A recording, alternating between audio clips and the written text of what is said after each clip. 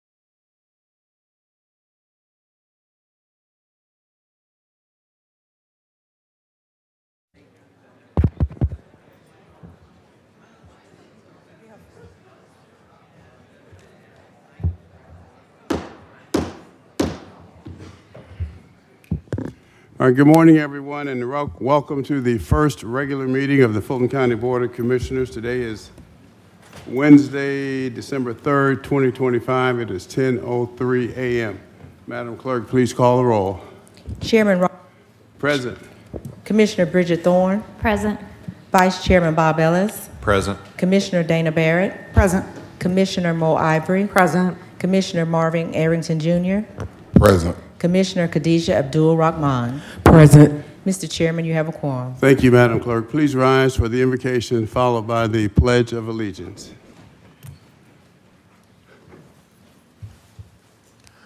Let us pray. Almighty God, we give you thanks for this day, for your continued grace and mercy upon our lives. We pray now you bless those who are at the business of doing for Fulton County today. Bless our leaders. Give them your strength and direction. It is in your name we humbly pray. Amen. Amen. I pledge allegiance to the flag of the United States of America, and to the republic for which it stands, one nation, under God, indivisible, with liberty and justice for all.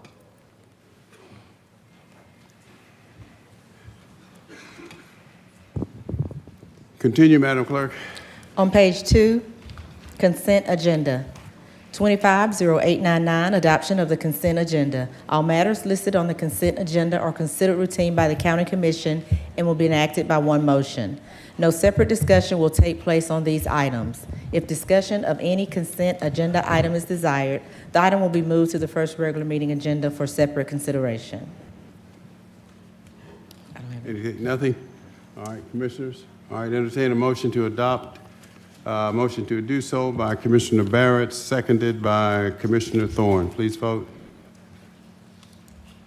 And the vote is open. And the motion passes, 6 yeas, 0 nays. Bottom of page 5, first regular meeting agenda. 250917, adoption of the first regular meeting agenda. All right, motion, anything, Madam Clerk? I don't have anything. All right, the motion to adopt by Commissioner Barrett, seconded by Commissioner Ivory. Please vote. And the vote is open.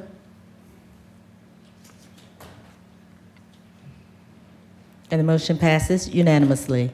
250918, ratification of minutes, first regular meeting minutes, November 5th, second regular meeting post-agenda minutes, November 19th, 2025. All right, motion to approve by Commissioner Ivory, seconded by Commissioner Barrett. Please vote. And the vote is open.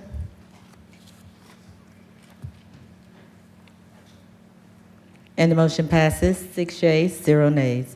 On page 6, 250919, presentation of proclamations and certificates. The first proclamation is recognizing Jessica McNair Appreciation Day, sponsored by Chairman Pitts with full board support.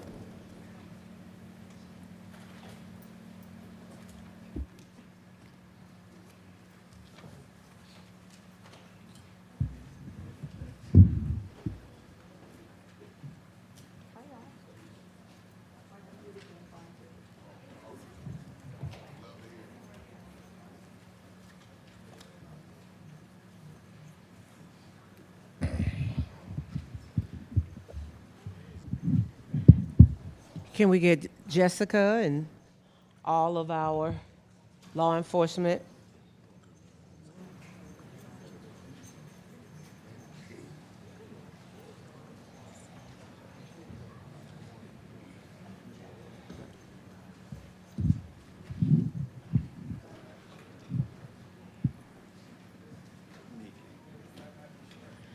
You all come in, let's act like we like each other, tighten up.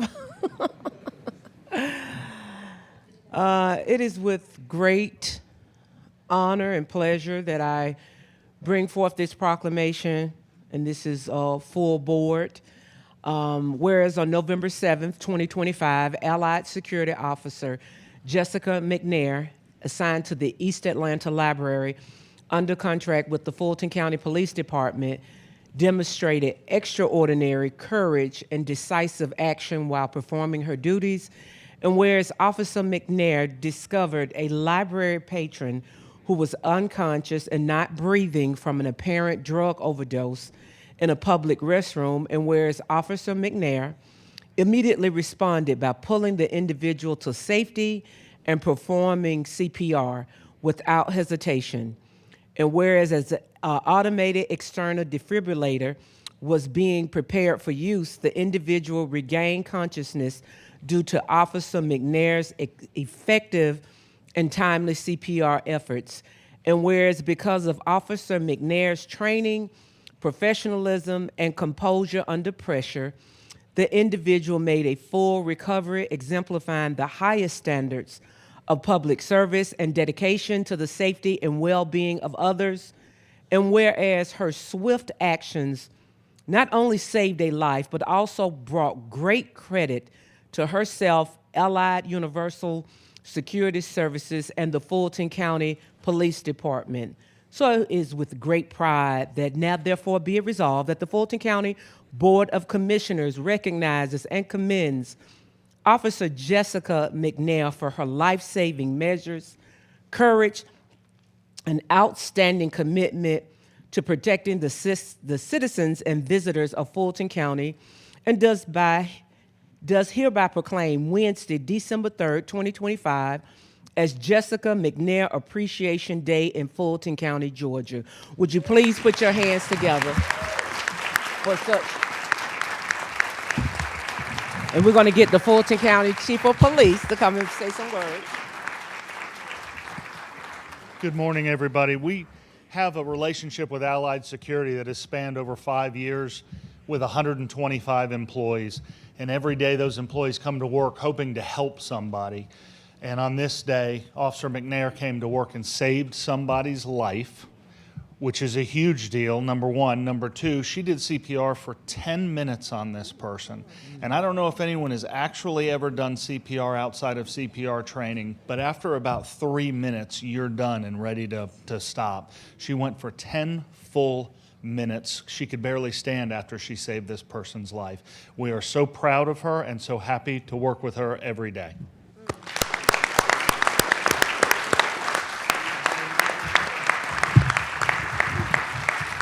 Officer, can we get a few words?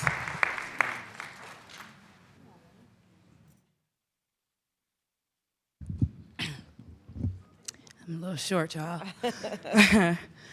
I want to start off firstly by thanking Allied and Don and all of my superiors that are up underneath him for being able to equip me with everything that I needed to be able to act and respond quickly and adequately concerning the situation.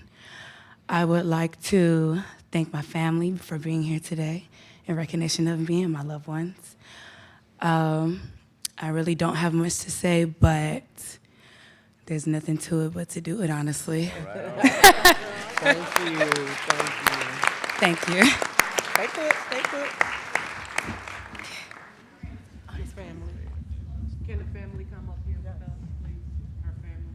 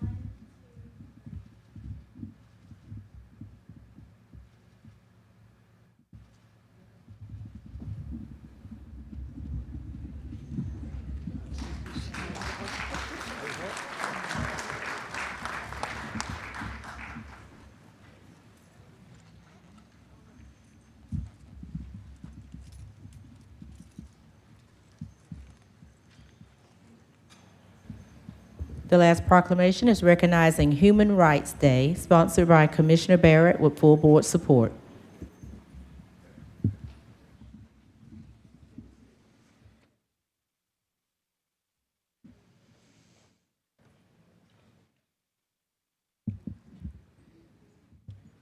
All right, well, we've got the Fulton County Office of Diversity and Civil Rights Compliance coming down to join us for this proclamation. And we're doing this today, honoring human rights, because coming up on December 10th, it's International Human Rights Day.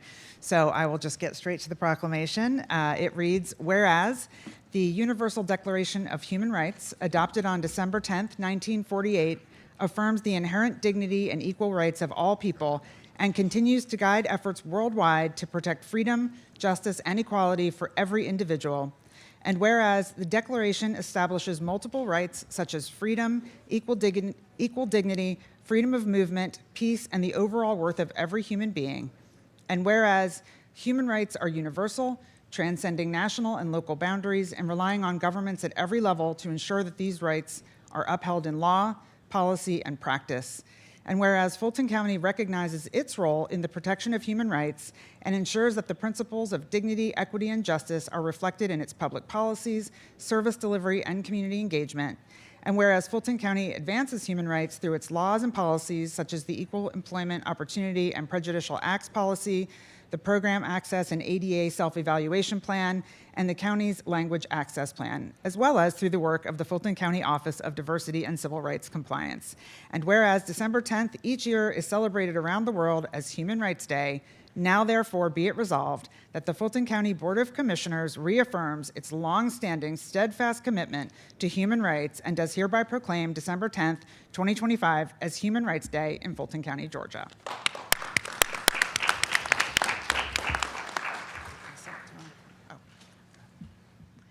Good morning. I want to first thank Commissioner Barrett and the Board of Commissioners here for the work that you're doing to support our office and to support this proclamation. Human Rights Day is a reminder to each of us to focus on our commonalities and not our differences. What I enjoy about it is that it reminds us to adapt and to incorporate everyone's diverse qualities into how we appreciate one another. And so I stand with you, with my team, my staff, who work so very hard to ensure protection against discrimination within Fulton County and the work that we do. But it's a reminder also that individuals in the public are also responsible for ensuring that we as people recognize how valuable we are, how valuable it is to appreciate the differences that we have. So I look here and I say to you, thank you for doing your job, and remember to always appreciate all around us and show respect and ensure dignity of each other. Awesome.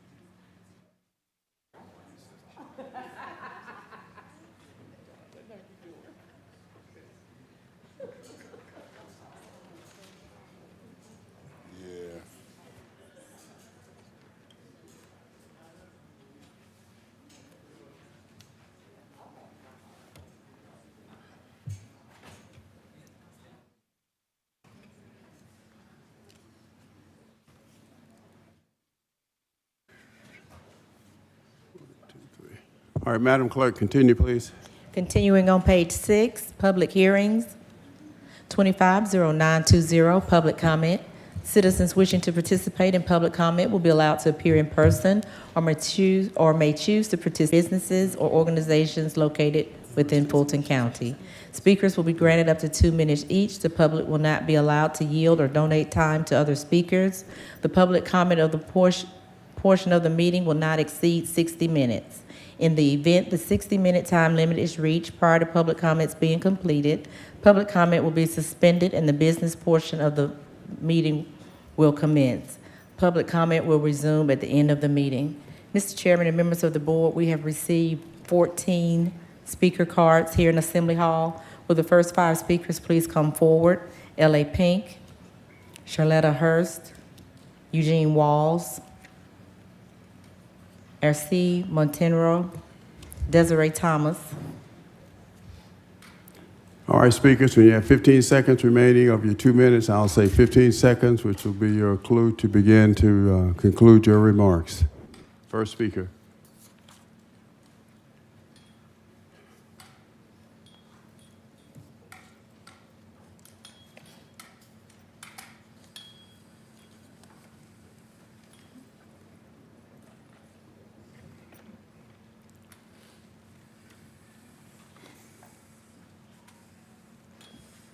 Good morning. while I was a inmate in the Fulton County Jail, I was attacked by two 17-year-olds who were housed in the facility where I was at. I was in the mental health and medical health department. I feel like those 17-year-olds should have not been in that department.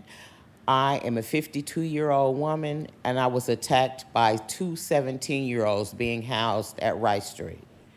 I have received an eye injury.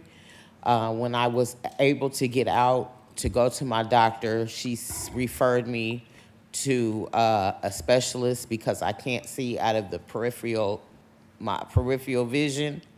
The Officer Williams, who was there to, I guess, try to, break up the fight, he was just pretending like it was something they do every day. It was not professional at all. And like I said, I'm injured because of that. And then when I went to file a warrant against these children, they told me if I did not have, I had their names. They told me if I did not have their addresses and their their addresses and their date of births, I could not file a warrant against these individuals. These are children. I wasn't in jail for a major crime, but I just feel like those officers, they're not doing their job. Okay, all right, 15 seconds, ma'am. Thank you.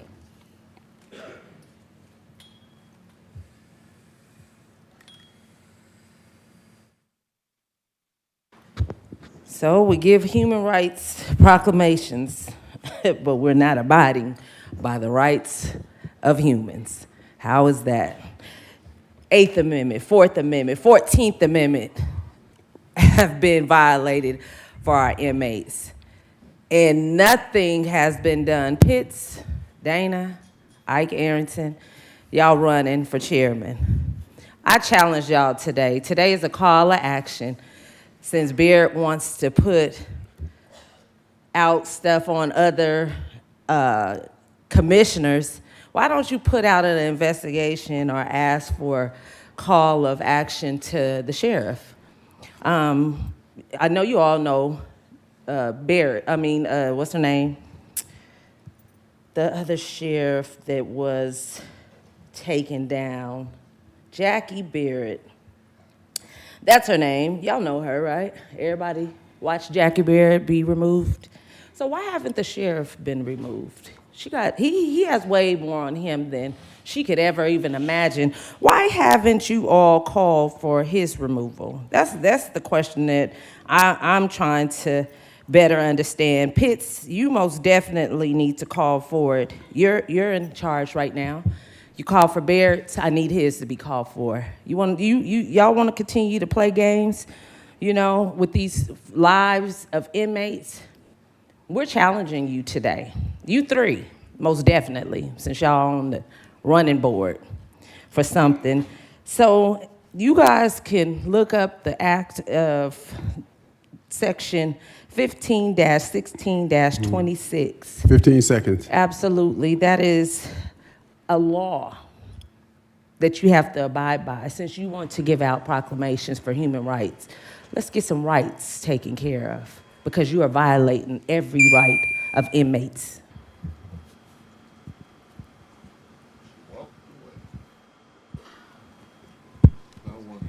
Good morning.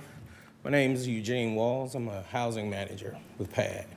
And I wanted to express to you all how vital this program has become to our process in serving those unhoused in the community. We utilize emergency housing and short-term shelter, temporary shelter. It has become a triage, right, for our participants. We're able to immediately access our participants, right, in a safe environment and identify barriers, right, and work intensively to connect them with the resources in the community, from mental health, medical, substance use, and in some cases, reunification, right? We've assisted countless families to go home with their loved ones, leaving Atlanta to other cities. Most recently, we had a diversion of a 74-year-old Air Force veteran in the early stages of dementia, okay? We were able to place him in emergency housing, okay? When we got him in housing, it was observed that he had an open wound on his leg, uncontrolled diabetes. We were able to connect this man with the veteran hospital and services. And today, he has been successfully placed in a personal care home. You know, even though he doesn't face the usual challenges that most of our participants face, but 74 years old. 15 seconds, sir. And serving his country. You know, this is a vital piece to the process that we use in our community. And we would love for you all to vote to keep it. Thank you.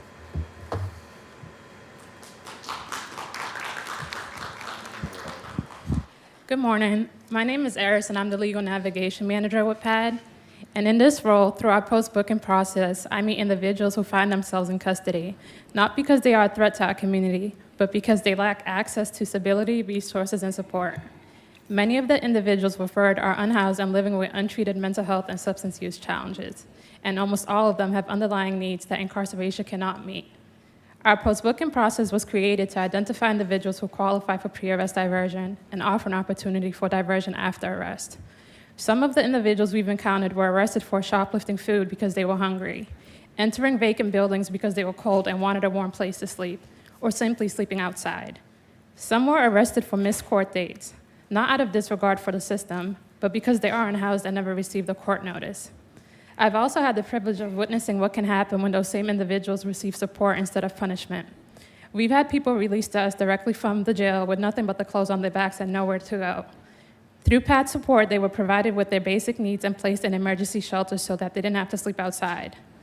We've also connected people directly from the jail to treatment programs, sometimes the first opportunity they've had to address the issues that brought them in custody in the first place. Because they were offered an opportunity for case management through PAD, we've recently supported a young sex trafficking victim who is now safely reunited with her family out of state. Many who once had no housing options are living in a stable place of their own. We also have participants who are celebrating months and even years of sobriety, and others who are now employed and finding a meaningful way to give back to their community. Their stories are all different and unique, but one thing that they've all shared with me is PAD was there when no one else was, and they wouldn't be where they are now if it weren't for PAD. That is because incarceration did not meet their underlying needs, but 15 PAD seconds. did. Thank you.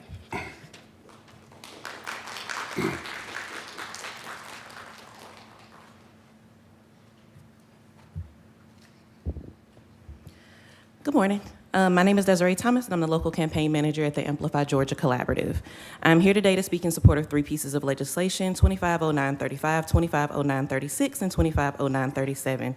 These pieces of legislation, if passed, would affirm Fulton's County support of women, reproductive rights, and maternal health. For those of you who don't know, I have a master's degree in public health from Fulton's own GSU. And I'm proud to say that my education informs my work in advocacy. So when I come to speak to y'all, please know that I'm not only doing so as a citizen and as an advocate for my organization, but also as a public health professional who takes that role very seriously. With that said, I want to talk specifically about why allocating $1 million in funds to the Healthy Women, Healthy Families initiative is so important. I live in South Fulton, and as all of you know, the southern part of the county lacks the same healthcare infrastructure and resources as the rest of the county. The people that live in that part of the county are overwhelmingly Black. When we think about social determinants of health, we know that people's zip code is an important indicator as to what their health outcomes can be. And by funding the Healthy Women, Healthy Families initiative, you will empower organizations that are addressing things like maternal health, women's cancers, mental health, senior women's health, gender-based violence prevention, chronic disease management, and reproductive health to continue to do that work. I know that there are those on the commission who want to paint this initiative and the formation of a women's commission in a negative light based on their own anti-abortion stances. However, that view is out of line with what the vast majority of Fulton residents believe. By using your own views to disallow half of the population of the county to have a body that represents their needs as a historically marginalized community, because you assume and are afraid that they may possibly mention abortion, sometimes you are slapping the women of Fulton County in the face 15 and showing seconds. that you don't take our needs seriously. I urge this commission to support all 3 of these resolutions today, and I hope that you will show Fulton residents, especially the women, that you are willing to stand up for them in a political climate that is growing increasingly harsh. Thank you. Next 5 speakers: Joseph Foster, Muhammad Hafiz, Deshauna King, Robbie Cobain, and Kayla Smith.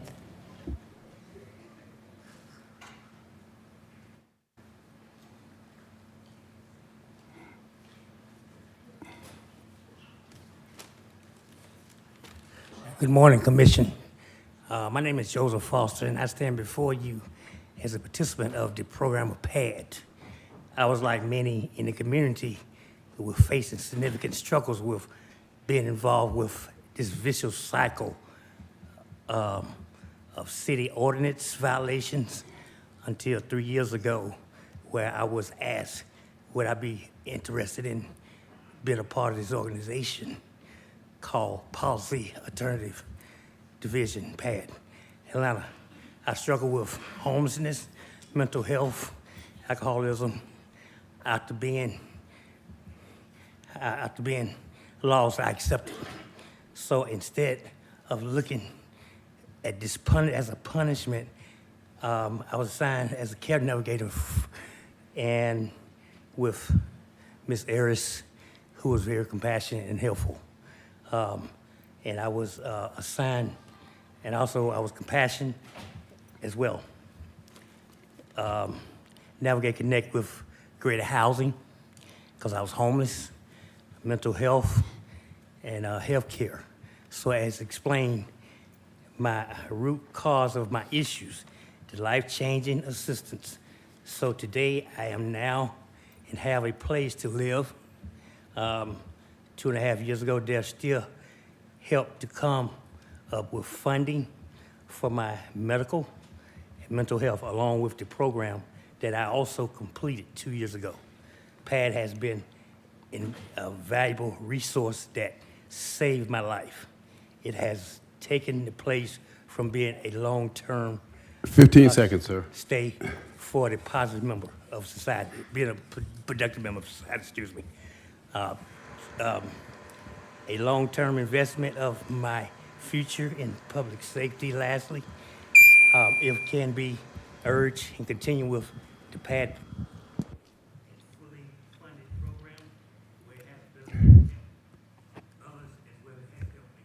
Thank you.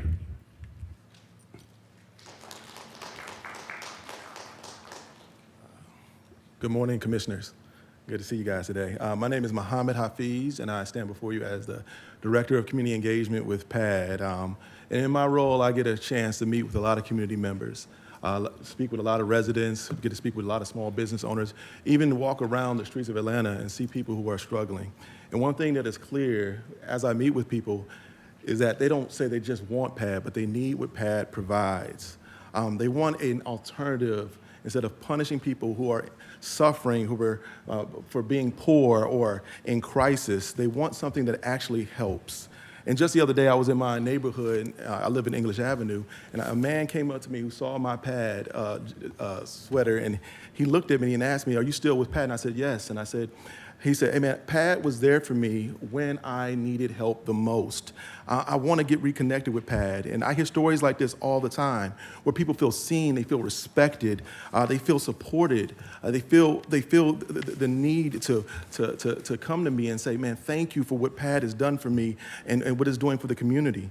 And here's why your support matters. When someone is released to us, we're nowhere to go. Housing matters. When someone is dealing with mental health issues, consistent support matters. When someone is trying to get stabilized and take the next step forward, having a trusted care navigator matters, right? Funding allows us to keep people off the streets, out of jail, and connected to real solutions like emergency housing, transportation, food, treatment, support, and help getting documentation so they can have permanent housing. That's what changes lives. PAD isn't a luxury for Fulton County. It is a necessity. 15 seconds. And the community knows that. And I want you guys just to consider, as you guys vote today, to support PAD, to support the needs that PAD has and the community has. Thank you.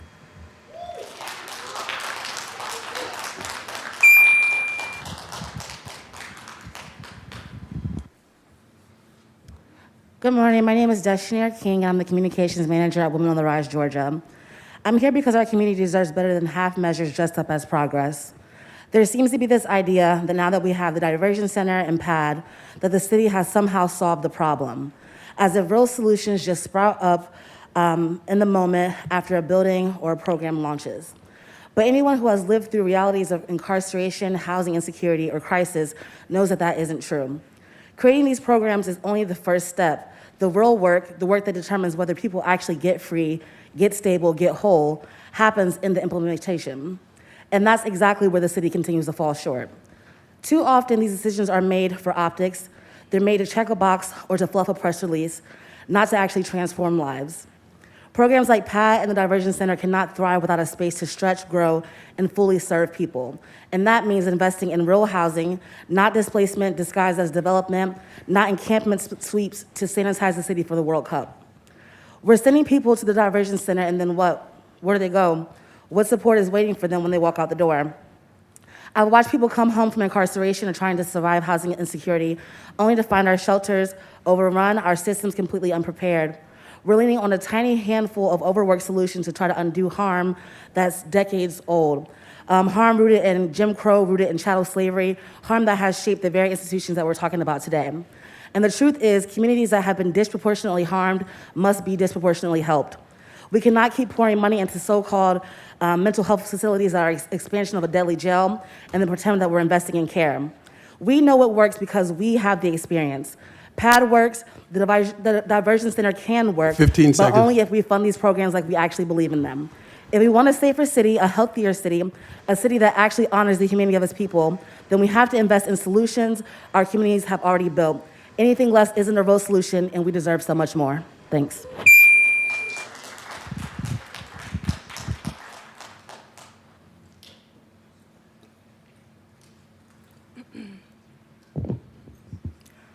My name is Kayla Smith, and I'm the campaign and community organizer for Women on the Rise. I'm here today to speak in strong support of the continued use and increased funding of Policing Alternatives and Diversion Initiative, better known as PAD. There's been confusion about the difference between PAD and the Diversion Center, which is strange to me because PAD has been established and known in the community for years. Yes, the Diversion Center is useful, but it's grossly underutilized by Fulton County officers, and PAD offers different benefits and services such as emergency shelter and connection to long-term care. This is only made possible through continued and strong funding. We've seen PAD work over the years and people's lives turn around due to being diverted. There's no reason to cut down on the amount of alternate options for both officers and people facing quality of life charges. More than anything, PAD needs increased funding to continue providing direct services and relief to our community. PAD has been around for years and is one of the most effective tools our county has to address concerns related to unmet mental health needs, substance use, poverty, and survival behaviors. You guys may not know that, and that's due to, the seats that you're sitting in right now. The people who are out here on the ground, we see how people's lives have been changed and continue to be changed by programs such as PAD. Instead of cycling people through our overpopulated and mismanaged criminal legal system for issues that are rooted in lack of care, PAD connects people with care, not handcuffs.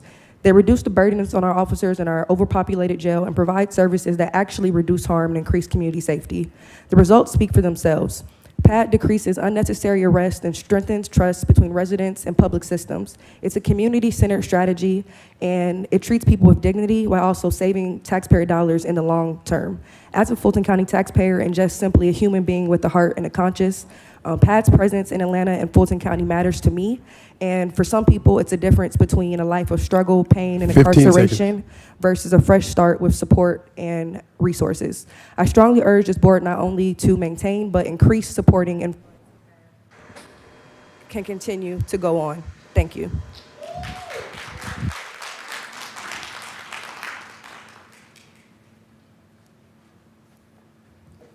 Good morning. I am Ms. Hill, a Fulton County resident and advocate. I will continue to advocate and respectfully demand immediate action to end the ongoing deed fraud crisis. The facts are clear.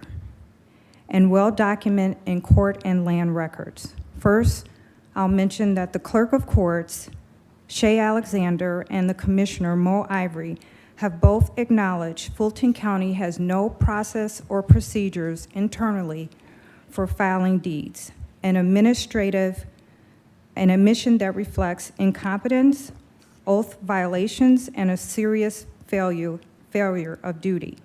Secondly, deed fraud activity and related offenses may be part of a publicly funded system. Residents who face these crimes also face stalking, intimidation, retaliation, threats, and are dragged into vexatious litigation simply for trying to protect their homes. Thirdly, seniors, women, veterans, disabled residents, and Black and brown legacy communities are being systemically targeted and displaced. Property taxes are inflated using fabricated sales of stolen properties. Deed fraud crimes also fuels housing insecurity, homelessness, wrongful arrests, inflated jail population, and causes irreparable, severe emotional and financial harm to vulnerable residents. It is important to note also that a third of this current commission, this current Board of Commission, a third of you are either personally involved or have personal experience and direct knowledge of this deed fraud activity. For these reasons and on behalf of public interest, I respectfully demand immediate actions to rescind stolen deeds, return properties, refer to. Okay, thank you, ma'am.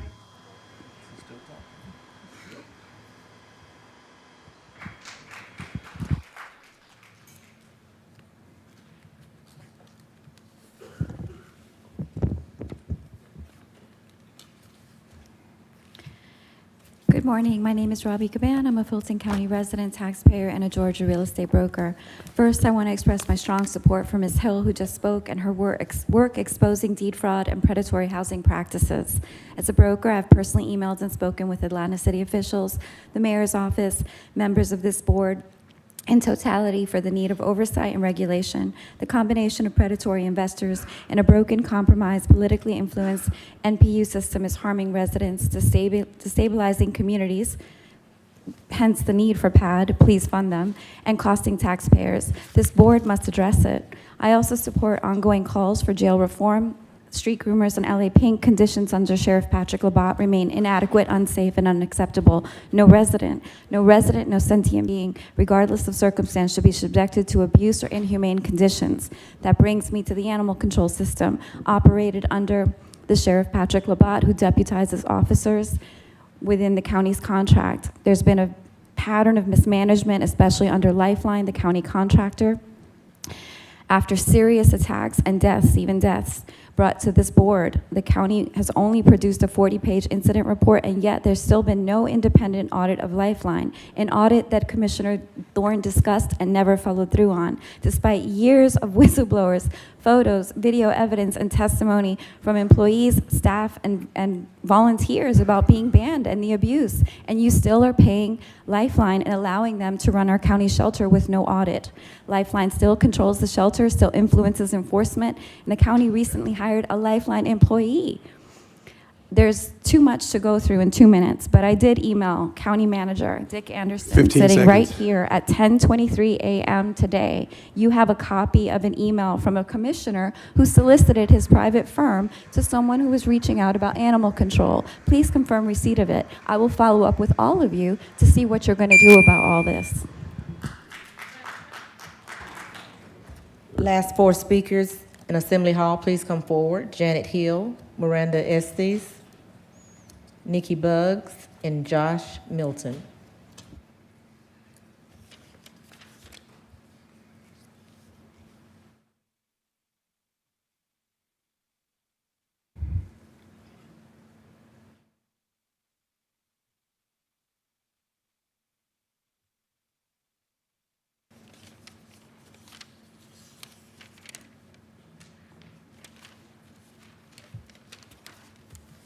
Good morning, Commissioner. Oh, wait. Good morning, Commissioners. My name is Miranda Estes, and I live in District 3, Midtown, represented proudly and loudly by Commissioner Dana Barrett. And also, I serve as a policy manager for SECUS, Sex Ed for Social Change.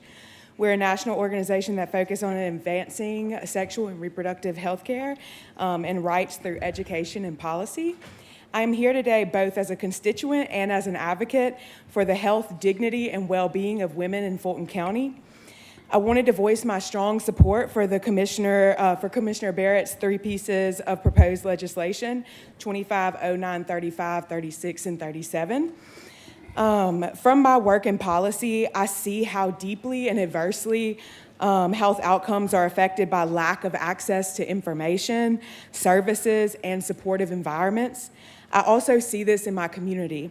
I'm the girl in my building where my neighbors know that they can come to me for Plan B, condoms, dental dams, and advice. But that's one building here in Fulton County and in the more affluent part of the city, and that's not enough. People here are struggling to access even basic reproductive and sexual health care items, and it shows. Georgia is consistently ranked among the worst states for maternal mortality and has some of the most restrictive health policies in the country, and that has gained us national bad press. We are still reeling and mourning from the deaths of Amber Thurman, Candy Miller, and Adriana Smith. In this community, the reality of harms that come from this state's restrictive policies 15 seconds. are not abstract here in Fulton County, and we must do better. Based on the passage of Commissioner Ivory's dedication to Black maternal health, it's now time that I urge this commission to do that. Vote yes.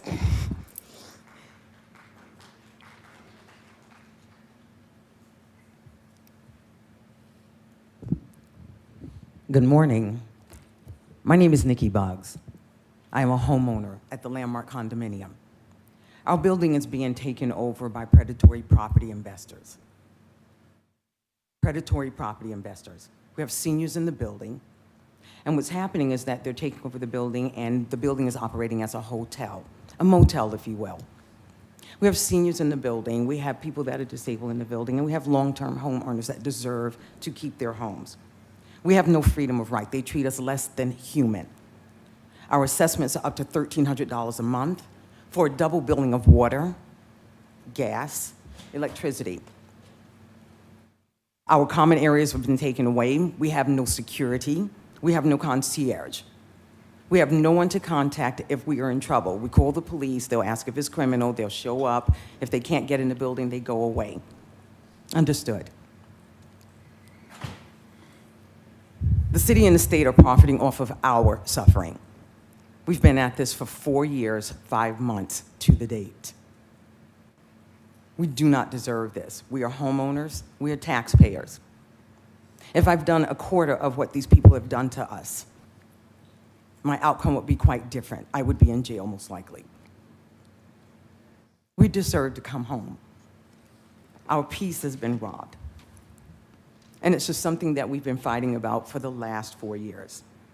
So the human rights that we spoke of in the proclamation, and congratulations to the person, we don't have any. We're treated less than human. We've been to every governmental agency. We've sent emails. We've asked for help. 15 seconds. Thank you. We have liens and foreclosures placed on people unjustifiably, exorbitant fines, huge capital assessments. We've asked for help. Please do the right thing and help. Look at the entire picture. Thank you.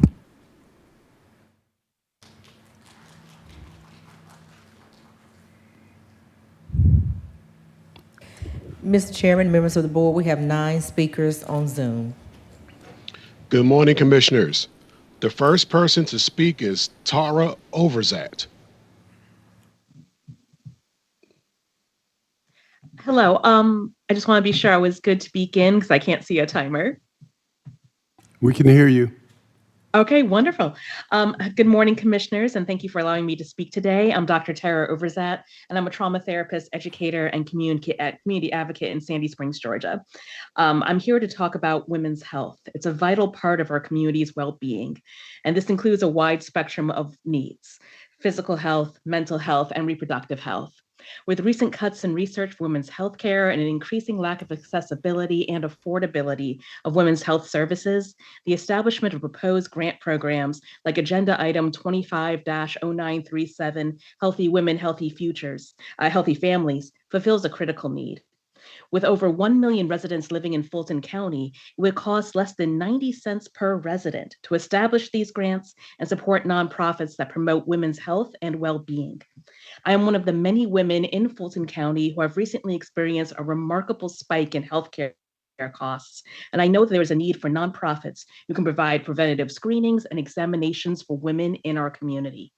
In addition, Agenda Item 25-0936, which would establish a Fulton County Women's Commission, would highlight much needed voices that combat discrimination in the workplace, fix women's pay inequity, and address the affordability crisis for childcare. Having a group focused on these concerns would help legislators and decision makers to enact policies and programs that help women to thrive and succeed. Ultimately, the health and well-being of women is deeply connected to the health of the entire community. When there are structures in place to thoughtfully examine local needs, gather reliable information, and elevate the lived experiences of women, 15 seconds. community are better equipped to make informed decisions that support long-term well-being for all our residents. Thank you for your time today. The next person to speak is Michelle Wilson. Good morning, everyone. My name is Michelle Wilson. I am the Chief Operations Officer with Women Engage, a human rights advocacy nonprofit that's been doing work in Fulton County for over 11 years. And through that work, we do voter activation, community engagement, and leadership development. And that has called for us to survey residents in Fulton County for the last 11 years, asking them about the increased access to healthcare here in Georgia. And unfortunately, over the last 11 years, what we have seen across the state is a continued restriction to access to services, and which has resulted now in medical deserts that are definitely impacting those who are here in Fulton County. Prior to all of these things that were going on, Fulton County and surrounding areas served as a hub for the rest of the state in order to actualize and use the services that were needed to improve the quality of their lives and seek those services. That's why today I'm asking the board to consider the proposed legislation for the creation of the Women's Health Grant Program, the Women's Commission, and making a bold statement and stand in solidarity for reproductive rights as human rights, and calling for the protection for those services for those in our community members. When we service those in the community, originally the 75% of people will report back that we need to increase access. What we've seen over the last 3 to 4 years now is that has increased almost to nearly 90% of respondents. And that particularly impacts those who are working class, Black and brown people, young people, queer and trans folks, and everyone of the Southwest area. And so we're definitely urging for those considerations to be made so we can continue to protect those rights and increase access to the vital healthcare that people need, especially as we continue to traverse unprecedented times here in this state, along in this country. And so I thank you all so much for your time as you continue to listen to the residents here in 15 Fulton seconds, County, ma'am. that their voices are important, and that we're understanding that regardless of our own personal priorities or ideas, that people deserve a right to make decisions with their bodies, how they see fit, and get the care that they deserve. Thank you. The next person to speak is Kevin Muldowney. Good morning, commissioners, and thank you, Rico. Commissioner Barrett, I take exception with your Women's Commission. It sounds like DEI to me. Your proposed resolutions, you're talking about reproductive rights for women. Reproductive rights are just that, rights to reproduce, not kill children. Black and brown women have the majority of abortions in this country. It doesn't sound like there's any shortage of their, what you call, reproductive health. And then grant funding to an NGO for women's health. Why do we have a county health department? Sounds a little redundant to me. Funding NGOs continually invites waste, fraud, and abuse. please do not vote for these resolutions. Thank you very much. The next person to speak is Rola Abi Samra. Nobody made comments then? Hello, can you hear me okay? Yes. Okay, thank you. My name is Rula Abisamra. I am a constituent in District 3. I also am part of a community club in District 6.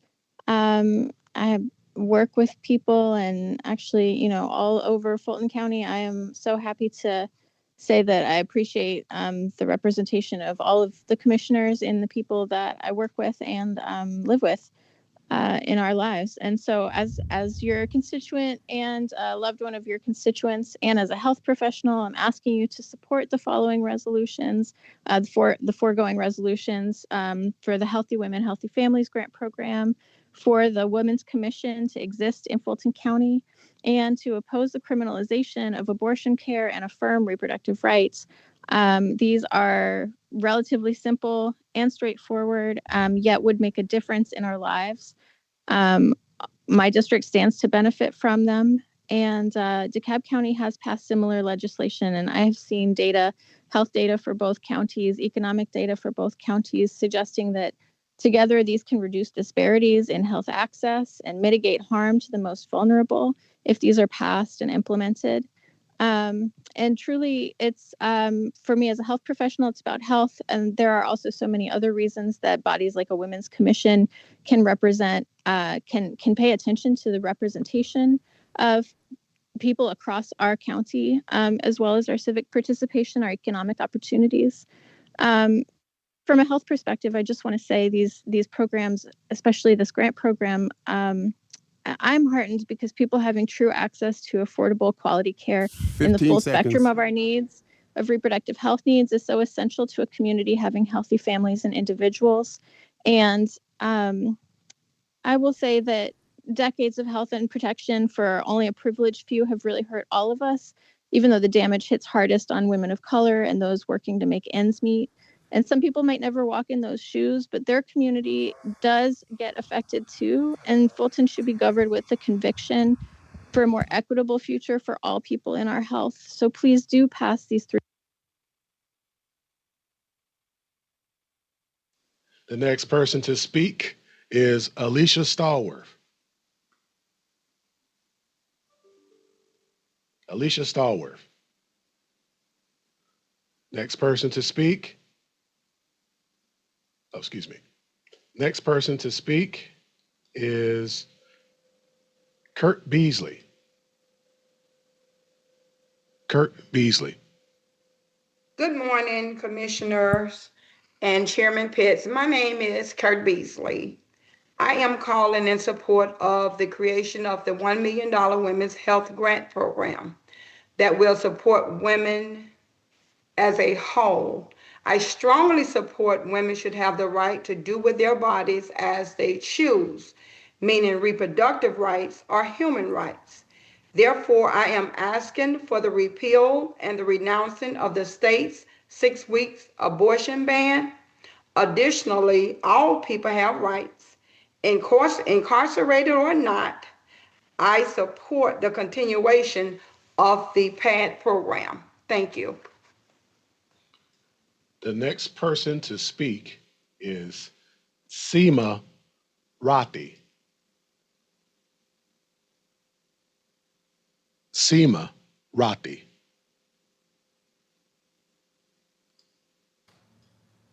Next person to speak is Serena Darsaro. Excuse me. Serena Darsaro. Next person to speak is Shelley Steele. Shelley Steele. Next person to speak is Tina Hassan. Tina Hassan. Next person to speak is Alicia Stallworth. Alicia Stallworth. And this concludes our Zoom public comments. Thank you. Continue, Madam Clerk. Continuing under public hearings on page 6, 250921, Finance. Public hearing for the fiscal year 2026 proposed operating budget. How many speakers? We have received 5 speaker cards. Okay. L.A. Pink, Charlotta Hurst, Robbie Caban, Janet Hill, and Miranda Estes.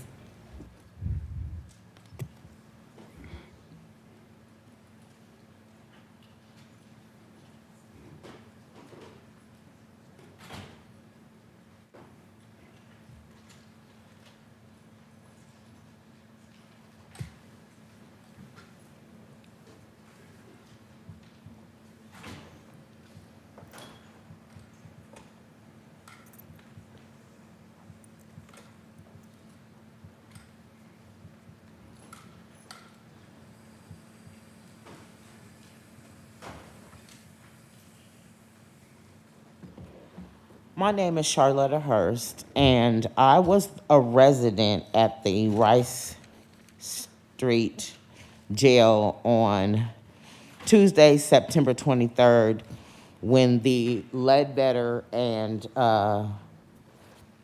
Shania White situation occurred. I wanted to say that I feel that that incident could have been avoided because of negligence. They should have not have put those 2 women in that room together. Officer Strozier that morning did a shakedown. She shook down every other room but the room that Ledbetter and Shania White were in. After they removed Shania White out of that room, no one checked to see if Ledbetter was in that room.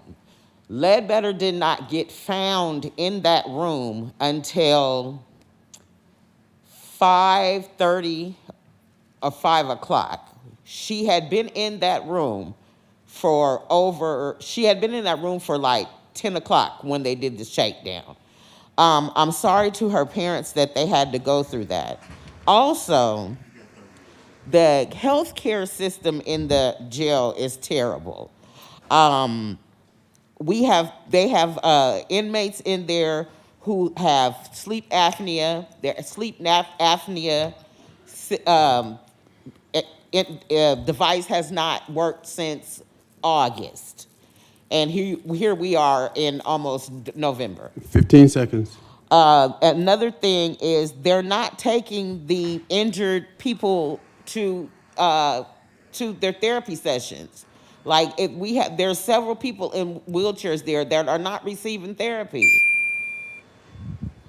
And I just feel that it's really sad that these people have to go through this, but this is what goes on in Rice Street. Okay. And no officers, they don't have Okay. Thank you, ma'am.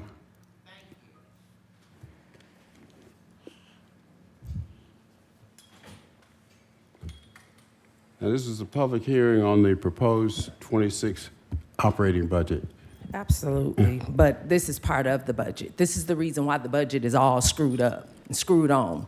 So we can talk about these type of things because this is the reason why y'all are discussing a budget. Because we have situations that's taking place in people's lives that is messing up. I mean, Dana, from my understanding, you're funding abortions out of town, and you won't even help the folks, the students here in Fulton County. But you wanting to help other people from not even in this county, not even in the state, with abortions. Y'all up here talking about, and that's alleged, okay, since you making frown faces, and if it is the truth, it's a shame. Regardless of the situation, you guys are talking about human rights, but y'all are wanting to take a life. Like, make it make sense. At the end of the day, regardless, you're right, whatever somebody want to do with their body, but for somebody to have to put it on a budget, for somebody to have to put it on anything that has to do with voting, that's a problem. Because everybody ain't with it. Just like everybody ain't against it, but it shouldn't even be on the roster. Y'all need to start taking your time and using it towards the things that matter. Y'all got inmates up over here dying. And you ain't putting no money over there. You ain't putting no investigation up over there. Some of these people won't even make it back to their families, but y'all having turkey giveaways, Thanksgiving, Christmas. And these families are suffering. Y'all just got an inmate that came down here, had to hear and witness Ledbetter being slaughtered. And nothing has been done about it. This woman is on life support. And y'all can argue about a budget. 15 seconds. Y'all can argue about who should be transgendered and who should be this. Go transgender up over there at that jail. Change some of that.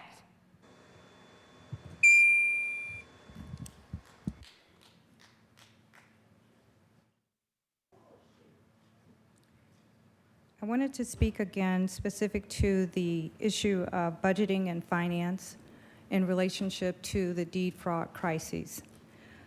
It is not true, Mo Ivory, that there's no funding available for these crimes. That is not true. So you need to stop gaslighting citizens.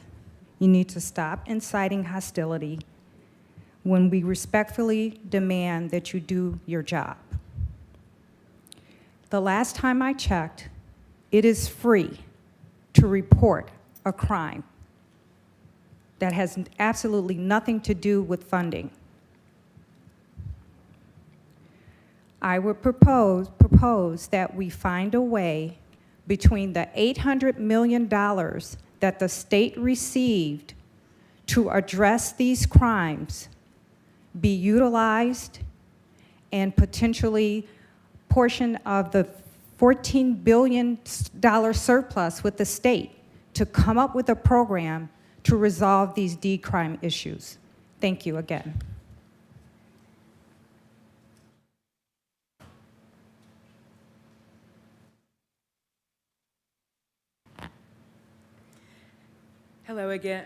Hello again, commissioners. I am back up here to speak for the fiscal year 2026 proposed operating budget and ask that you all do affirm the resolutions brought forth by Ms. Barrett, and also dedicate the money to the Women's Health Grant Program. This isn't just an investment in services, it's an investment in the stability of our families, the resilience of our communities, and the well-being of future generations. Local organizations like Amplify Georgia and Feminist Center are often the first and sometimes the only points of access for many people, and that's not good enough. And to say that it is to fund one type of service is divisive and not true. These things cover a plethora of reproductive and sexual health care services that are necessary to strengthen vital public health infrastructure and are desperately needed here in Fulton County. In addition, the creation of a women's commission would ensure that the lived experiences of all people with uteruses in Fulton County are acknowledged, heard, and centered in policymaking. That makes for all of our communities to be stronger. Black women, immigrant women, queer people, women with disabilities, young people, everyone, especially those who don't look like me, are often left to the cold. It would give our county structured, consistent mechanisms to respond holistically to real community needs. And I ask that you all will pass these three proposed measures. And while counties can't change state law, they can lead, and I hope that Fulton County will set a bold precedent here today. Thank you.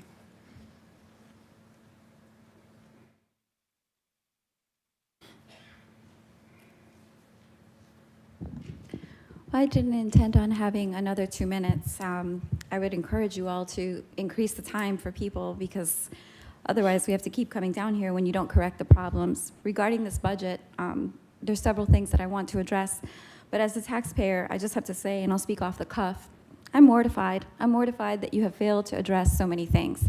I'm mortified that our government is so sloppy that you run for-profit real estate tours through Southside communities without even warning the public, predatory investment occurs. You have multiple people speaking about it, and you all are apparently involved in even some of, the liens or foreclosures on these properties when our people are suffering. Then when they're put out of their homes, evicted, and again, I'm saying this as a real estate broker who's witnessed this directly, who have emails about all of this information with our corrupt MPU system, then you criminalize people for being homeless. Then you send them to the jail, and they're abused in the jail by the very sheriff who are supposed to protect them. And you have witnesses coming here, you have staff coming here, you have employees coming here, you have whistleblowers coming here, and you don't correct it. So this is clearly a pattern. It's a pattern with all of you. It's a pattern of lack of oversight. It's a pattern of corruption. It's a pattern of waste. So what are you gonna do? Expect us to just pay more and more? And yes, I'm gonna bring up the animals again, because they don't deserve to suffer either. So why is it that a county contractor, an NGO, Lifeline, who gives kickbacks to you, philanthropic dollars, has never been investigated? When animals come back from their dead, they don't release bites, they allow people to do drugs on site, they're whistleblowers, it's a toxic work environment. Literally, this is all over TikTok, and none of you will even respond. You won't even respond except to say, you can hire my firm, you can hire my private firm when people contact you about animal control. Is that, oh yeah, I just sent the email to the county manager, and I'm gonna forward it to you too. Can you fix this, please? Can you stop making us waste our money? 15 seconds. I work really hard. I do not co-sign this, not with my tax dollars. Stop criminalizing the homeless. Clean it up. Do an audit. What is wrong? You said you were going to bring anti-corruption to Fulton County. Where's the audit, Bridget Thorne? Where is the audit?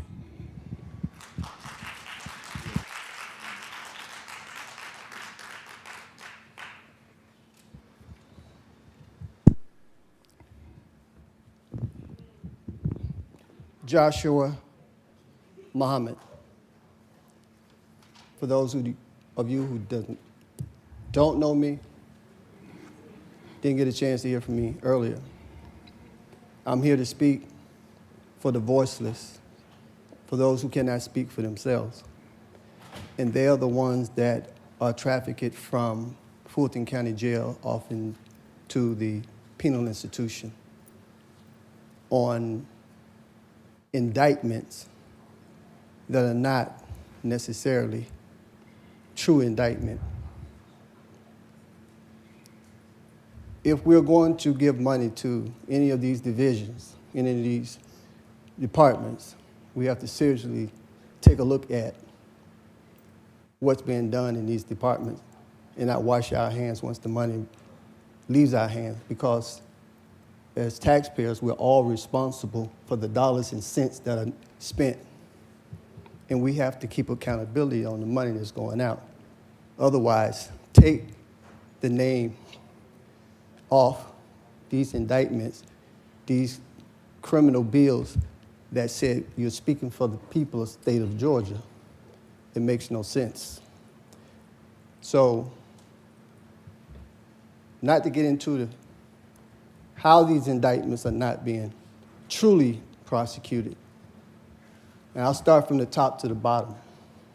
Judges, prosecutors, public defenders, and private attorneys are all involved.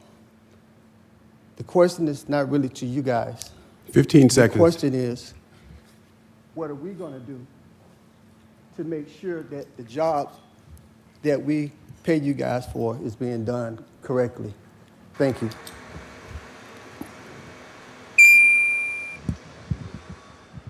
Mr. Chairman, members of the board, we have 6 speakers on Zoom. Hello, Commissioners. The first person to speak will be Seema Rathi.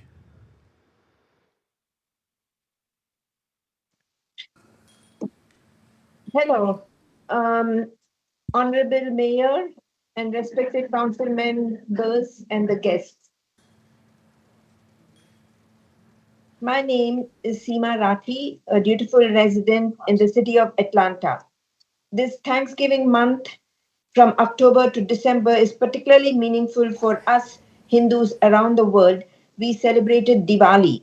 And this week, the holy song Gita, the Bhagavad Gita 5000th anniversary has been celebrated, which is our dharmic, that is the dutiful duties prescribed for us as a person, how to live life in harmony, in our societal responsibilities of respect and promote peace. Stand up to the oppression in communities. Diwali has got the status and recognized in few states as declared as a holiday. I am a volunteer of the HSS, KONA, different organizations that promote Hindu values and the spirit of that the world is one family. Selfless service is in the heart of our daily life. In this period, during Diwali, at national level, projects have been called for Seva Diwali, where we have particularly made a difference in Atlanta, served the North Fulton County with 1,800 pounds of food and supplies. Last year in 2024, in 38 states, over 170,000 pounds of food and supplies were made, and we still don't have the total count for this year. 15 seconds. And it has been by 250 organizations of the Hindu, Jain, Buddhists, and Sikhs. We wish to share this light of hope with all residents of Fulton in belief that every individual, and regardless of faith, color, background, needs to be uplifted and respected. We look forward to a combined service and support our. The next person to speak is Kevin Muldowney.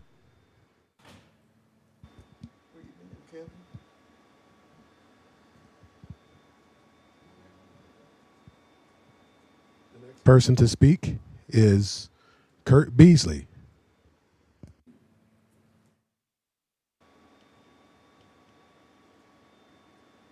Person to speak is Shelley Steele.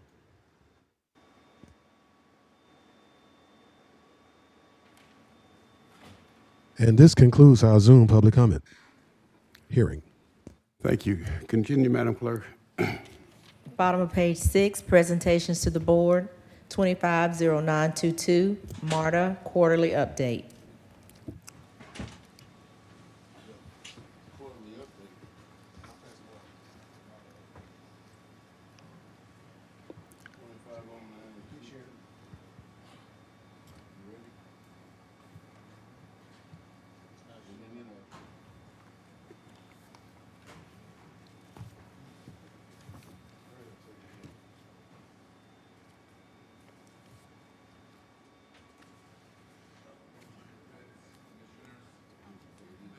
My name is Jonathan Hunt. I'm the interim general manager and CEO of your MARTA Transit System. Thank you to the Fulton board members here, my Fulton board members, Frida Hartage, board member Pond, as well as Elizabeth Bolton-Harris listening in online.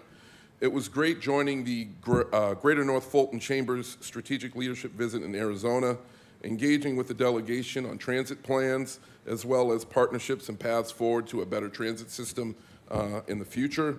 I especially enjoyed spending time with Commissioner Thorne on the trip. Thank you. Now we're going to turn to our agenda. I don't have a next slide. Ridership capital programs are partially funded projects, as well as other news is what I plan on covering today. Next slide. First, on ridership. Looking at our ridership, there was a general reminder that our streetcar is closed at present due to work that Georgia Power is conducting and making utility repairs below ground. Prior to the streetcar closures, we saw improved ridership to pre-pandemic levels. And across all modes, we're seeing cyclical increases coming out of the summer months, and we expect those to increase and continue. We anticipate our ridership on bus and rail to increase by this time next year with the implementation of our Better Breeze system, improved MARTA app, as well as the implementation of our next-gen bus network, which I'm going to talk about later in my presentation. Next slide. We're going to turn to some of our capital program items. First, at Airport Station, we continue to see progression on the airport station with the installation of the second elevator, which has been completed, as well as near completion of our ride store at Airport Station. Next slide. I want to spend a little bit of time talking about our MARTA Rapid A line.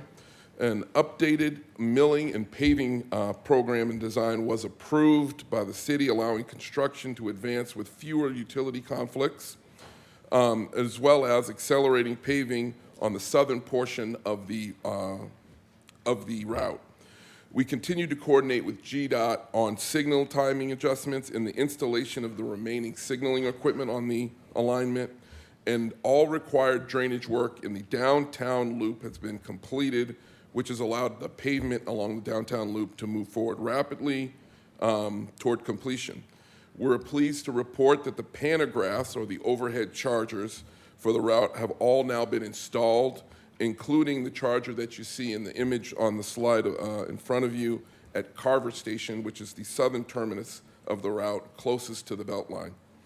Please note that our bus manufacturer, New Flyer, has had a nationwide recall on their bus batteries, which is impacting all of their orders. We are currently working with them on a workaround so that the impact does not impact our project, but at present that is a risk item.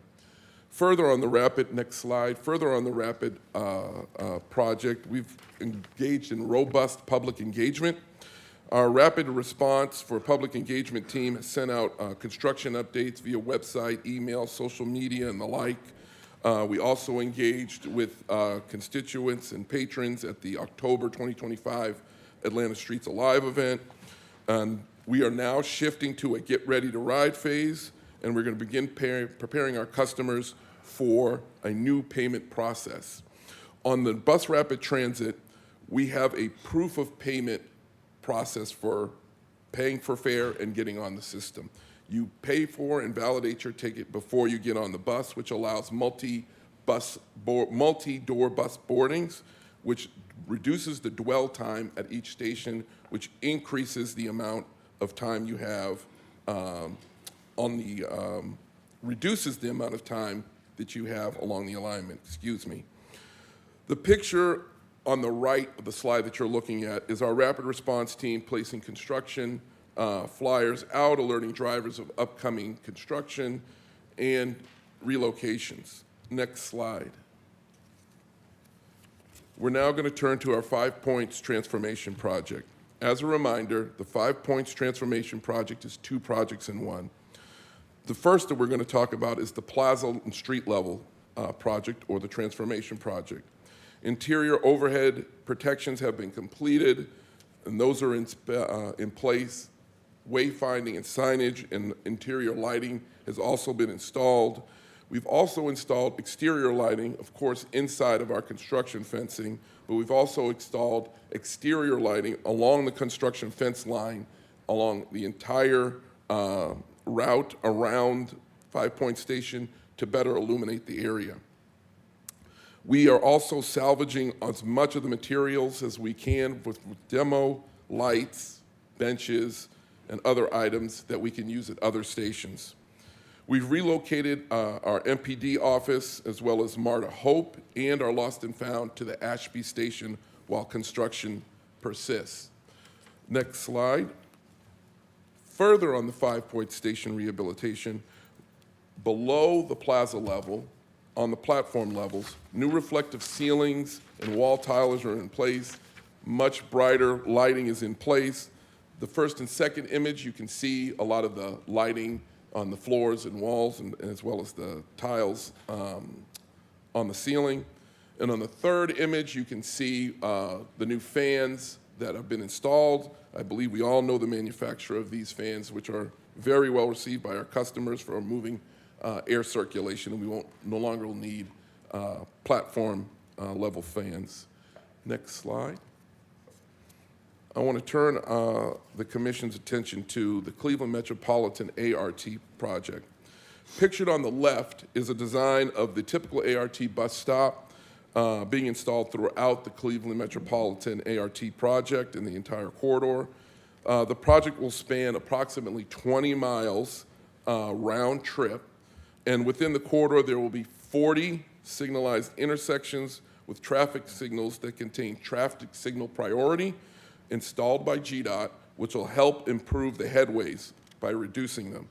Other benefits of the ART project include Q-jump line at the eastbound Cleveland Avenue and Springdale Road intersection, and 4 new mid-block crossings which have signalization at them.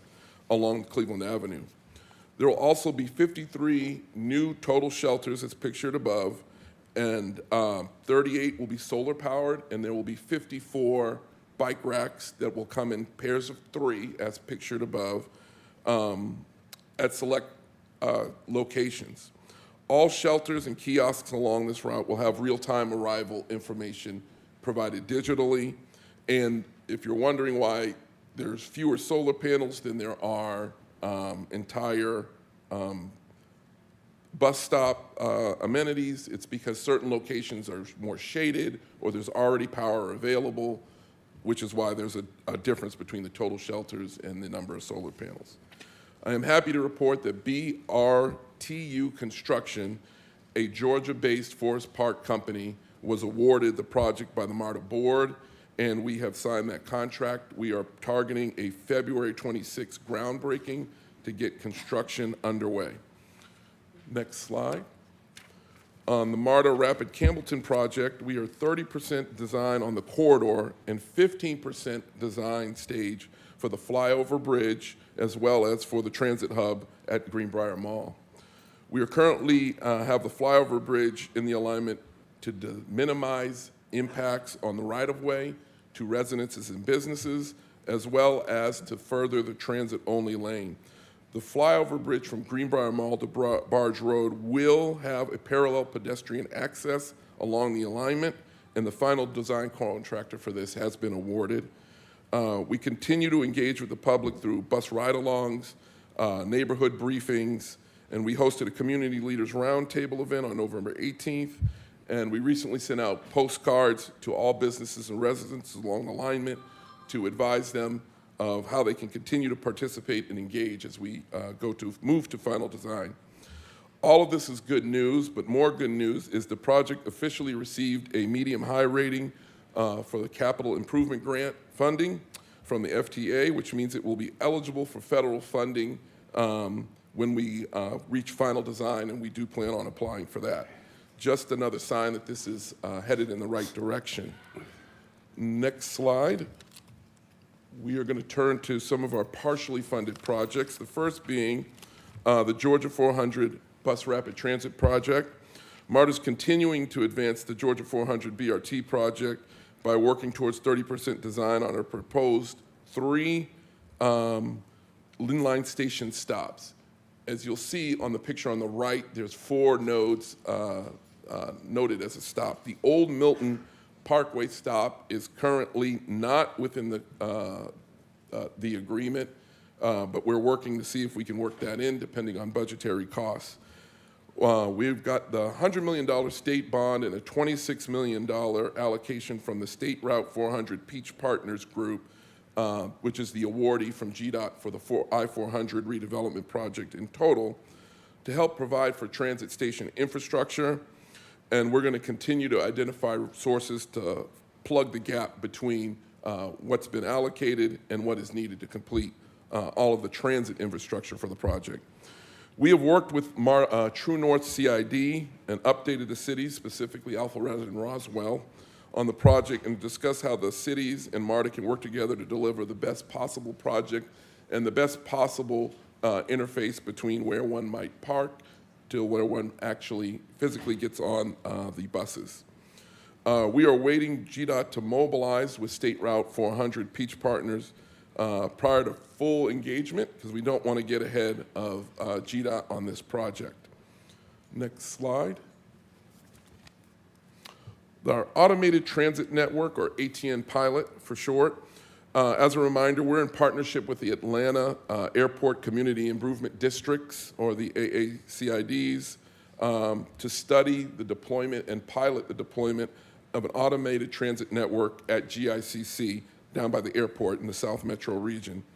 The study is going to evaluate the potential benefits of an automated transit network, as well as how a pilot would operate if it were fully implemented in a broader scale.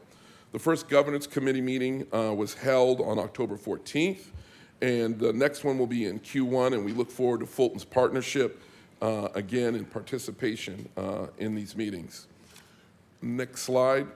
The ATN feasibility study will be conducted by MARTA in conjunction with the pilot.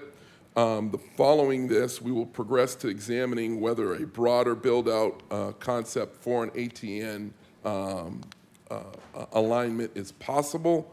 But that pilot and that feasibility will probably not be completed until late 2026, early 2027, because we need the pilot to actually be constructed and operating before we dive deeply into the feasibility portion. I'd like to turn to some other news. Next slide. Thank you. And you all have probably heard me say that a Better Breeze is coming. By next spring, our Better Breeze easy for me to say, fare payment system will allow riders to pay directly at our fare gates and on our buses with credit cards, debit cards, virtual wallets, and just about any mode of payment that you would like. Late next year, patrons will even be able to buy Breeze cards from retailers. We will have new fare boxes and validators on our buses as well. We'll have new station gate arrays where you pass through, which are more aesthetically pleasing and harder to fare evade. The pilot fare gates have been installed at Lindbergh Station already, and I invite yourselves or the public who want to see what this might look like. We've kept the construction fencing at Lindbergh see-through, so you can see what it's like if you'd like to see. But those TVMs at Lindbergh were just the start. We are engaged in rigorous construction right now across our entire system, so you may go to your station and see construction fencing around one entrance and an entrance closed. That's the Better Breeze system being installed. We're going to be conducting extensive public outreach campaign that will begin in January and launch and go through next spring. We will be advising you all, because I know that sometimes constituents feel more comfortable coming to you versus directly to us. So we'll be engaging with each of the commissioners to make sure that you have all the information on our Better Breeze system. Additionally, in the spring, next slide, is our Next Gen Bus Network, which we're very excited to announce will be launching on April 18th of 2026. The new network will be smarter, faster, and better.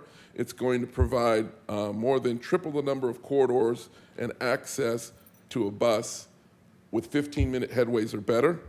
The service is going to be more consistent by delivering the same consistent bus availability and frequency each day and 7 days a week. We'll be adding 12 new MARTA reach zones or on-demand zones wherein you'll get curb-to-curb service. If you have a trip that's within that zone, you're point to point, or you can take that to one of our fast frequent bus network or the rail system to get to a longer trip that may be outside of that zone. 2 days ago on December 1st, we started putting up signs alerting folks about changes to their bus routes on the bus stops and at the bus amenities themselves. You likely start to get questions about that, but there are over 6,000 stops, and in order to get all the notices out, we needed to start early. We do plan on engaging with your staffs and providing information, but the best place to provide information is located on the slide if you're watching online. For those here, it's www.smarta.com/nextgen, which is where all the updates will be housed. Finally, if you have events or newsletters where you can communicate with your constituents about Next Gen Network, please do. Please reach out to our external affairs team. We will provide whatever information or support that you may need. In the longer term, we're going to provide toolkits with detailed information to your staff, so they'll have handy 1 or 2 pagers right there in your offices as well. Next slide. For a moment, I want to talk about public safety. And per the request of the commissioners, you can see how MTD has been keeping our riders safe. As of December 1st, our numbers are noted on the slide above, but of note, and they're all of note, but overall crime is down 29%, which is an improvement upon what we reported with myself and Chief Career the last time we came before you, which we're very, very proud about. We are one of the safest transit authorities in the nation, but we are aware that not everybody feels totally safe on our system, so we are continuing to strive to improve that. We work with neighboring public safety and law enforcement agencies. We have crime reduction units that partner with Atlanta, East Point, College Park, South Fulton, Sandy Springs, Dunwoody, just to name a few of the jurisdictions that we partner with, as well as Georgia State Patrol, and of course, Sheriff Department like Fulton County's. I want to thank Fulton County and the commissioners, as well as the Sheriff's Department, for seats and positions in the academy. We have MPD officers that are future MPD officers that are going through the academy right now. I attended a graduation for 2 last night that I'm very proud of. We committed to this body the last time I was here to have a full allotment of sworn officers by the end of the year, which is 250. I'm pleased to report that we achieved that goal by the end of October. And further to that point, I committed to hiring an additional 30 sworn officers and 10 field protective specialists, which are non-sworn officers who are force multipliers for our sworn officers. They carry everything that an officer carries except for a gun and a taser.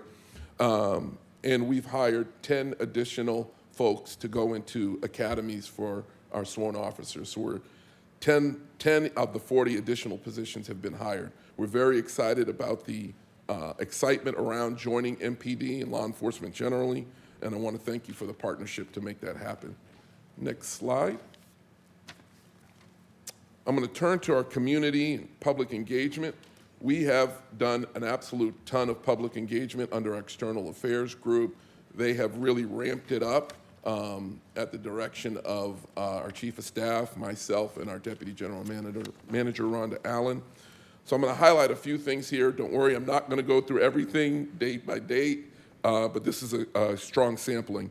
During the month of October, we attended over 9 housing events at senior centers to update them about the upcoming next-gen bus network, Better Breeze, as well as a variety of new items coming forward.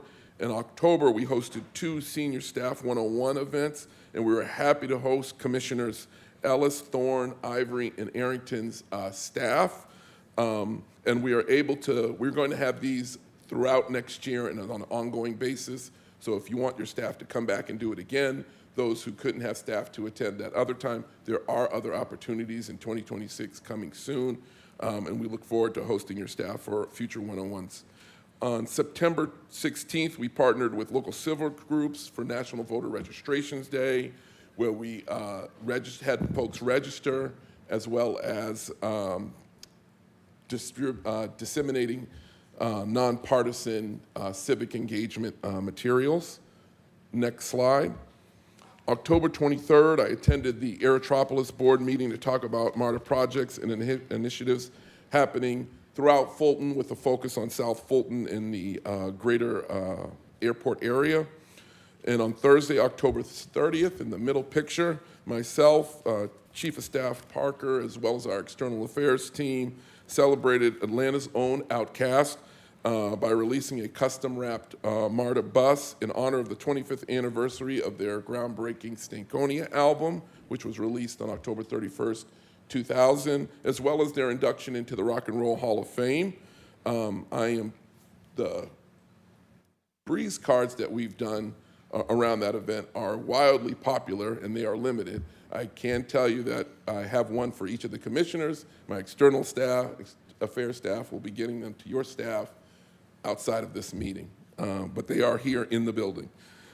In November, our external affairs research and analysis and MPD teams were also talking to riders in the Campbellton corridor about the Campbellton BRT project at length. And then my last slide, I have our legislative agenda. Next slide, I apologize. Thank you. Our legislative agenda, we have 2 core items that we're focusing on, which is the extension of our core penny funding, as well as transit lane camera enforcement. Our staff was able to visit with Chair Pitts at length, and thank you for your time. We are sending a deck that kind of summarizes everything to the balance of the commission, and will make my external affairs and myself available for any follow-up meetings regarding these 2 legislative items, so we can talk in depth, answer any questions. With that, I think in terms of speaking, I think I've spoken enough, and I'll open it up to questions. Thank you all for the time and the opportunity to update Thank you you all. for the presentation, Commissioner Arrington, Commissioner Barrett, Commissioner Vice Chair Ellis. Commissioner Arrington. Thank you, Mr. Hunt. I guess I'll get to the rest of my questions. You answered the most important question about the Outcast Breeze card, so I'll skip that question. How long do we anticipate the streetcar being down, or when do you anticipate that coming back up? Good question. We've been talking with Georgia Power. We have a January 12th, I'm going off the top of my head, January 12th date. We are disseminating that publicly through our website and other modes, social media, but it's really Georgia Power's schedule. But right now, that's when we think that they'll be done and we'll be able to get the streetcar back up and running.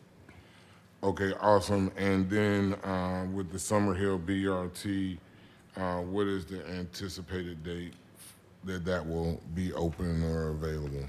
So the Summerhill Rapid Line is opening in phases. We're going to have the downtown loop done. We're projecting having an alignment where we're servicing the downtown loop prior to and through World Cup, as well as the terminus at Carver Station, and then we're coming back and finishing with the installation of the other stops post-World Cup. And that is partially why I was asking about the timing, because of World Cup, Yeah. right? And then the 5 points transformation, what's the spring 26? So all of that is in advance of. 2 dates on the transformation. On the transformation project was the big one with the crane, street level. That's a 4-year project, 2029. Below grade, the rehabilitation project will be done in the spring. And if you go through the station, you can already see it lighter, brighter as we get closer to completion of construction. All right, and then with the Campbellton Greenbrier, when do you anticipate being at final design? Final design in 2026. Ideally, and I'm pushing my team, we'd be able to go out to procurement in 2026, but I may be getting a little ahead of myself. But yeah, at least design in 2026. All right, yeah, I definitely would like to follow up with someone in your office or your team about more on that Campbellton Road Greenbrier project. Certainly, Commissioner Arrington.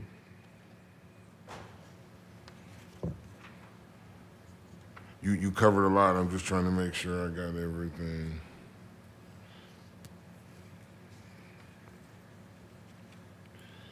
I think that's all that I have. Thank you so much. Commissioner Barrett. Thank you, Mr. Chairman, and thank you, Mr. Hunt, for the thorough presentation.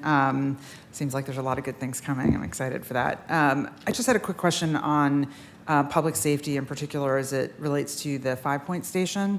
We're seeing, obviously a lot of building happening downtown, a lot of revitalization and retail restaurants and things like that coming in. And I've heard from a couple developers just with some concerns because it has been an area where the station itself has had some issues around crime, and I think they're looking for reassurance that MARTA is going to step up the patrols at the station itself. Thank you for the question.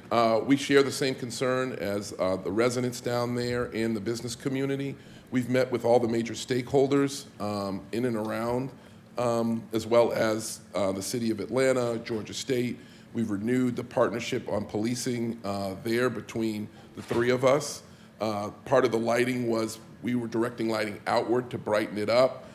We do patrol, obviously, our construction site, and we have officers on site almost 24 hours a day. I don't want to give away too much of our policing, but I've instructed our chief to go ahead and have those folks patrol our fence line as well.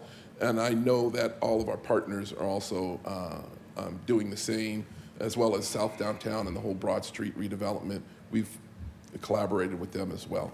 So it is a huge focus for us, and we don't want the site, just because it's construction in the area, to deteriorate at all. Yeah, and I also mean beyond that, when it's back to When not it's being back up and construction. running, Yes. yes, there is going to be robust Okay. police presence. Awesome. Thank you. Vice Chair Ellis. Thanks, Mr. Chair, and thank you, Mr. Hunt, for the update. Just one thing, I guess, we talked about this a little bit, I think, at the prior update.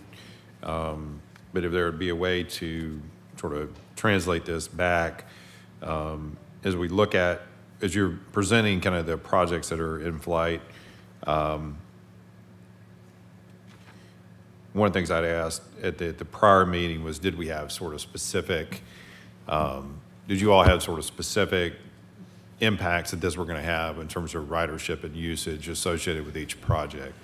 If that's something that could be added to these slides going forward, I think that would be Absolutely, that would be beneficial. and we do with our, especially with the alignments, we have to do ridership Right. Analysis and to Right. apply for grant funding and whatnot. Right. That is no problem. Okay. I'll make sure to add them when I come back Yeah. for updates, Yeah. as well as provide it to your office before. Okay, then. that would be great. And then as we get into, you noted kind of in the legislative agenda, the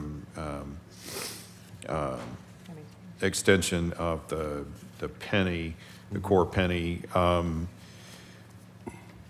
I do think it would be good for, all of us to kind of get, I mean, this is an important decision. Obviously want a healthy transit system, but we also want to make sure we got something that's in place that fosters kind of fosters that to occur, right? And a lot of money, involved in these decisions.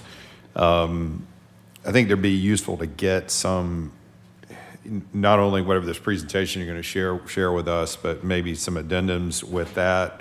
And I'll be glad to get this in specific writing to you. But I had sort of 3 or 4 core areas. I think, number one, a list of the capital projects that were completed in the prior 10-year period and, the capital costs associated with those. Mm-hmm. A list of the at least the top 10, maybe the top 20 capital projects that are in flight, and the estimated cost on those and completion date, and then the impact on the ridership and usage like we just talked about. Mm-hmm. A 10-year look back of the sales tax proceeds received by the entity, broken out by the different jurisdictions, right, the signatories, and then cost incurred by MARTA for the past 5 years for administrative, sort of non-operational, and then to the extent you could do it for planning. Gotcha. That might be a little bit more difficult than that last one. Maybe we can have some conversation. We've got that, and Okay. we will Okay. provide it and sit down and Yeah, talk and I'll with send this list back to you. But I think, and certainly that, I think all our board members should have that, as we're sort of thinking about that and looking at that whole discussion around the core penny extension. I'll follow up and write it just to send it to you. Okay. Thank you, Mr. Hunt. Thank you, Commissioner Ellis. All right, Commissioner Ivory. Thank you, Mr. Chairman. Hello, CEO Hunt. Thank you very much for the Outcast Breeze thing. I'll be using it. I wanted to first say thank you for the advanced amount of work that's being done on the Summerhill BRT. I come down Hank Aaron every day as I live in that area, and I have seen a major difference in the work. And I wondered if you had any information on what is going to be that sort of neighborhood store that was on the corner of Ormond and Hank Aaron that is at one of the stops. What is that new construction? Is that just a renovation of what was there before, or is that something new? So the prior owner, very vigorous and adept real estate negotiator, and subsequent to us getting construction entry and right-of-way rights, believe that property has been sold to a new entity. So I don't know what's going on. I can have our real estate team do a reach out and try to figure out what they're doing there, but I have noticed the construction as well. Yeah, I'm getting a lot of questions from constituents about what that was a corner grocery store that always had some problems. And so the community is just trying to figure out what is that replacement thing going to be right there. And that's a stop, so it's going to be used heavily, I'm sure, whatever it is. Our real estate team maintains close contact, so I'll reach out and get back to you. Okay, great. And then just wanting a refresher on how the Summerhill line is going to feed into the streetcar, or if it does at any point, or where does it feed? Does it connect past each other? What does it do? It will touch on the southern, starting from the south, the southern terminus at Carver. It will have a connection to the Beltline. It's there. They just need to do that physical vertical connection, which isn't easy, but it'll have a direct connection to the Beltline. As you move north and you get into the downtown loop, We will touch the Beltline. We will touch a couple of stations, Georgia State, right in front of okay. Sloppy Floyd building, right Okay. there. So students on the Summerhill, Hank Aaron BRT that go to Georgia State can pick it up right there at 100%. the Olympic rings and take it the rest of the way? All the way down to the brand-new apartments at Carver Station and Okay. go straight to Georgia State and have their day and get back in 15 minutes or less. Great. All right, well, thank you so much. That's really all I Thank had. you. Thank you. All right, Commissioner Bridget Thorne. Hi, CEO Hunt. Thank you for this extensive report here. Could you give me just a little bit more detail on the transit lane camera enforcement that is on the agenda? Oh, absolutely. So what we're looking to do on the transit lane enforcement is we introduced it in the legislative session in 2024.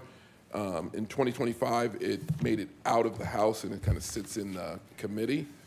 There's been a little bit of pushback and aversion to camera lane enforcement, which really came out of the school bus camera lane enforcement. So folks heard camera enforcement and there was a little bit of hesitancy at the legislature.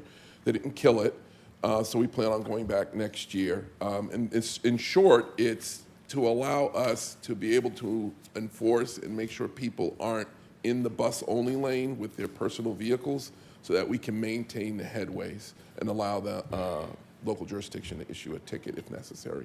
There are warnings. It isn't an immediate ticket first time, so you'll get warnings before a ticket is issued. But that's it in very, very brief format. Thank you, Commissioner Thorne. All right, other questions?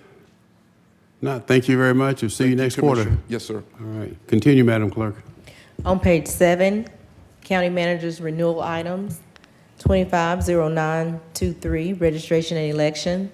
Request approval to renew existing contracts for ballot printing in the amount of $260,460. All right, motion to approve by Commissioner Abdul Rahman, seconded by Commissioner Thorne. Please vote. Let's vote. And the vote is open. And the motion passes unanimously. 250924, information technology. Request approval to renew an existing contract for county-wide audiovisual services and systems in a total amount not to exceed $1,606,890.48. Motion to approve by Commissioner Abdul Rahman, seconded by Commissioner Thorne. Commissioner Ivory, you have the floor. Thank you, Mr. Chairman.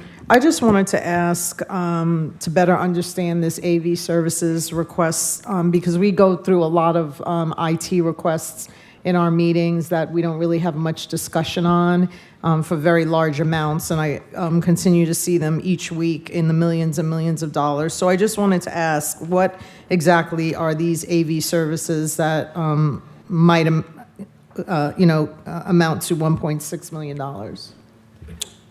No problem. Good morning, CIO Kerrigan. Commissioner Ivory, we have numerous facilities that have AV equipment needs that tie to either capital improvement projects or just refresh projects for that equipment. So we have a list of projects that we can share if you'd like to see the detail, but it's really just the care and feeding, support, and upgrading of all of those AV systems throughout the county. And so there's a lot of work that is done that equates to these dollar amounts, but happy to have further conversation if you want to see those details. Okay, yes, I would love to have that list. Thank you. No problem. Commissioner Arrington? I think we may have I think I spoke with the county manager about the issue, but for example, I was at the Wolf Creek Library and all of the screens are down. The screen or the board was replaced because the technology was old, or there's a plan to replace those screens. Is this part of that? I don't have that answer right now, but I can definitely look into Wolf Creek and make sure that that's being addressed.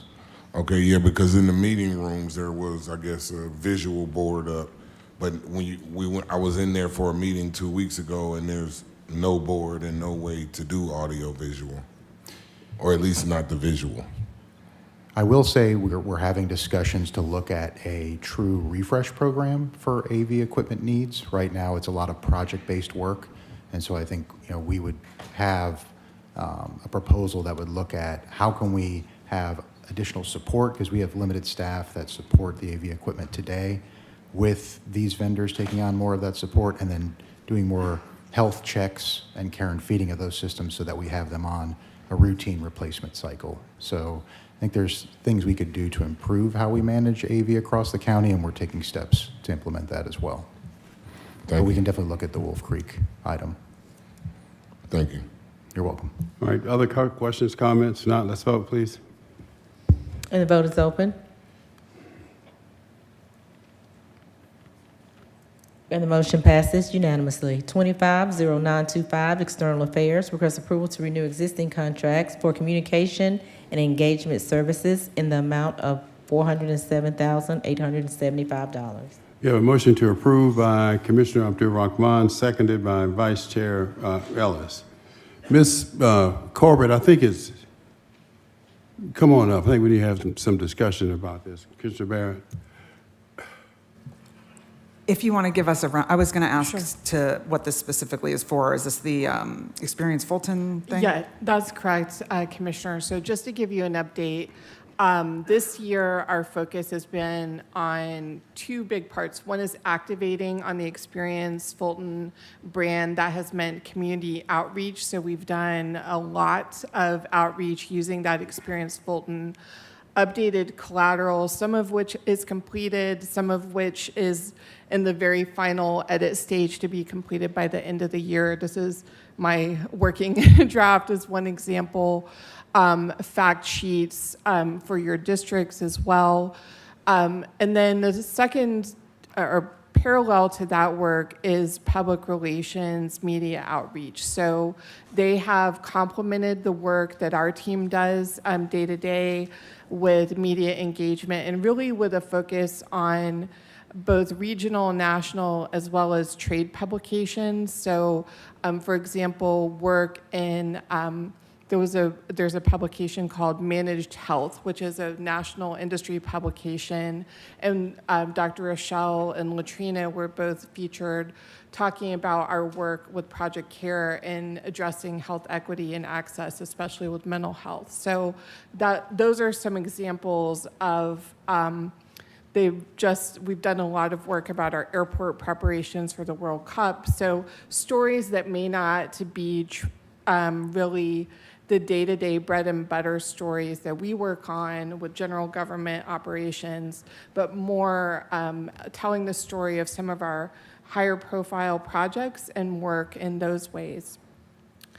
Going into 2026, there's a couple of special buckets that we've really identified as priorities. One, of course, is our work in justice. So the work around the jail, making sure that the community is aware of that, working with us to make sure as projects come to light and construction begins that we're able to really effectively communicate that and supplement the work that we have in our team, obviously collaborating with the Sheriff's Office. Another part of that is our work around healthcare. This board has had a lot of interest in that. So specifically behavioral health, which is I think your next agenda item, we've really identified marketing of those behavioral health services as a high priority. So while our team has done a lot of work, we are not specialists in healthcare marketing, and that is a very specific discipline. So having some additional resources to support our work there. And then lastly, I know that you have a budget discussion today. We did make a request that is not currently one of the funded enhancements around marketing for the World Cup. This is a once-in-a-generation opportunity to really elevate Fulton County's as sort of a brand awareness as well as engagement of the community around the events that are happening. So there are many convention and visitors bureaus and chambers of commerce across Fulton County. There is no single Fulton County convention and visitors bureau or chamber of commerce. So if we want to elevate Fulton County as a participant and as a host community, that we are going to need to take some leadership with that. So those are some of the initiatives that are planned for the upcoming year. Thank you. You mentioned some of the things that you've been working on this year. Yes. That are more national, like the health article that you mentioned. What is the goal of this kind of outreach?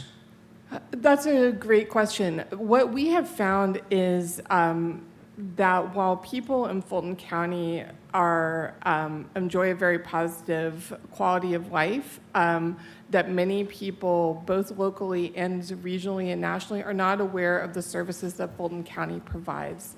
This is a common issue, I think, especially when you have a county government in a large city, that there's sort of a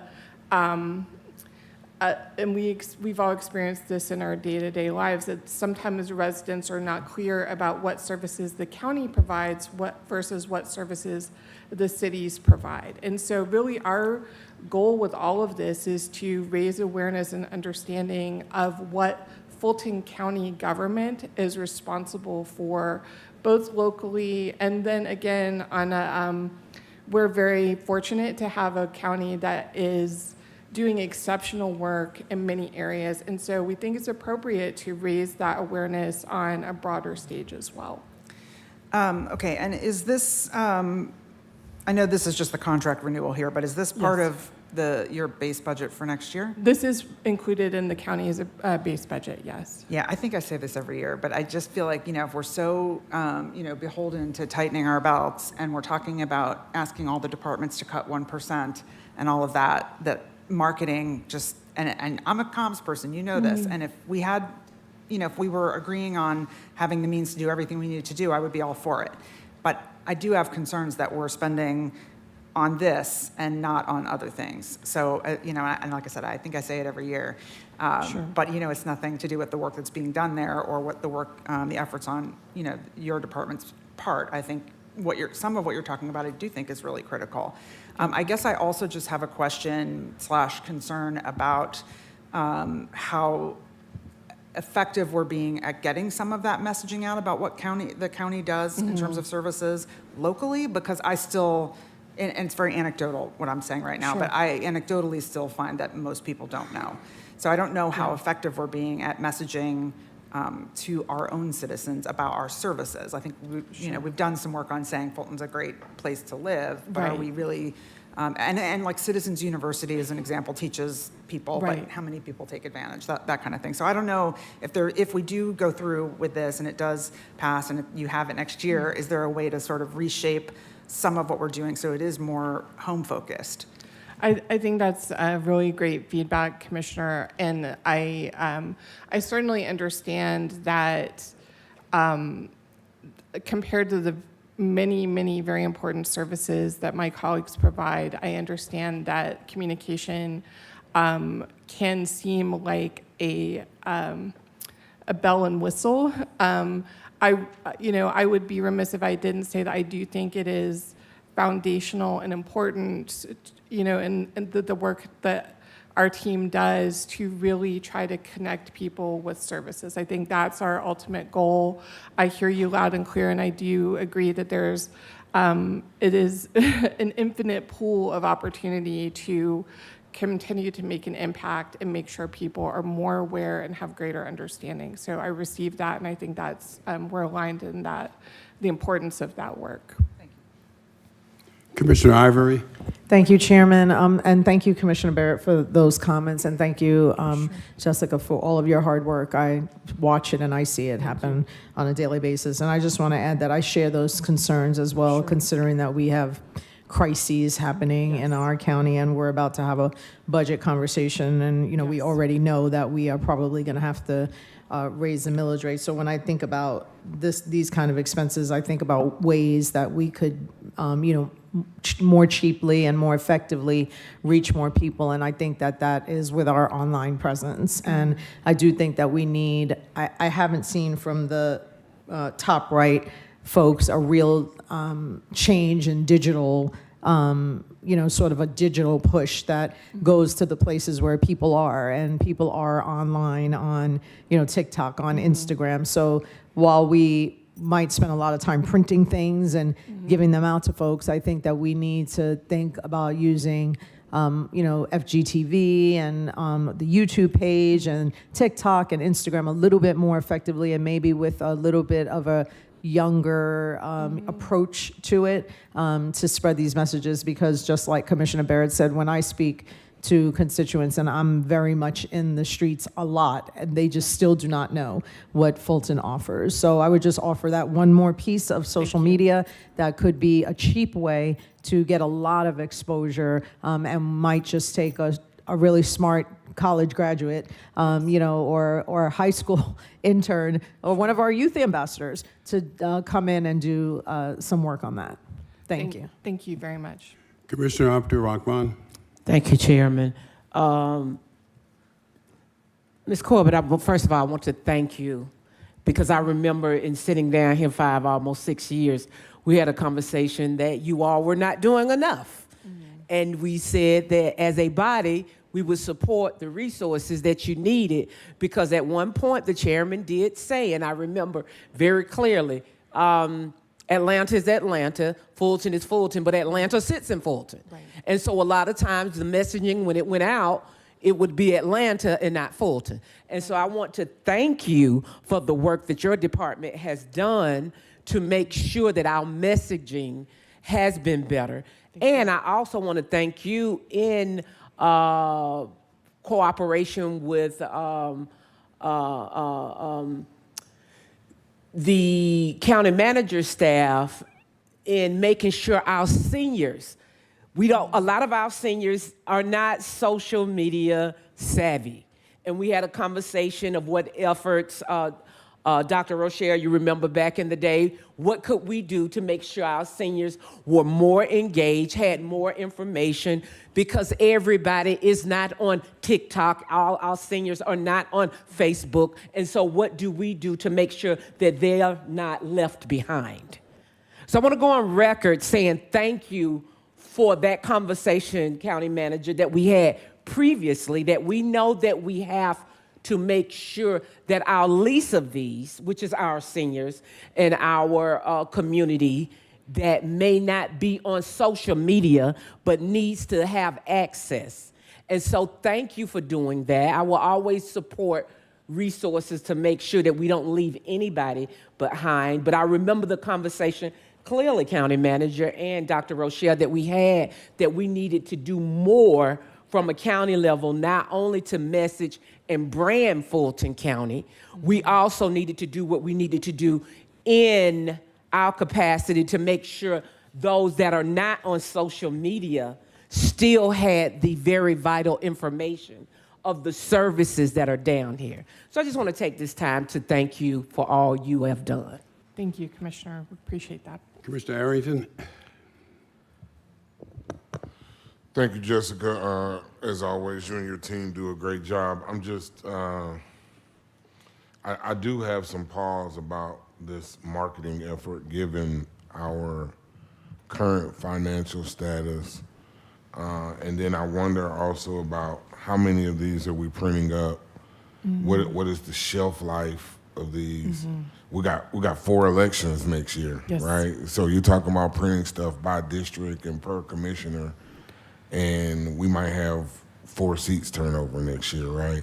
And so what is the shelf life of this stuff? I think that's a great question. The majority of the materials are focused on the departments and the work that they do, but you're right, some of the pieces, of course, we want to feature our leadership, and of course, we understand that next year is an important year.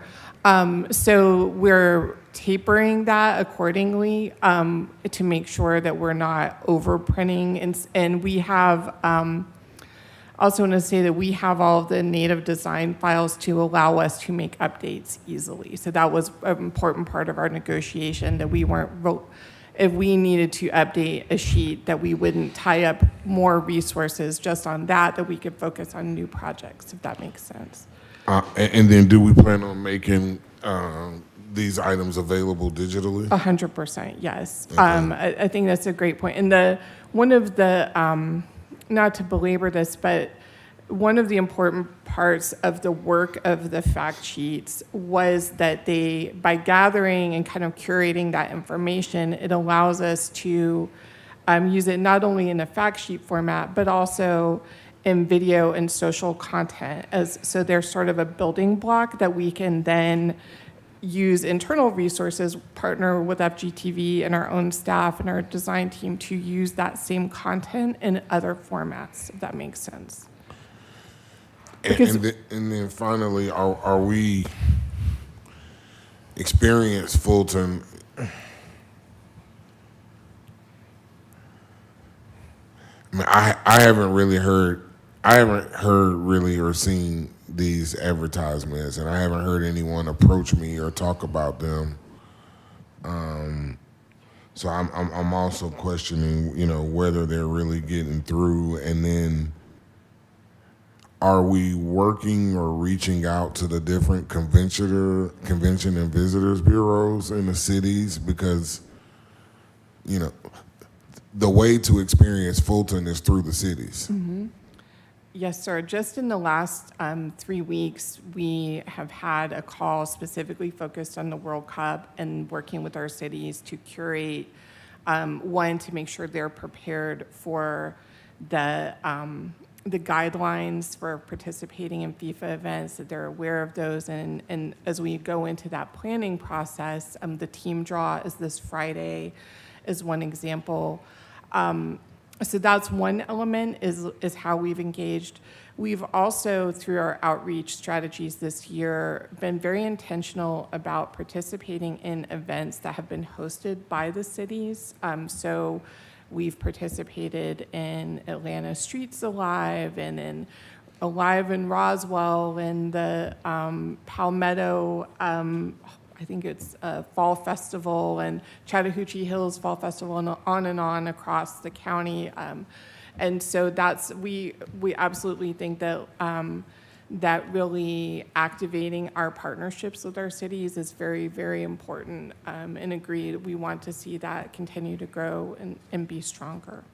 And I do want to clarify that we are not currently doing any paid advertisement. That is not, that is what we've sought additional resources for.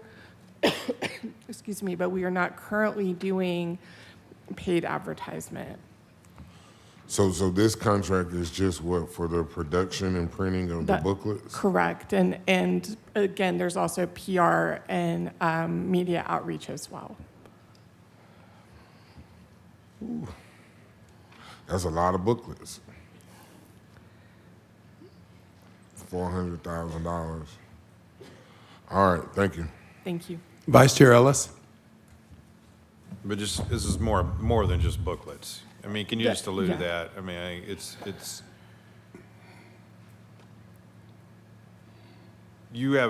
we asked your particular area to do a lot of things, right? I would agree.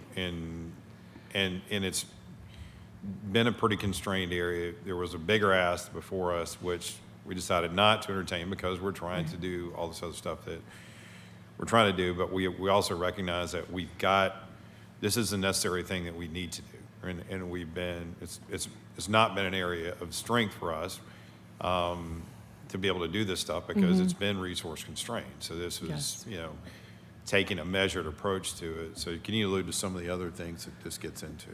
Yeah, yes, thank you, Commissioner. So one other area I'd like to highlight is that I didn't mention earlier. One of the ways, you've all talked about this in different ways, that one of the ways that Fulton County makes a tremendous impact is through partnerships. So with our arts and culture grants, for example, with our community services program. Another example is in the next meeting, I believe you will be, and this is one we're using as our launch for this program, is you're basically funding of nonprofits and partners. And so a lot of times how that shows up in the community is very inconsistent. Some have our logo nice and big and proud, and some we never know that any dollars went to that organization. So one of our projects has been to develop a framework and a toolkit so that every time we are providing dollars to an agency, they get a set of graphics, they get a certificate or sign that hangs up in their physical location, that they have materials to put in their newsletter, that they have, again, graphics for their social media, and that is handled consistently throughout for every program. So we chose the opioid funding, which is coming before you all very soon, because it's a new program, and we wanted to really highlight that as a starting point and then implement that for all of our other programs. So that's something that you're going to see very shortly. But that's one example where we really took the time to do the analysis of like, how are we not showing up? This is one of the big places where we're investing a lot of money and not really getting visibility. The community isn't aware necessarily of how those dollars are being spent. And so that's one example, Commissioner Ellis, of how that would show up differently than it has in the past. So I realize it's hard to explain and it's hard without seeing and touching all of it, but those are some examples of how we're trying to increase our impact and visibility in the community through communications. I think, almost any organization of any substance or size is using external resources to help them with communication. I mean, that's almost a given. Yeah. We've not really done, and up until this, we've not really done a lot of that. That's true. And, these folks are also, serving as a resource to you, right? In terms of, hey, when we get, a complex message that we're trying to deal with and Right. respond to, they're there to help support you, as also in terms of how do we sort of tackle this thing in a way that, we got limited resources to do, but to get out a response to, focus on a certain message around, et cetera. So that's occurring also, right? That's absolutely true. And again, our portfolio of crisis response is very significant. That's a discipline in communications unto itself. And because that's just the nature of government. Sometimes things happen, you must respond to them. So having professionals with a different background and skill set to work with, to collaborate with as those issues come up. I mentioned the jail as construction, as dirt begins to move for some of those projects, there will be a lot of visibility, a lot of community impact, and so those are examples of that. Again, healthcare is a very complex issue. Healthcare marketing for behavioral health, where you're also dealing with the issues of stigma and access and trust that all can be barriers to people really participating in that. So having a marketing strategy that takes all of that into account, those are some other areas where having these resources has been very helpful. Thank you. Commissioner Thorne? Yes, I remember meeting with AVA Top Right, having a Zoom meeting with them and you. It's been a couple years, but I remember the necessity of trying to implement a program to get brand recognition. I know I work with a lot of companies with web design, and just developing a branding kit is a huge expense to most companies, and then enforcing those guidelines is another expense as well. So, and I do remember that this wasn't the complete ask. It was just what we thought we could fund at the time.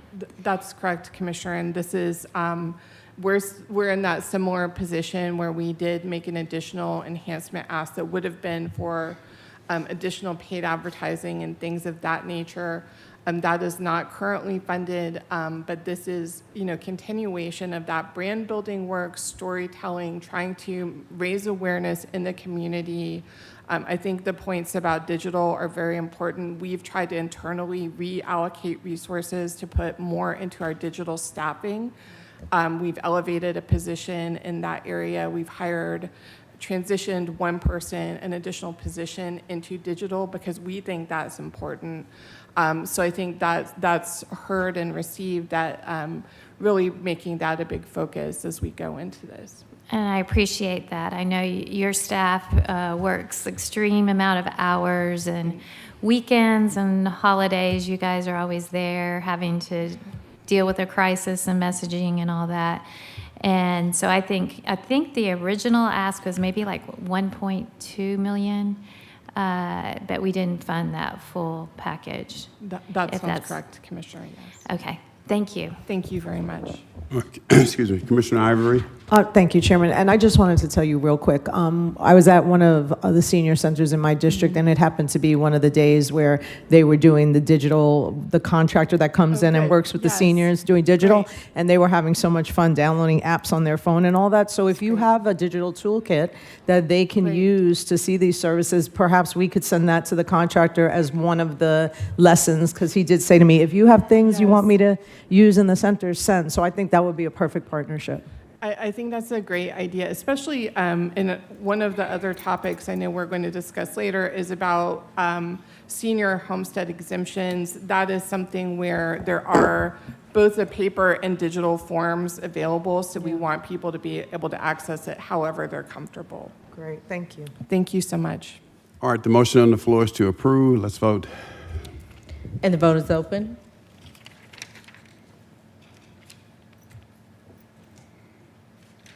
And the motion passes, 6 yeas, 1 nay. Thank you. On page 9, 250926, request approval to renew existing contracts for Fulton County Behavioral Health Network in the total amount not to exceed $15,861,360.42. We have a motion to adopt by Commissioner Vice Chair Ellis, seconded by Commissioner Thorne. Is that correct?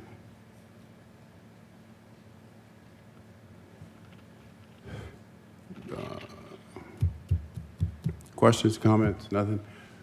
Dr. Rochelle, all of this totals about 15 million. Can you just comment on the effectiveness of, I don't know how to measure this.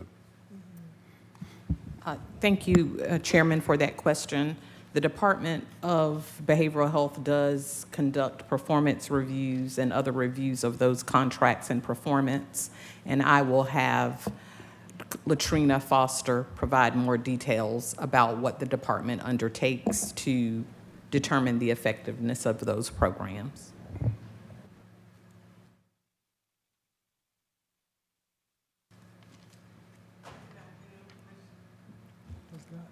Good afternoon, Commissioners. Latrina Foster, Behavioral Health.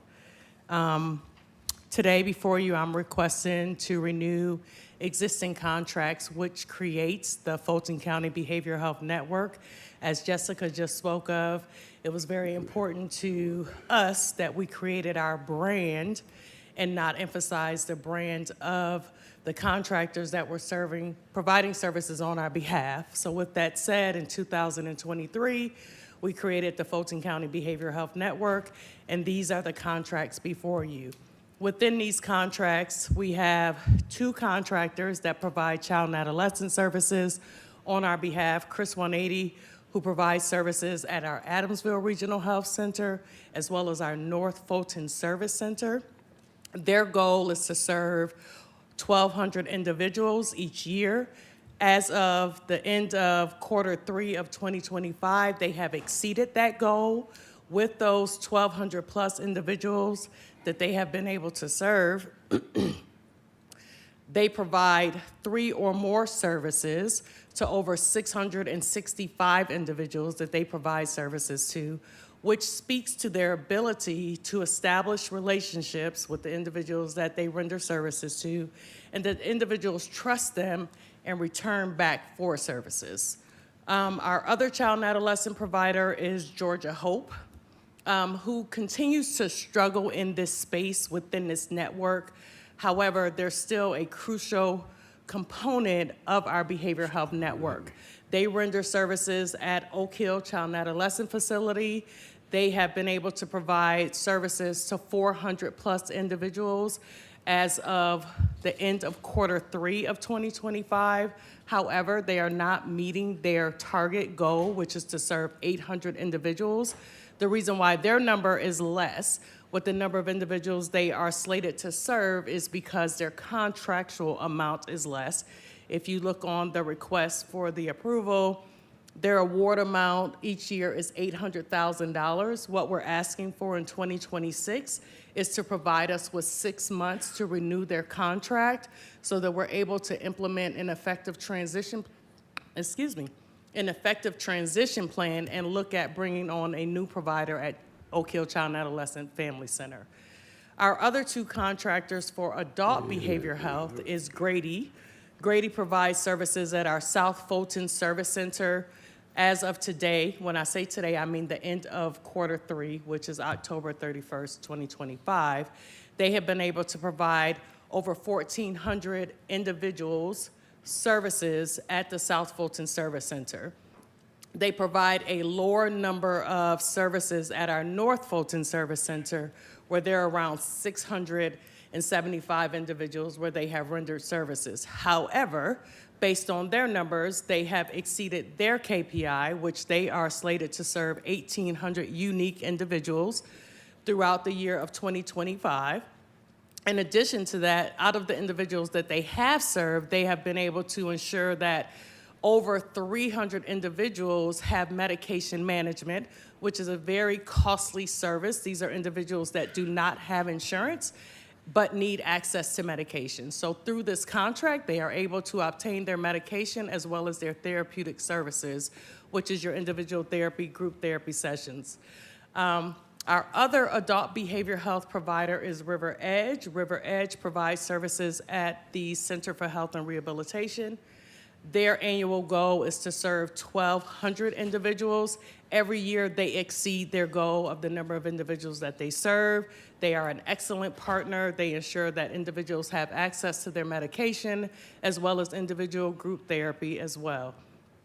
In addition to the contracts before you, the renewal also involves our partnership, our IGA with the City of Atlanta, which is inclusive of our support to permanent supportive housing units. At this point, we are able to provide support to 296 individuals in PSH units. Within those 298 units, we have two providers. We have River Edge, who provides services to 88 PSH units. In addition to that, they provide services to a little over 50 individuals in our Atlanta housing voucher, which was a spinoff from our COVID response when we were hoteling the homeless during COVID, and then those individuals transitioned into permanent supportive housing units. And then we have Step Up on Second, who provides support services to 149 PSH units in Fulton County, and those are the contracts before you in the total amount of $15+ million.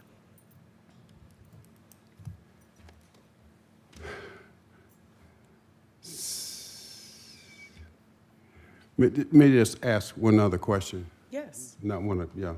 So you use the term serve frequently with each one. Does service equate to success, or just serves mean the number of people who walk through the door? That's what I'm getting at. Right. How do we measure? We capture both. So we capture the number of unique individuals served. So that means if each one of you walk through the door, we have provided services to 7 individuals. The services rendered. Repeat that, please. Mm-hmm. So we capture the number of unique individuals served. So everyone is counted one time. So if all 7 of you walk through the door, that means we provided 7 unique services to each one of you. So Okay, that's on 7 that point, people. So 7 of us walk through the door. That means Yes. 7 serve. But Yes. how do we determine, how do you determine, or how is it determined whether or not the services that the 7 of us receives is successful or not? Absolutely. So we look at the return visits. So based on the 7 of you, if 4 of you return for visits, we capture that number. So that is your ability to retain the individuals that you rendered your initial service to. If out of the 4 of you, all 4 of you come back for 3 or more services, that means you are truly engaged in the services that are being rendered to you at each respective site. So we capture 4 different sets of data that will give us a holistic picture on, yes, we're seeing individuals, are they returning for our services? And if they're returning for our services, are we able to keep them engaged in services? And then we also have clinical assessments where we're able to determine where you were at the point that you entered our door, and then we'll do another assessment in 90 days to see if there's a decrease in that number, and look at you again in 6 months, and then look at you again in a year.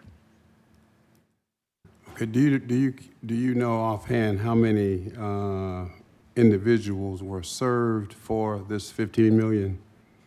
I didn't add them up as you were talking. I'm just curious. No, you're fine. So the total number of individuals served across all programs at this particular point, which is October 31st of 2025, I believe, and I didn't write that number down, but I think it's over 7,000 individuals across all programs have been served for the $15 million.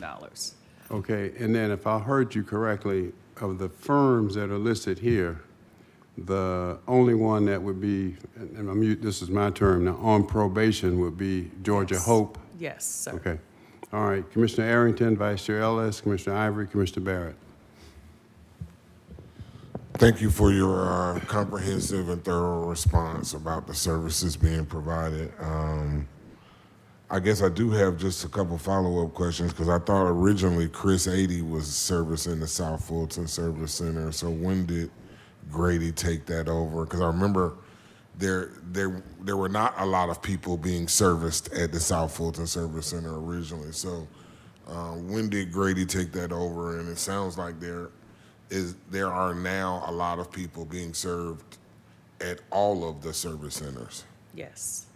So originally, when we initially launched the contracted services in 2018, and we went through the renovation for the South Fulton Service Center, the very first contractor that rendered services out of that location was River Edge on our behalf, because it was always an adult outpatient clinic, and Chris 180 is one of our child and adolescent providers. So the furthest south Chris 180 was originally, they were at our Oak Hill campus.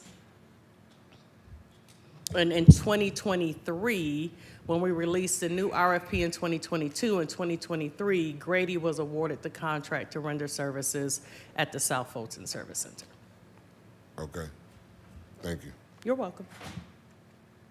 Thank you, Commissioner Arrington. So I'm next in the queue, and then Commissioner Ivory and Commissioner Barrett. I just want to say, just to reflect back on this, what a transformation this has been. And for those of you who don't fully pay attention to the history of that, and some of the folks that are here in the audience and so forth, if you go back to probably 2016, right? We had behavioral health and public health operating under the same umbrella. We were attempting to do all of these behavioral health services in-house. We had vacancy rates in behavioral health that were about 60%, right? And with providers like psychiatrists and so forth, we were farming that out to locum tenens personnel. We were servicing an extremely low number of folks relative to the population that we knew that was out there. And there's been a tremendous, we're not perfect and we've got ways to go, and I think all of us acknowledge that. But this has been a tremendous transformation over that period of time. I think if you do the numbers right, I think our number of folks in serving, we're up at least 7-fold since that point in time. And I think important too, this concept of, even when we started with this, a few contract providers, right? And it was still, right, we're getting there, but we were not operating with intentionality and as sort of a true network. And that's a focus that you've really brought in here in the past couple of years. And, I hear it from the providers that we're contracted with, they say that we're part of the Fulton County Behavioral Health Network. Mm-hmm. And they're collaborating with each other, right? And talking to each other. They're not competing with each other or fragmenting out, even though, some of them do their own thing outside of the work that they just do for us. So this has been a great success story. Obviously, we've got much more work to do, and mental health is like physical health, and it's not something that's solved for when somebody goes and make a couple of visits. If that works out for that person, that's great, right? But the chances are that's most likely not the case. That mental health, and many people who have more severe mental health conditions, they're needing to get served throughout the course of their life, just like we are with primary care and other forms of physical health care. And we've now got a network in place that catches that from, preventative, right? And some of the stuff that we're looking at with the great emphasis we've had on the youth and children's programs, to ongoing care for adults and when people are hitting themselves in times of crisis. So, it's here. We're in this moment. So let's talk about and let's celebrate a lot of that success and great work that's been done. So, and thank you for all of your leadership in this. Thank you, Commissioner Ellis. I did forget to mention school-based mental health. So we do have 2 contractors that deliver school-based mental health services for us as well, as a part of this $15 million ask, where we're present in 66 schools. We have Summit, who provides coverage at 28 schools, and in 2025, they picked up the K-5 LEAP program. And so that's an additional program that we're providing service and support to, as well as Chris 180 provides school-based mental health for us as well in 38 Fulton County schools. Sorry, I forgot that part. Commissioner Ivory? Thank you, Vice Chair. I just wanted to say, as the newest commissioner, when I first came in, and Oak Hill being in my district, I wanted to learn all about it, and went there several times to learn more and make sure I could explain what was being offered there, and at the same time learning how we are accountable to the people who are providing services for us, or how they are accountable to us, and knowing that that is a procurement process that we are not involved in. I wondered where that accountability was and how do we measure many of the questions that the chairman asked about how do we measure and how do we know. And so I just wanted to take this moment to say thank you for teaching me. You've been always available to meet with me and answer those questions for me, and especially in an area where I have a grave concern, because I know how much people need these services. So I just want to thank you for when I thought that there was a problem and I just said, I'm just telling you I think there's a problem and I'm stepping away. Please look into it. You did, and you're doing something about it. And I hardly ever see that complete follow through. And so I just wanted to recognize that a conversation we had 9 months ago is coming and being taken care of now, which is exactly the kind of action that we need in the services that we provide, and especially at a place that's so important like Oak Hill. And I know everybody that sits on this commission has these services in their districts and deem it to be as equally as important as this crisis center is in my district. So I just wanted to say thank you for that. I noticed it, and you've always really helped to educate me on how this process works. And also that I was at a Chris 180 event and people had great things to say about the way that you partner and that the way you make yourself available. So I just really wanted to say thank you. This is money that when I start seeing these large figures, I get very nervous on these agendas, and my team and I, we get together and we start breaking it all apart. Like, what is this money? What is it doing? This is one of these multi-million-dollar amounts that I feel 100% great about approving, because I know that this money is being spent for the people, with the people, and in the hands of the right person who is making sure we have the right contractors. So thank you very much. Thank you. Commissioner Barrett? Thank you, Mr. Chairman.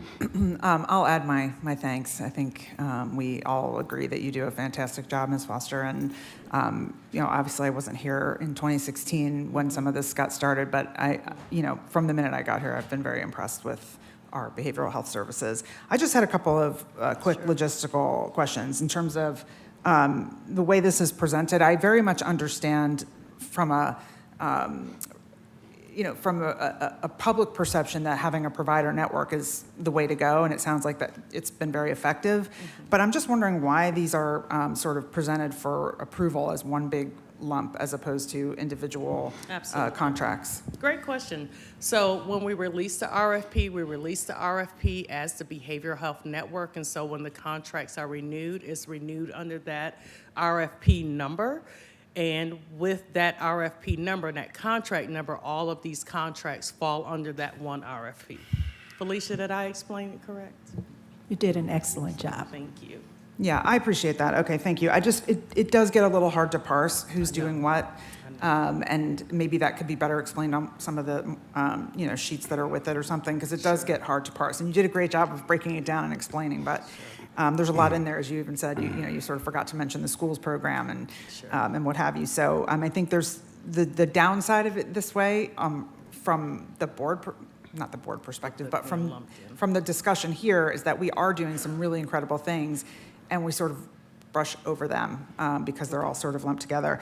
That said, I did have two other questions on the permanent supportive housing. It sounded like we're doing that in a couple different ways, but it reads like we're actually providing the supportive housing, but that's not it, right? We're providing wraparound services at the supportive housing units? Correct. So the language might need to be, because it literally reads to provide permanent supportive housing. So that may be confusing to the public. I think we should probably get that adjusted for future times that it comes before us. And then I just wondered if you could share some history about the school-based program.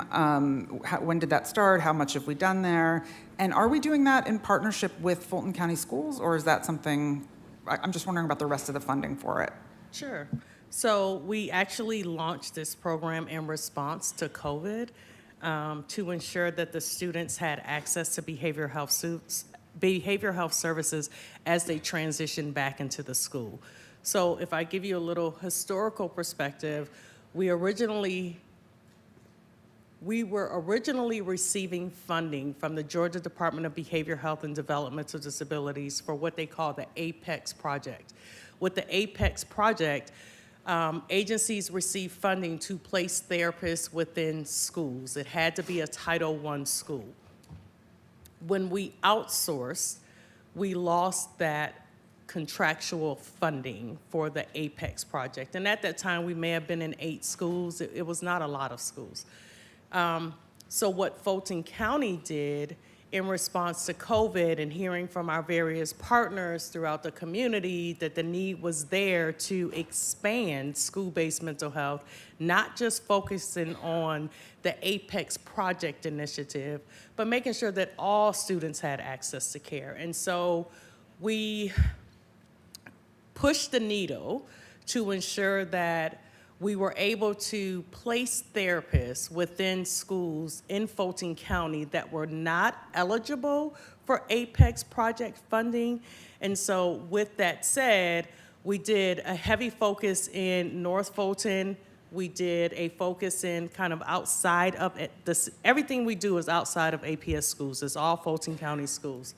So we're in the Westlake cluster in South Fulton, and then we have schools in North Fulton to include Johns Creek, Roswell, Sandy Springs. So we're kind of spread throughout the county, excluding the city of Atlanta. Okay, so, and is it a partnership with the Fulton County Schools, or like with the school board? It's a partnership, but not a funding collaboration. Okay, so the funding is just all from us? It's from us, yes. Okay, thank you. You're welcome. All right, Commissioner Abdul Rahman. Thank you, Chairman. I'll be quick. Thank you for the work that you've done. I've seen the tremendous, and we're not perfect.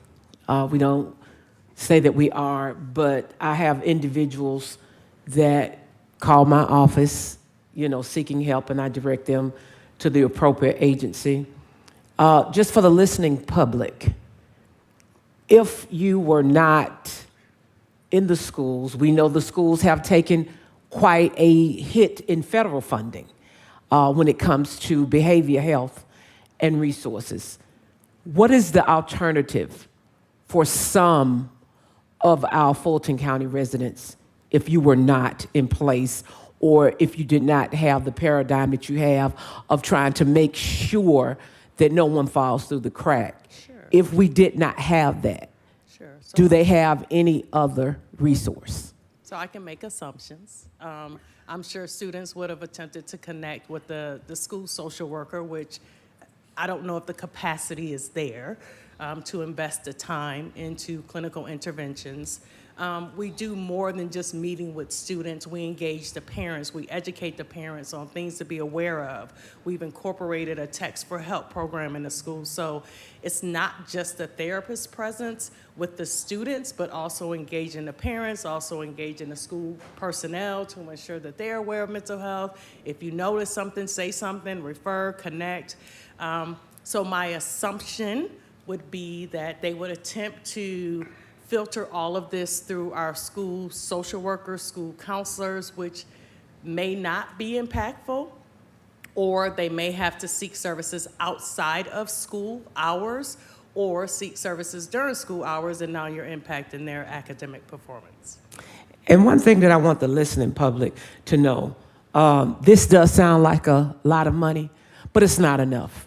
Just like when I talk about my advocacy for PAD, all of this interrelates into trying to keep people from being homeless, trying to keep people from being in the criminal justice system.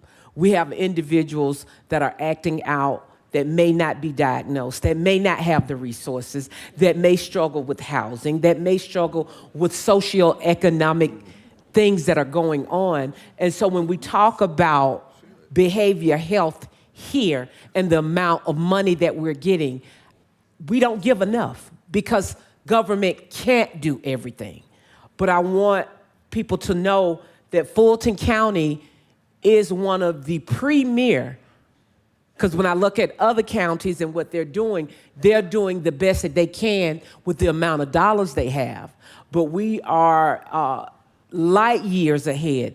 Are there some things that we need to work on? Of course.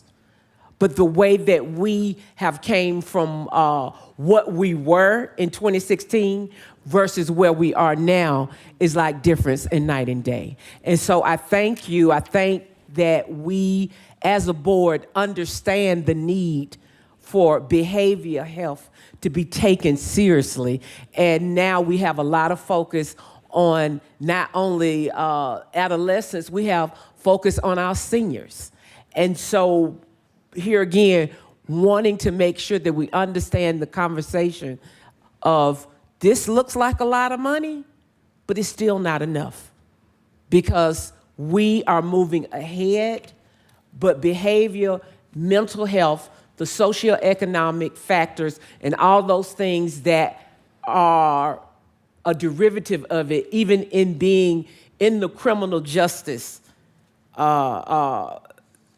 corridors and being homeless, all are tied in with a similar thread. So kudos to you and kudos to us understanding that this is a lot of money, but it's not enough. It's a need for more. Federally, we've seen a slash, especially with our youth and the health the money that was available to them for mental health services. So I just want to kind of give a different voice, so to speak, because we can't do it all as government, but it is our duty as the government to do something. And so here again, I just wanted to thank you for not only the transformative work that you've done, but also the visionary work that I've seen you do and continue to do. So thank you. All right, Commissioner Thorne.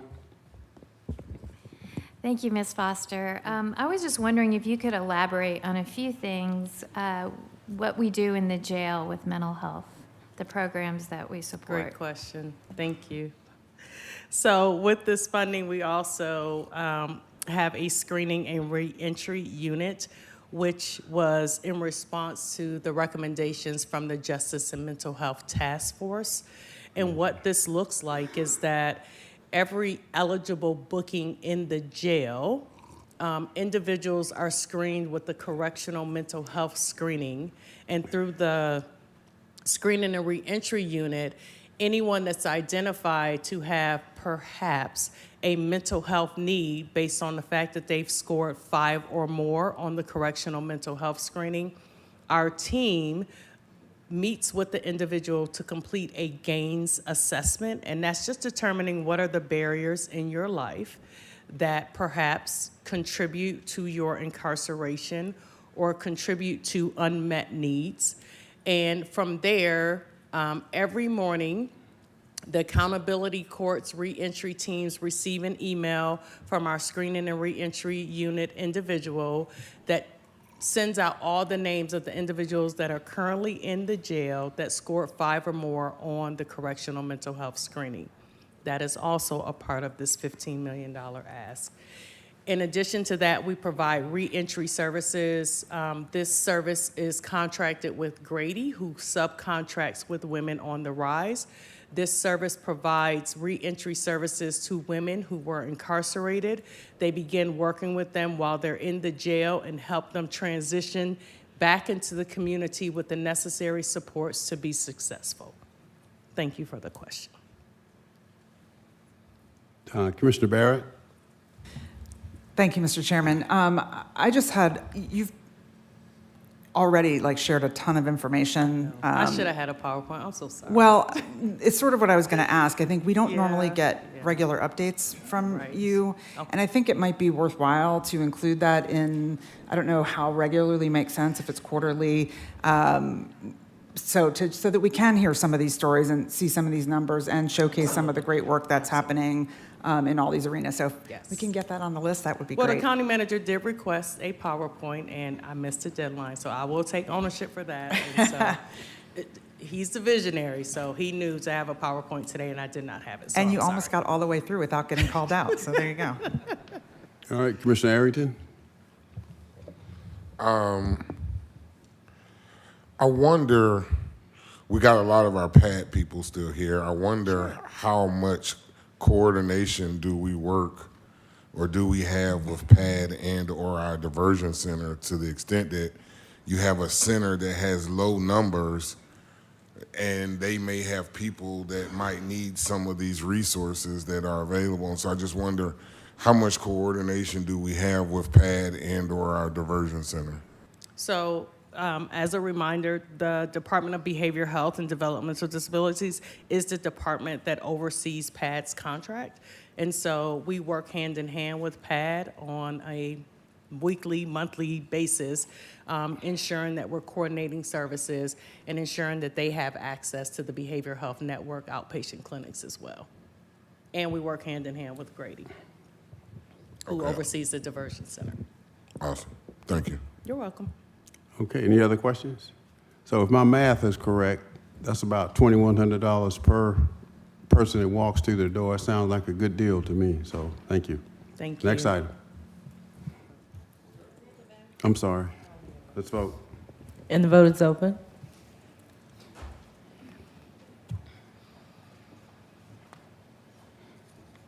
And the motion passes unanimously.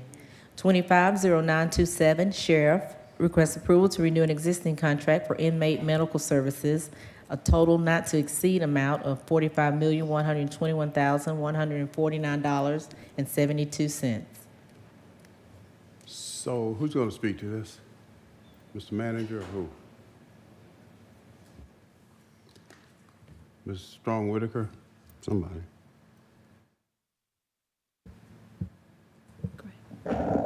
Mr. Chairman, what's before you is the 8th renewal for the NAFCARE inmate medical services contract. It does include the amount that the board increased the contract by during 2025. The total amount for services will be $38,521,149, with medical pass-through costs, estimated medical pass-through costs of $6,600,000 for the total. That's how you get to the total amount of $45,121,149. So this is the last renewal There will be one more renewal under the contract, available under the contract. in 26, because I'd heard that you're going to rebid it next year. Is that accurate or not accurate? Actually, Mr. Chairman, in order to start a new contract, this is a very detailed, complex project, and it will take some time. Right, I understand that. Yes. I'm simply asking, are we going to rebid it in 26? We would rebid it in '27. We need to start working on developing the RFP in '26, but we would actually release the RFP in '27 for '28 to Okay. begin January 1 of 2028. Okay. And would you explain the need for a consultant that I heard to help with the RFP? I don't understand why we would need a consultant. going Maybe forward. not a consultant, Commissioner, but we do need some assistance with, I know there are some things in the consent decree around healthcare, medical healthcare, and our RFP has not really been updated or revised since I started in the county in 2004. And so we know that the contract needs to be updated, our requirements need to be updated. It has been reviewed, but it has not significantly changed, and we are not sure if the RFP meets the terms of the consent decree, and some of those requirements, those have changed. So I think a review is necessary to make sure that a contract that is going to exceed $45 million a year is up to date and can take us through the next 10 years. Okay. Any idea what the cost of the review consultant, whatever you want to call that firm or individual, will be? Well, I'm not sure if we need to consult with that or if we need to go back to the monitor that is working with the county. I'm not sure which way we need to go with that. That's something I think we need to explore with senior management. Okay. Commissioner Abdul-Rahman. Thank you for bringing that up, Chairman. County Manager, that's a concern, and my concern is that we do need a consultant, because not only do we need to upgrade, we have a consent decree in place.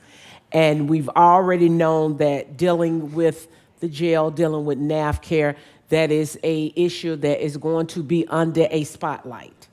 And so I think it would behoove us to make sure that we have a subject matter expert, especially in that area, to make sure that the vision that we have for 10 years out, and when we're trying to rebid it, that we cover areas of concern that 10 years ago we may not necessarily have had. And so I would support that, County Manager, and I would look forward to making sure that we look at that. What is it, a pound of measures versus, a penny for measure, pound of cure, however they say it. I think we need to be on the right side. I know anytime we're talking about dollars, we must be fiscally responsible. But to me, part of being fiscally responsible is understanding that we created a situation, and when I mean we, I mean at that particular time, we built a jail that when the doors opened, it was already overcrowded. And so we have an opportunity now dealing with the medical needs and the mental needs to use the expertise of a consultant for a visionary idea of how the contract needs to be. And once it's rebidded, it will have an outlook of what it will look like 10 years down the road. So I would support that. Okay. Vice Chair Ellis. Do we have reporting mechanisms built into this contract where the vendor's providing data back to us in terms of what they've done, There is staff, et cetera? There is some performance metrics in the contract that we amended it over various times. There is some reporting data. Is it with what sort of pace is it reported? At the end of a year, throughout a year? And maybe I don't know the, certainly I think as we're going into looking at a new structure, I think having a greater insight into this, I mean, we've had very much fits and starts with this. I know there was a period of time where our management team was meeting directly with Sheriff's Department and the provider, talking about the different issues at play, and it seemed like there were a lot of improvements that got shut down. Away from that, I'm not going to get into the history of that, whatever, but this seemed like sort of reporting mechanisms and all around that are very important, given that, given the size of this contract and given the number of people that it impacts. I mean, we just went through a discussion around very detailed sort of report back from different contract providers we have in the behavioral health area. We have very little insight into this one. So. All right, the motion on the floor is to approve. Let's vote. And the vote is open.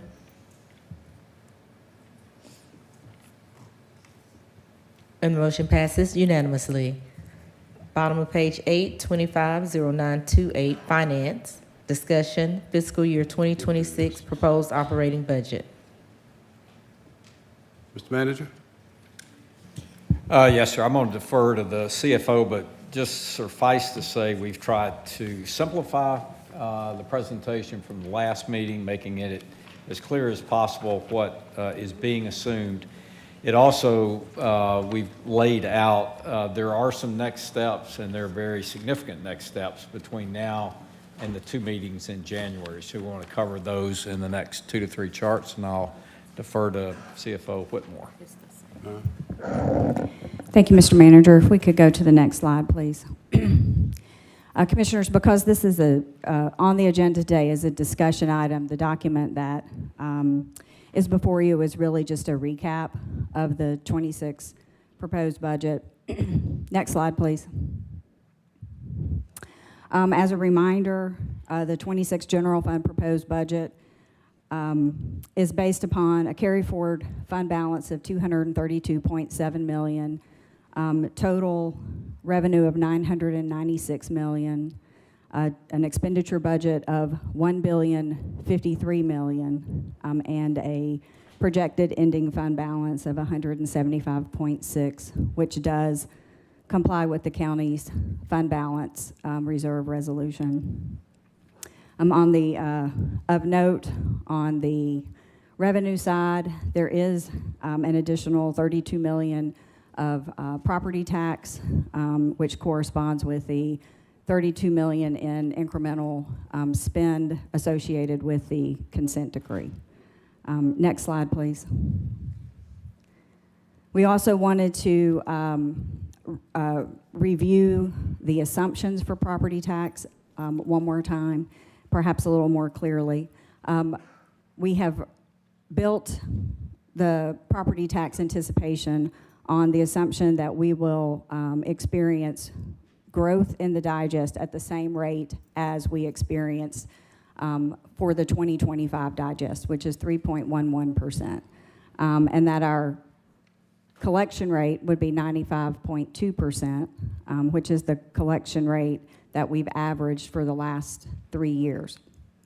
And then lastly, that the estimated millage rate would be sufficient to generate the appropriated property tax revenue.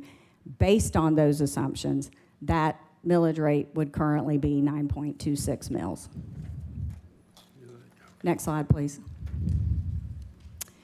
From a next steps perspective, today, as well as the next meeting, we expect that there will be additional consent order compliance recommendations presented to the board.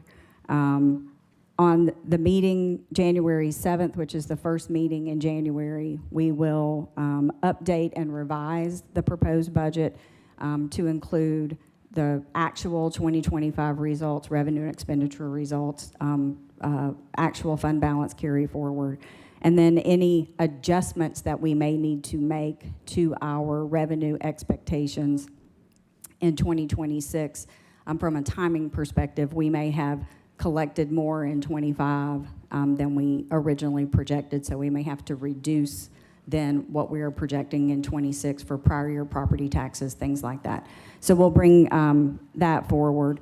We would also include in that document any additional consent expenditure recommendations that may come from the board through the end of this month, and then any other operational amendments, operational expenditure amendments as may be necessary, and then outline what the underlying millage rate assumption would be based on those updates. With that, with the revision coming forward then in January, at the first meeting in January, the board would be able to adopt the budget in its final form in either of those two meetings in January, because we did hold the legally required public hearing earlier today. So that was the information that we just wanted to share in an attempt to help clarify what the proposed budget contemplated from a revenue perspective and a millage rate perspective. And then, Mr. Chairman, it's really a discussion after that. So those were just the few updates that we had today. All right, thank you, Madam CFO. Commissioner Arrington, Commissioner Barrett, Commissioner Ivory. Thank you, Madam CFO, and County Manager and team for pulling this together. I think this is, unfortunately, a lot more realistic because there is no such thing as a overlay millage rate. I did think that we were also, I thought that there was mention that there would be 30 to 60 million for the consent decree, and so to the extent that this only, I think I heard you, Madam CFO, say that this only anticipates 30 million and that there could be potentially 60 million, and I guess that's what you mean when you say we may come back and may have to add another 30 million. I wonder if you have thought about adding that additional 30 million or the full 60 million and what the millage rate assumption would be with another 30 million added.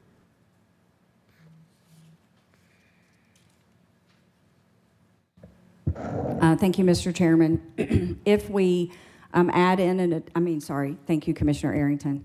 If we add in another 30 million, that would be about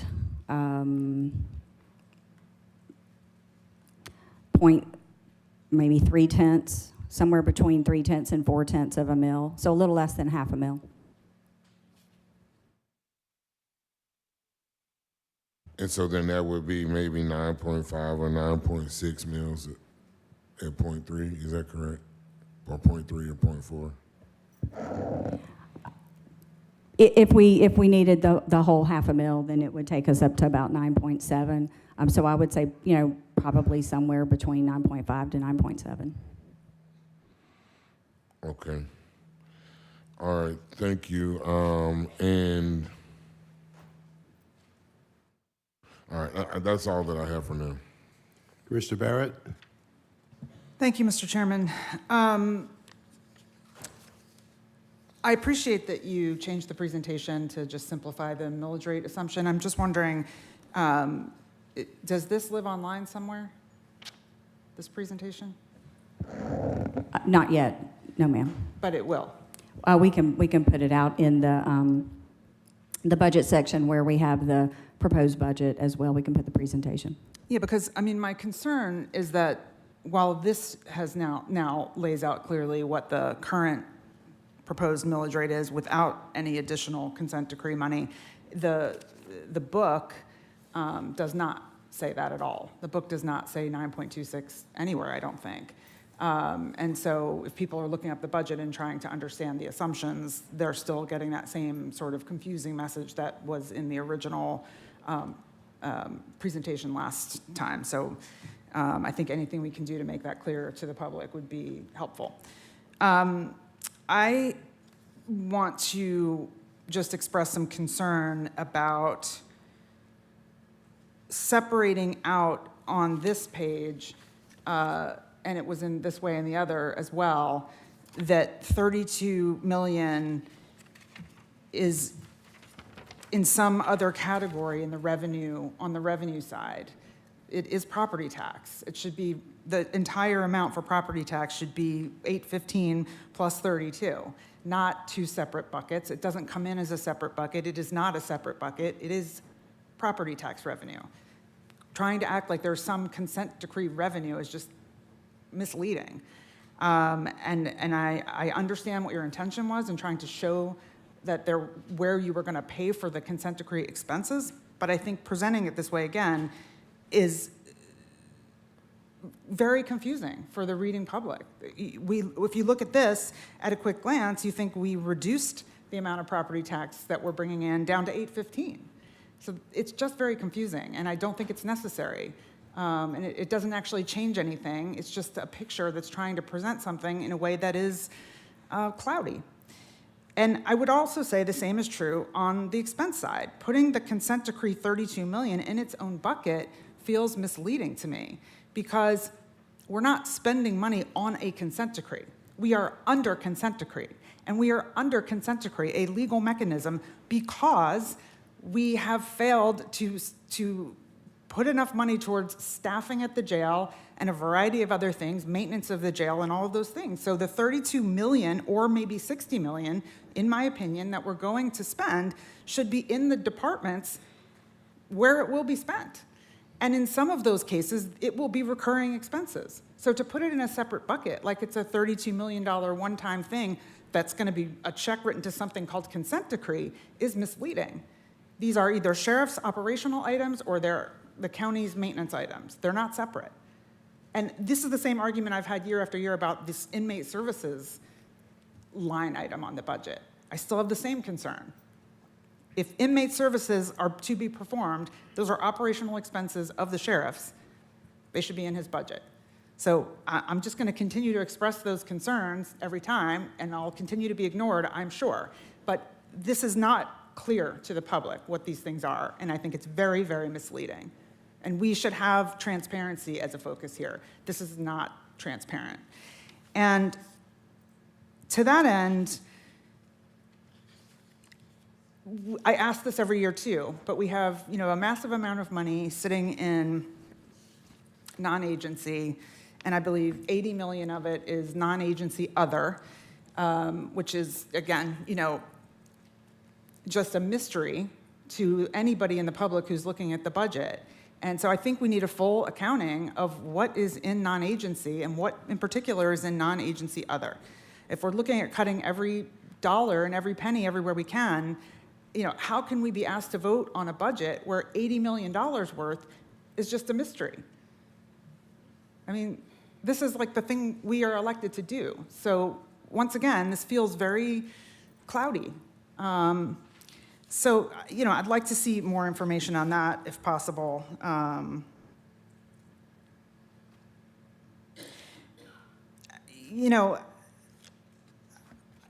wasn't here last time, so I didn't, wasn't able to I know a lot of work goes into this. I really do appreciate it.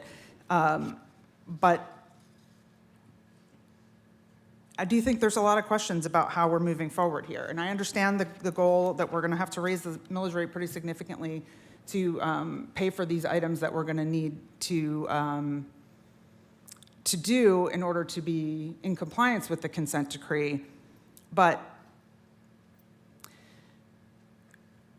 we just approved a contract for, I don't know, what was it, $2 million altogether for AV equipment. And we, approved a contract for $500,000 for, PR and communications. And then, but then we're telling all the departments they have to cut 1%. So I'm questioning that a little bit too. Now I understand that this is a trade-off between the salary savings and the attrition calculations versus doing the 1%. So I understand trying a different method to do this, but I do have concerns, and maybe you can speak to this, whoever. There are some departments, and I saw this when I sat through the budget hearings, where they are using almost all of their budget. There are some that are not. There are some that have enough open positions that 1% is actually a better deal for them than the salary attrition savings that was being used before. But for some, they are using almost all of their budgets. They're fully staffed and they're pretty close. So what happens to those departments? My concern is, and I'll let you answer that, but my concern is that we're not really using a scalpel here in figuring out where to cut. And we're sort of asking everybody to tighten their belt, which is a very different ask for a 6-person department that's fully using its budget than it is for a several hundred-person department that has lots of vacancies. So I don't know if you want to speak to that, Madam CFO or Mr. Manager. Thank you, Commissioner Barrett. Yes, it was a trade-off, if you will, from following what we have done with attrition, because there seemed to be a lot of concern raised over how to implement attrition. So because we know that we don't spend 100% of what is placed in the budget, we went ahead and took a haircut, 1%, of that. And to your question about what will a small department have to do, we've asked them to work with their budget analysts to identify where they will be able to absorb those reductions. So we are looking at that with each of the agencies, and they each will have the opportunity to develop their plan. In some cases, they may end up taking it as attrition and just deferring filling a position for some period of time during the year if they have a vacancy. And if they don't have a vacancy? Then we will have to look at other places within their operating budget where they may find the resources to cover their 1%. Okay, so I guess what I'm getting at is, and I don't remember which departments were fully staffed like that. It strikes me that it might have been diversity and compliance, civil compliance. They might have been pretty close to full staff. There were a few of the smaller departments in particular, I think, that we heard from. But again, I have a concern about, a haircut as you described it versus, a scalpel and making decisions about budget cuts because, I don't want to pick on a particular department, but if there's a smaller department with a smaller budget and they're having to cut, then they are decreasing service. But we're spending, $450,000 on PR when we're saying we don't have money to spend. Or I think you still have the $10 million in there, Madam CFO, under non-agency other for the bond debt that we're probably not going to even have to issue those bonds this coming year. So, why are we not being a little bit more precise in these cuts and cutting the things that are the least needed versus just asking everybody to cut 1%?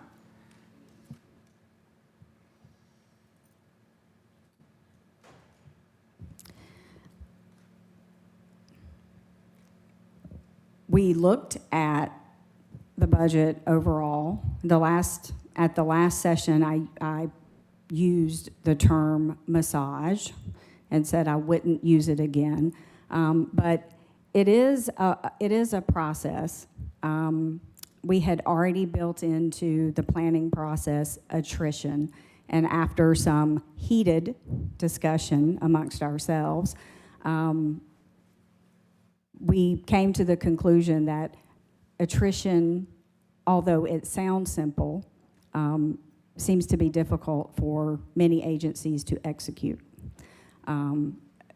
So a 1% haircut did not seem insurmountable. We could go in with a scalpel and make specific reductions.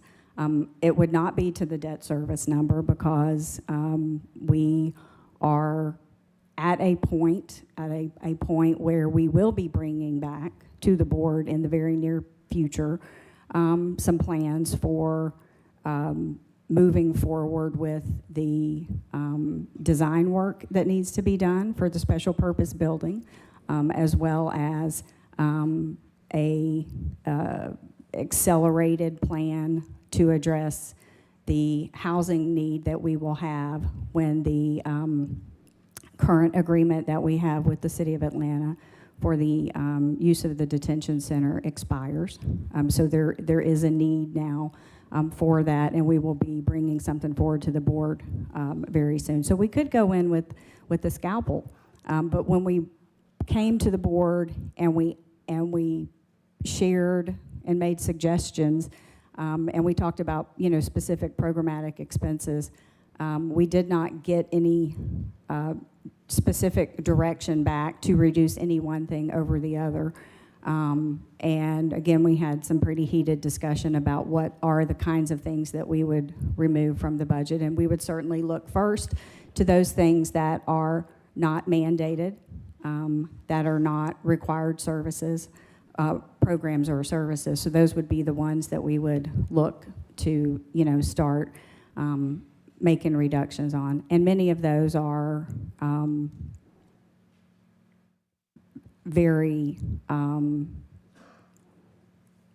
popular services with constituents. So a shared reduction to us seemed a little better than going in and making those surgical cuts. But if you have a recommendation for something for us to consider completely, taking out of the budget or eliminating, would certainly be happy to take that under consideration. Well, I appreciate that, but we're really only given the department level in terms of how much budget each one has. And then this year we got on paper, but not digitally, what the departments presented at their budget hearings. So asking us to come up with recommendations is sort of backwards. I feel like you all should be recommending to us where the best cuts would be. Where does it make sense to cut? I mean, I can't, put my finger in the air and say this program versus that, but you all have much more knowledge and more direct contact with the departments and all of those things to ask those kind of questions. And I hate to keep picking on Ms. Corbett and the $450,000, but, because she does great work. But, that's the kind of thing where, it's not mandated and it's in the base budget and it's not a service that the constituents care about. And, again, I hate to just keep picking on that one chunk, but it happened to come before us today. So, I think it's a little backwards to say that we should come up with suggestions. I mean, you don't even let the departments talk to us without your participation. So, I mean, how would I do that? When I asked some of the departments to share their budget documents with us, I was told they were not allowed to. So, I think you guys have a pretty tight rein, and there's not really an opportunity for us to have that level of knowledge to even bring that forward. So that's concerning. And I had one other question on the 1%. And that is, I think there's a legal issue with the 1% cut, at least as it relates to the constitutional officers. Is there not?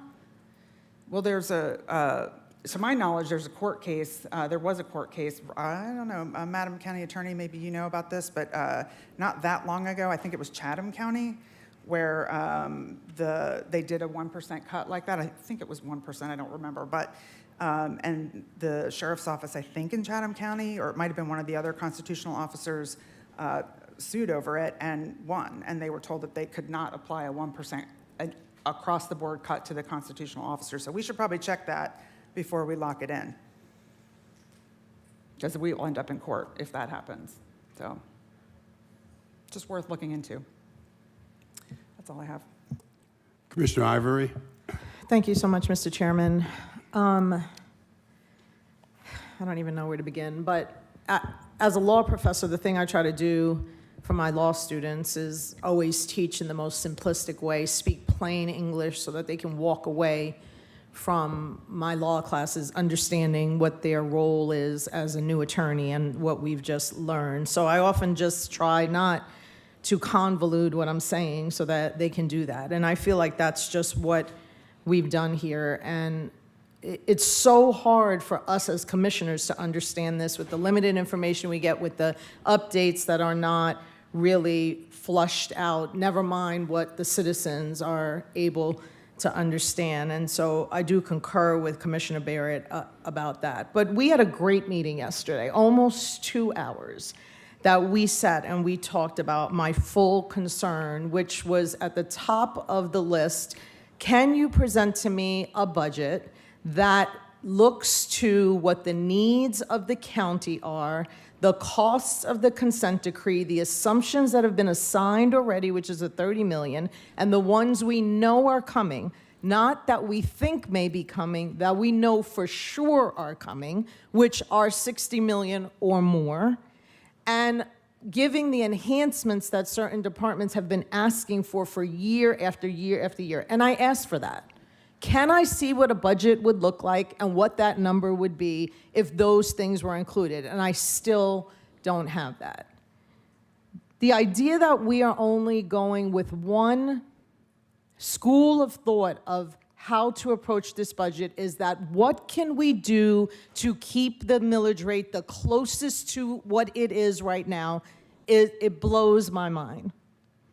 At the same time that we are cramming in, not improving, not giving increased services, taking a 1% decrease, cutting in half the consent decree costs to preserve and be as conservative as a number as to not shock the conscience of certain commissioners is not what the public deserves. The public deserves a number that they can look at and compare to different scenarios. This is the scenario if we keep the millage rate flat. This is the scenario if we include all the costs of the consent decree. This is the scenario if we gave all the enhancements that are being recommended. That's a smart way to approach a budget, and I've asked for that, but I just can't seem to get it. There's a concept of trying to play down numbers all the time in finance. I know why. We shouldn't do it though, because the budget should not be political, but it is.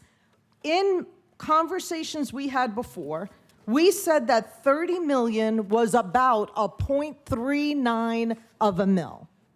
When Commissioner Arrington just asked if we kept the 60 million in, what would that increase be? Your response was about 0.5, a little less than 0.5. And that's just mathematically incorrect. If 30 million is 0.39, then 60 million is 0.74, which you all included in your 10-year forecast plan document that you presented to us, which took the millage rate to 10.1 in 2026. And I don't want to have to post that document. I don't want to, it's not anywhere. I have it, everybody else. In fact, I think Commissioner Harrington has posted it before. But it's like, let's just tell the scary truth. If the scary truth is that we have to raise more revenue to bring into this county in order to pay for the consent decree costs at what we know is at least $60 million, could be more, because we know we have to staff. We have a staffing plan coming up that's going to be expensive. So it might even be more than 10.1. But it's like we're trying so hard to stay away from telling the truth about these numbers. We had a 10-year forecast plan that looked at 2026, 2027, 10 years down the line. And guess what, Fulton County? The number continues to go up. In 2026, it was 10.1. In 2027, it's higher. And it goes up and it goes up until certain dollars come back into the county and we can begin to bring it down. And the truth is, we should be telling you the truth about that. And so I'm going to do that.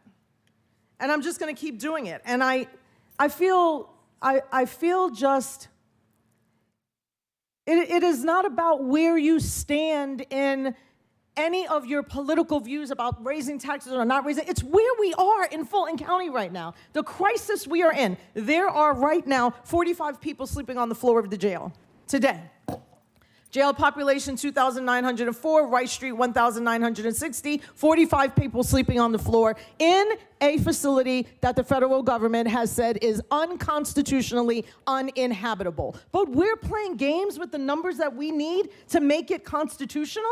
Tell the truth. A millage rate increase is going to happen. And so we can say 9.2, 9.1, 10.1, but it's happening. It's coming. In January, we'll see different numbers. We're asking departments to do less with more so we can cram money in. It just is not an effective way to run a government. It is not an effective way to not tell the people the truth about what has been done with their dollars and what we need to do with the dollars that are coming in, and that we need more of them because we've been flat for over a decade. And I don't know how many people in their house can use the same money for the last 12 to 15 years to pay the expenses of today and fund a crisis. That's not our only crisis. We have other crises too. We don't talk about those. Hospitals, more funding for our court system. I could go on and on. I would love to see a budget that funds all the things we need. Can I get that? Hello? Can I get that not in a 3-page document, but more in a go into the system. You guys are so smart. I know you're so smart because you've taught me so much. Go into the system and put the other numbers in, because you can just take this number out and take the 30 out and put the 60 in. Take the 1% away, the reduction away, and let's see what those numbers look like. Just show me another budget. I want to share an alternate reality or an alternate option for my constituents. Can I please get that? Yeah? Yes? Yes? Okay. I mean, I think it would be helpful to have a consensus of what detail, what kinds of scenarios, as you raised, because, by the way, winding the clock back, we've provided scenarios before, and I'm talking about in years past, and that didn't exactly go well. Then the direction then was bring us a spot, proposal based on a discussion that we have in early November. So any of these things are possible. I get it, and I understand that, County Manager, and thank you. And those requests come from a majority of the board, not everyone on the board. And so what I'm asking outside of that is, whether it would pass or not. I'm not asking about whether it would pass. I just want to see what it would look like. And so I can for sure send you an email with that detail I think I have before, and I can add more and make that request. But I would like to examine what that looks like. And you began Yes, ma'am, I understand. Perfect. And you began to do that in the 10-year forecast, where you were setting out the assumptions that which 60 million is coming or more, because we've talked about this. We talked about it yesterday. But we're still working off of the 30 million, which I think is just disingenuous. So I'm going to stop, because I know you know what I'm talking about, because we have conversed about it. I think you all know that you deserve the truth about what we need to run this county and to fix the jail. And I'm going to stop there. Sounds real similar to my former request. Okay. Commissioner Thorne, and I'm going to tell you how to solve this problem when we get finished. Commissioner Thorne, you have the floor. So are you guys not telling the truth about numbers?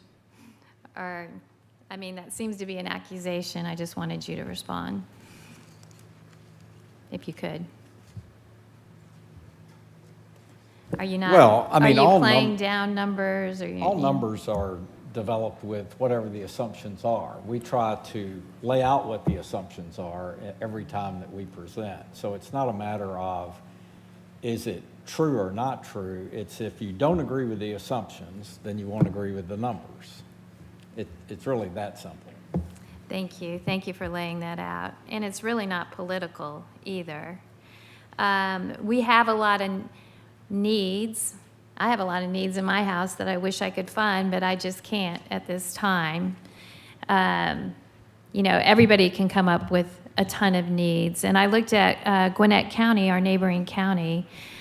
They were able to identify, they realized the cost of inflation is hurting everybody. It's hurting government, it's hurting individuals.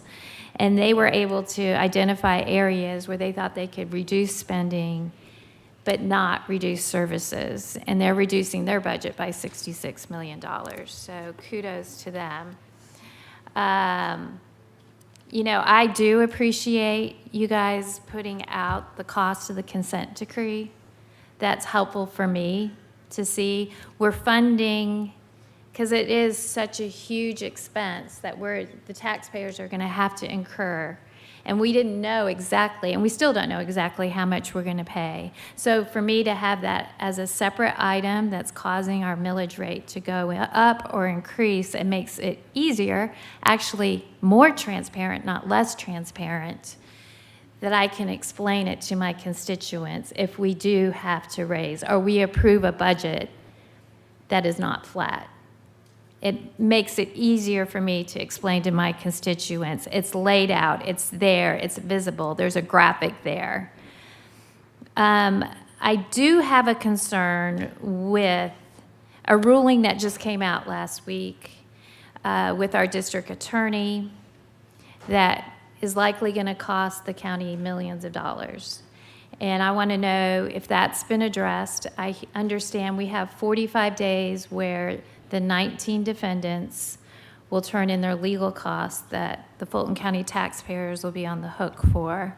So are we going to wait to just throw that in the budget? Are we just going to ignore that like that didn't happen? Or what is the situation there?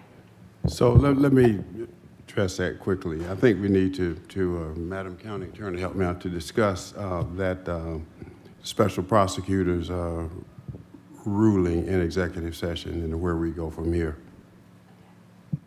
So I'll wait for executive session, but obviously we're not putting that in the budget. For me, I appreciate what you're doing. We can do the math. I know Hakeem, when he was here, he would sit down and he had a model where if it was this scenario, he could plug it in the model and I could see what would happen with the millage rate. I assume we still have that model, if that's correct. So I imagine if commissioners want to add $300 million to the budget, I think the sheriff wants us to add $180 million to his budget. You could see how much the millage rate's going to increase with adding that into the budget. And I just want to thank you for all the work you're doing. I like the simplified presentation here. It's not overwhelming to look at, and I would love to see it if we could find areas to trim and we could make the impact of not having to raise the millage rate when we set the millage rate in August. Oh, I also wanted to point out, there's been a lot of talk about the $68 million surplus, that we have a surplus, we have money to spend. That $68 million is put into our fund balance. It is located there in the $232.7 million fund balance that we're using towards this year's budget, and we're still going to come up short. So anybody who's out there saying we have a surplus, let's just spend the money, let's go, you're just asking to spend money that we're not going to have next year, and you're going to be raising the millage rate even more. Thank you. That's all I have to say. All right, Commissioner Barrett.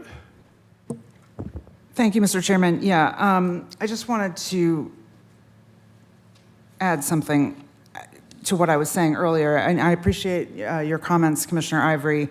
And I think maybe Commissioner Ivory did a better job of getting at what I was trying to say about the $32 million separated out on the chart here as additional property tax and then consent decree. That separation, I think I just said, is confusing or isn't accurate or whatever. But the reality is that separation, that right there on page 2 of the document this PowerPoint you have up, is political because there is no business case for drawing this way. Writing this up as $32 million additional property tax and $32 million to be spent on a consent decree is purely political. So I just have to reiterate that and make that more clear because I think I wasn't clear enough about that. That is not a business decision. Property tax is property tax. There's no such thing as a $32 million additional property tax to pay a consent decree. And the other thing I want to say, and I think Commissioner Ivory alluded to this, we're talking about cutting everything and a 1% cut, like keeping everybody at prior year levels to cram everything into this, lower amount. But the reality is the consent decree is not a random thing that just happened to us because the consent decree is in place because we did not live up to our obligations. And that comes from underinvesting in justice for decades, as evidenced by the fact that we were under a consent decree before. I think for 9 years or something, we finally got out of it, and we continued not to invest enough and found ourselves right back under consent decree again. So if we don't up the level of investment that we're willing to make in the entire justice system, and we are doing the minimum to get through and get out of a consent decree, we're just going to find ourselves right back there again. So cutting funding to justice or continuing to deny funding for things that improve the justice system, like PAD, who is still sitting here patiently waiting to see what we're going to do, we're going to end up in the same situation. So we can't just address only the concerns specifically that are listed in the consent decree or in the DOJ report and ignore the throughput of the court system, ignore diversion options, ignore all the things that the programs that our various justice partners are trying to put in place to make everything better, because we're trying to we're not going to spend on any of that and only invest in the exact same things, exactly what is listed in the consent decree and nothing more. It's just going to get us right back in the same position however many years from now, whether it's 5 years after we get out of this one or 10 or whatever it is. So I think we just need to own the fact that our underinvestment for a long period of time is responsible for this. This is not, a consent decree didn't float down from nowhere. It's on us for a reason, and we are responsible for that. So I just think, we have to be really clear about what this is. It's not some mystery thing that came out of nowhere. It's a ruling, it's a decision about the status of where we are and requirements we need to not be under this Department of Justice ruling. And I'm probably using the wrong legal word, so forgive me for that, but you get my point. I think whether or not you want to present, options for different versions of the budget, as Commissioner Ivory suggested, or you don't feel like you got that direction from 4 members of the board or what have you, I do think you have a responsibility to present a budget that is actually providing sufficient levels of service. This is a word that gets used every year in the budget book, sufficient levels of service. Is it sufficient if people are still dying in the jail? Like, is it sufficient? What is sufficient? If we have people sleeping on the floor, is it sufficient? If we have backlogs in the courts, is it sufficient? So, I do think you have a responsibility to tell us, whether we like it or not, the cost to truly be at a sufficient level of service that will not only get us out of this consent decree, but will put us on the right path to stay out of consent decrees long term. And I do, by the way, Mr. County Manager, very much respect that you did bring a lot of these numbers forward for us. I think it was 2 or 3 years ago now. I don't remember now. And we chose to ignore you. And I understand the frustration of not wanting to continue to do that over and over again. I get it. I would love for you to keep doing that. Keep telling us those numbers, because they're true. So I think I've made my point. All right, it's 1:41. Vice Chair Ellis, you have the floor. This budget has a 12% increase in expenditures, correct? So we're not cutting. Yes, sir. 12%, right? 12%. I don't think many of our households are seeing jumps of 12%. And I know there are a lot of people, there are a handful of people on this board, not a lot, handful who seem to be darned and determined that they're going to raise tax rates on people, regardless. And I'm not one of those folks.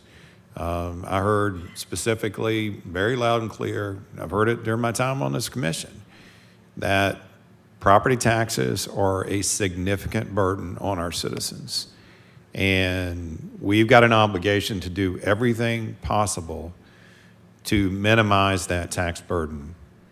And just layering on money on top of money is not the answer. Have we underinvested in justice? In fact, we've invested more in justice than we have in many of the other areas. We were out of a consent decree, and we got back in one when there was a change in leadership. So and we also applied a lot of money into that particular office. Decisions were made.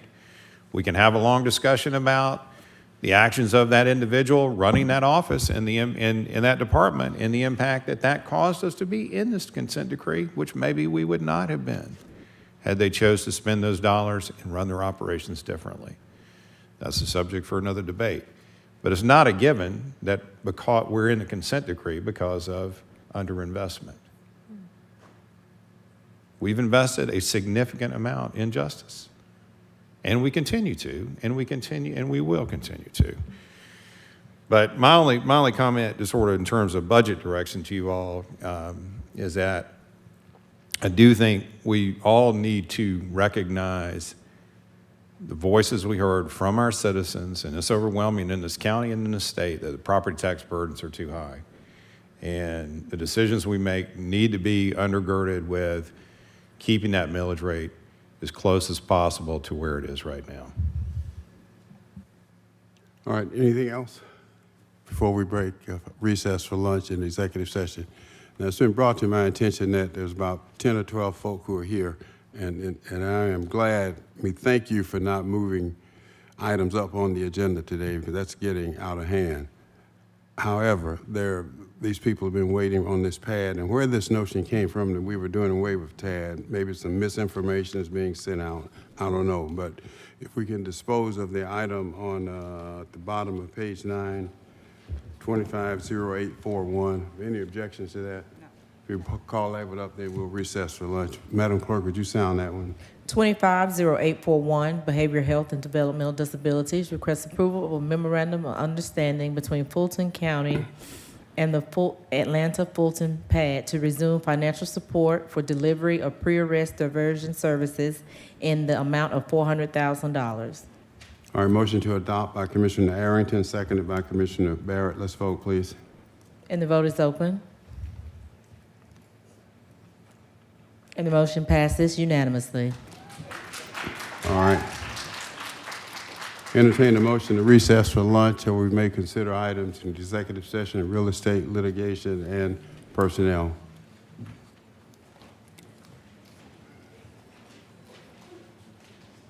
Come on, guys. Need a second. We need a second. We got a second. Commissioner Ivory. She's the motion to approve it. We need a Okay, here. And the vote is open.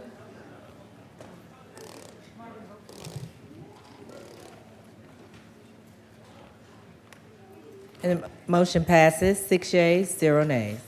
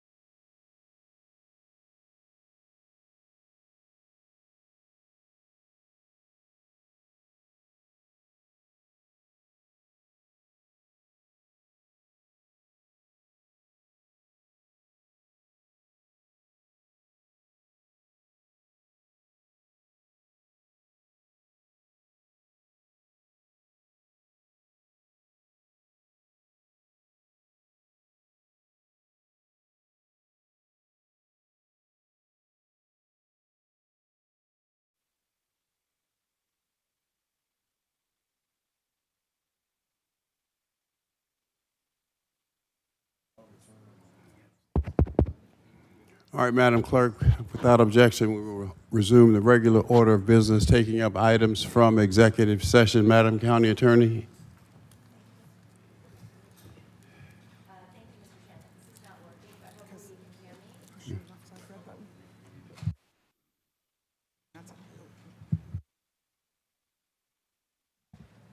Okay, got it, Chad. I got it. Thank you, Mr. Chairman. We just have one action item from the executive session. Is there a motion to decline the settlement offer in item 4 of the executive session agenda?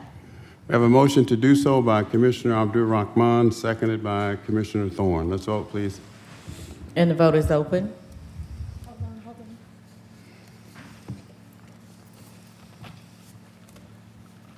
And the motion passes unanimously. No further items? All right, continue, Madam Clerk. On page 9, 25929, registration and election, request approval to increase spending authority for temporary staffing in the amount of $352,000. All right, motion to approve by Commissioner Abdul Rahman, seconded by Commissioner Arrington. Please vote.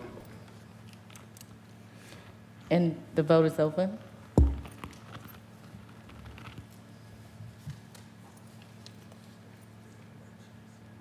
And the motion passes, 5 yeas, 0 nays.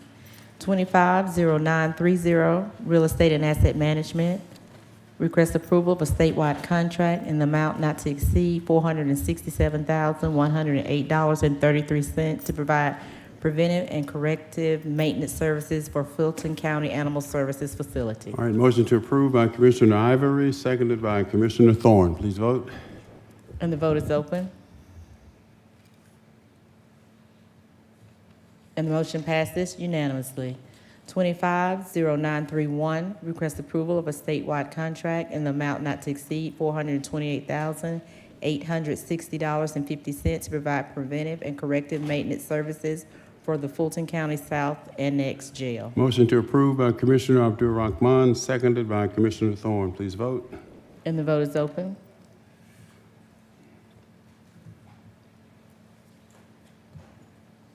And the motion passes, 6 yeas, 0 nays. 250932, arts and culture. Request approval of a statewide contract for professional temporary staffing in an amount not to exceed $105,000. Motion to approve by Commissioner Abdul Rahman, seconded by Commissioner Arrington. Please vote. And the vote is open.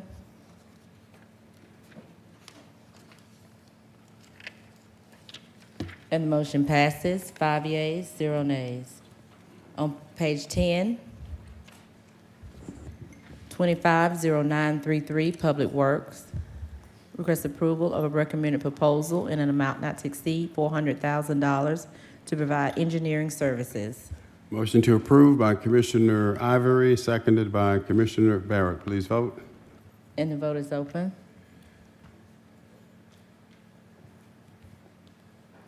And the motion passes, 6 yeas, 0 nays.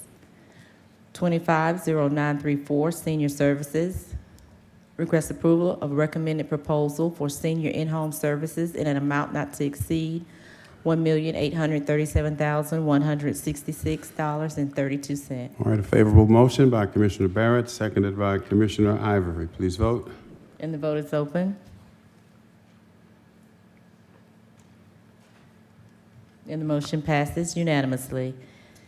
Commissioners' action items, 250842, request approval of an ordinance to amend Chapter 2, Article 2, Division 2 of the Code of Laws of Fulton County relating to the Code of Ethics regarding a preliminary process for commissioners who seek to file ethics complaints against other commissioners and for other purposes, sponsored by Commissioner Thorne. Motion to approve by Commissioner Thorne, seconded by Vice Chair Ellis. Questions, comments? Let's vote. And the vote is open.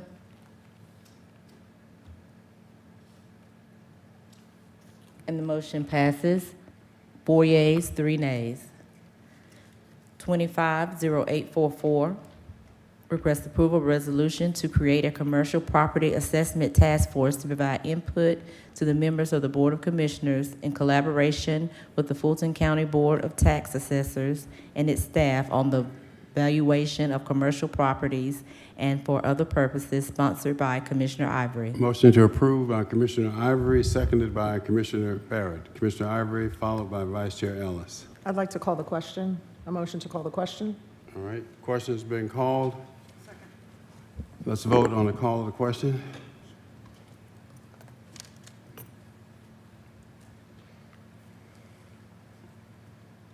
And the vote is open on call the question.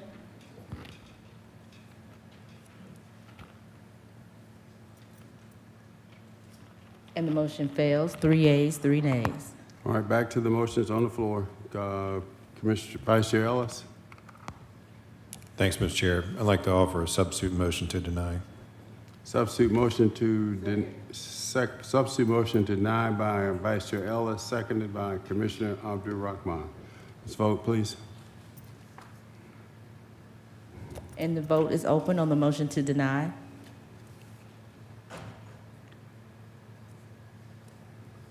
And the motion passes. 4 yeas, 3 nays. Next item. 250892, request approval of a resolution directing the county manager to include on an annual basis funding in an amount not to exceed $1 million for the Fulton County Veterans Community Services Grant Program to support services and programs for veterans residing in Fulton County and for other purposes, sponsored by Commissioners Arrington, Barrett, and Ivory. All right, motion to approve by Commissioner Ivory, seconded by Commissioner Barrett. Is there any objection to taking this up in the budget time? There's probably a lot of support for it, but budget time is 3 weeks away. Yes, I object. Okay, let's vote. Motion to approve.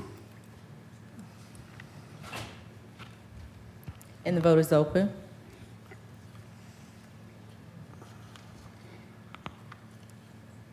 And the motion fails. 3 yeas, 2 nays. Next item. On page 11, 250893, request approval of an ordinance to amend Chapter 101, Article 2, Division 2, Section 10163 of the Fulton County Code of Ordinances to clarify procedures for designation of a presiding officer in the absence of the chairman and vice chairman and for other purposes, sponsored by Commissioner Arrington. All right, motion to approve by Commissioner Ivory, seconded by Commissioner Barrett. Vice Chair Ellis, you have the floor. Yes, thank you, Mr. Chair. Given that we adopted a procedure for this at the last meeting, I'm going to offer a substitute motion to deny. Second. Substitute motion to deny by Vice Chair Ellis, seconded by Commissioner Abdul Rahman. Let's vote, please, on the motion to deny. And the vote is open on the motion to deny. And the motion passes. 4 yeas, 3 nays. Next item. 250895, request approval of a resolution of the Fulton County Board of Commissioners amending policies limiting the use of Fulton County staff for certain events by members of the Fulton County Board of Commissioners and for other purposes, sponsored by Vice Chair Ellis and Commissioner Thorne. Motion to approve by Commissioner Thorne, seconded by Vice Chair Ellis. Vice Chair Ellis, Commissioner Arrington, Commissioner Ivory, Commissioner Barrett. Thanks, Mr. Chair. Commissioners, this is a fairly straightforward resolution that emphasizes that we as commissioners, when we do events with our name attached to them, that we use our staff, which we have plenty of staff. You know, all of us have a strong cadre of individual staffs. We use our staff and the staff budgets to conduct them and promote them. You know, we're entering into campaign season, and a lot of folks are running for office. And when events occur, there's a lot of instances where these events have been conducted and promoted by county staff, and sometimes there's a feeling that the lines are blurred between what's a commissioner event and a campaign activity. And I think all of us want to avoid the appearance of that. This resolution doesn't limit the amount of events or town halls or anything of that nature that an individual commissioner can do. It just asks us all to put some constraint on terms of how we're utilizing and exercising our individual other departments outside of our county paid staff. It does allow for 4 town halls to be supported by External Affairs and Dream. That's 28 collectively for all of us, which will be a lot of time for that staff to spend outside of their day-to-day activities. So, commissioners could continue to have as many town hall events as they wanted to, doesn't matter wherever, whenever, and whatever time, they would just utilize their staff to conduct and promote those. Furthermore, this resolution goes on to state that when we are doing countywide events that are put on by External Affairs and others, or that those are what they are, countywide events, and they are promoted and advertised as such, not under just the name of an individual commissioner. So I would ask for your favorable support. Commissioner Arrington? So I got elected in 2015, and I've been in office for 11 years.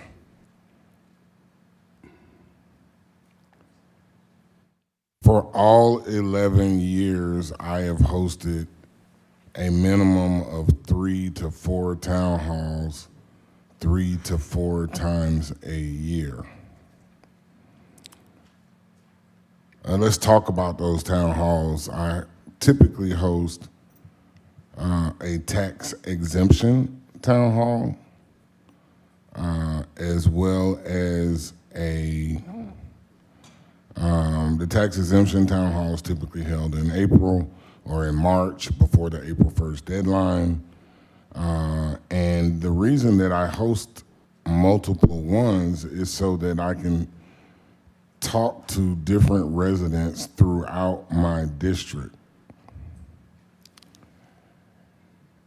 But more importantly, I invite the staff from the assessor's office, because neither me nor my staff have the expertise to answer the questions that the constituents have about the exemptions. And the staff works with people on site at those town halls. The residents enjoy having qualified, competent staff at the town hall who can answer their questions. And so I guess I'm somewhat befuddled by the need for this. I've been doing this for 11 years. I've been inviting staff out to speak at my tax exemption town hall and the tax bill town hall that we typically do in August before they get their bills. And the residents want to hear from me, but more importantly, they want someone there who can answer their questions at the property tax town halls that we do in August before the tax bills are received. People bring their tax bills and the staff works with them right there on site.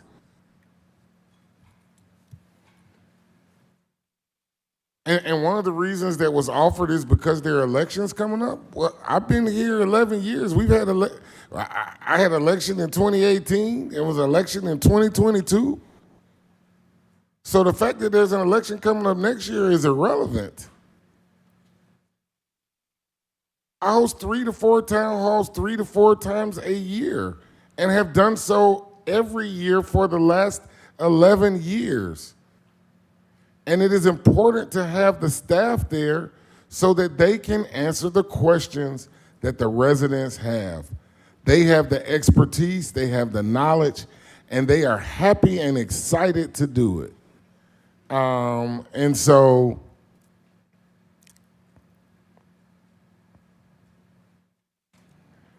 you know, this is one of the reasons why I'm running for chair, because of resolutions just like this. Commissioner Arrington, there's nothing in this resolution that restricts you from continuing to do what you're doing. Point of order. Point of order.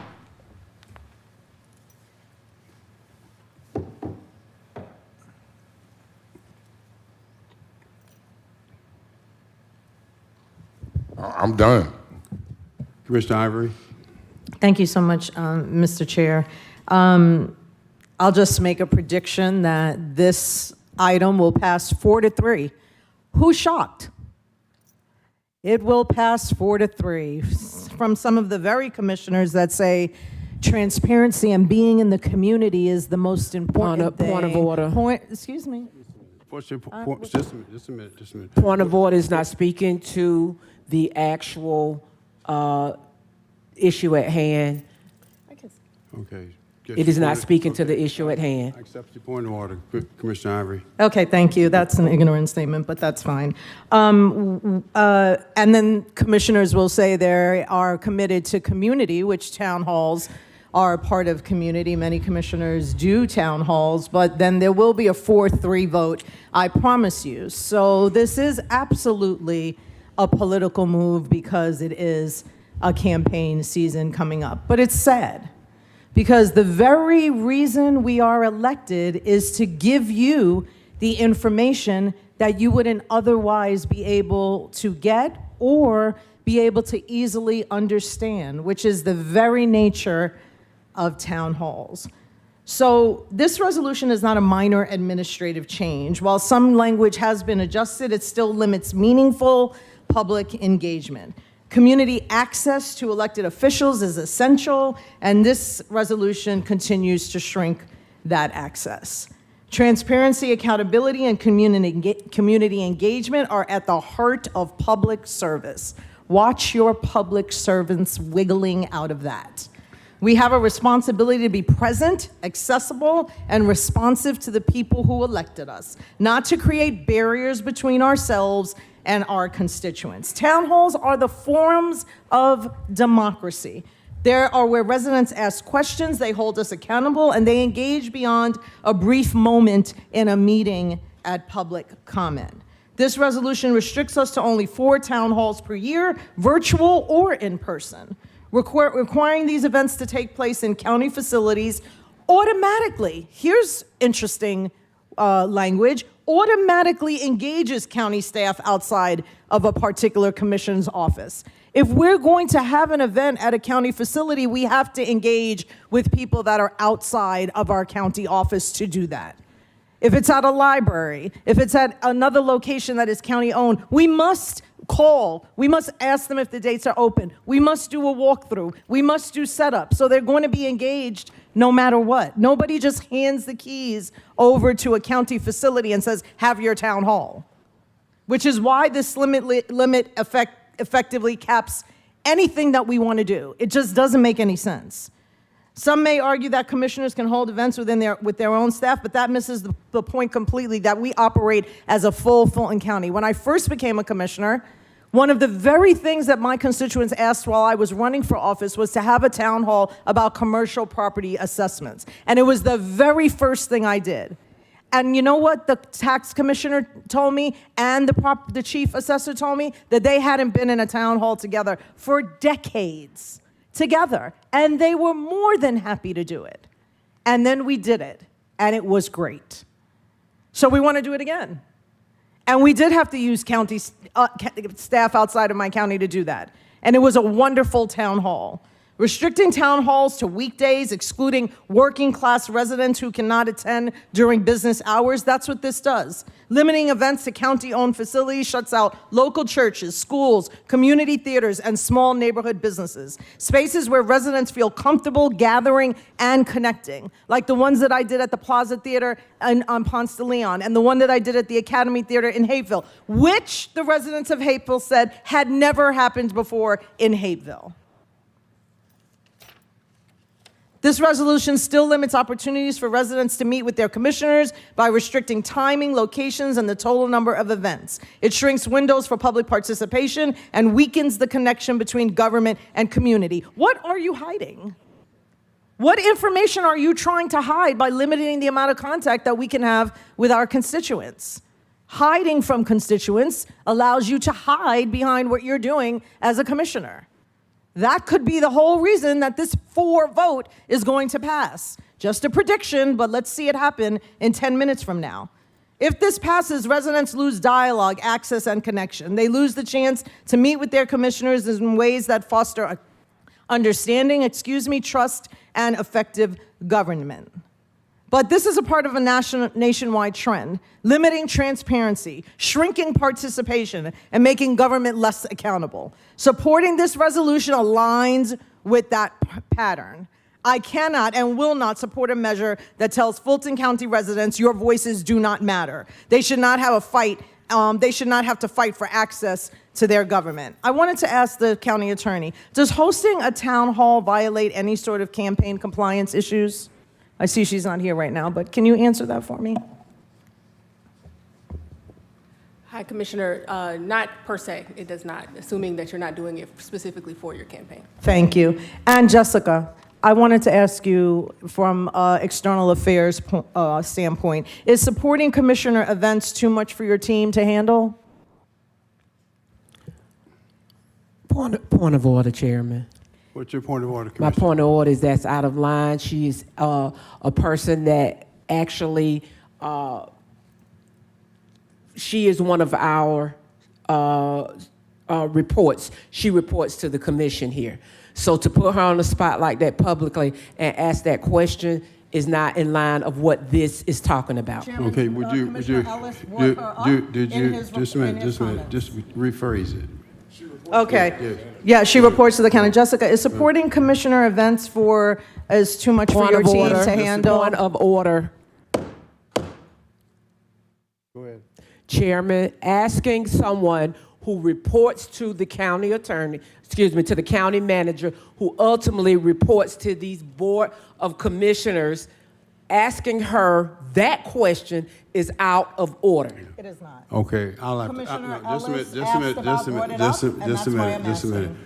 I'll have to agree with that. I have more background on this, but that's all right. Y'all can overrule my ruling on it. I'll accept her point of order. Is there a motion to overrule my? A motion to overrule. Or is there a second? Second. All right, properly moved and second to overrule the chair. Let's vote, please.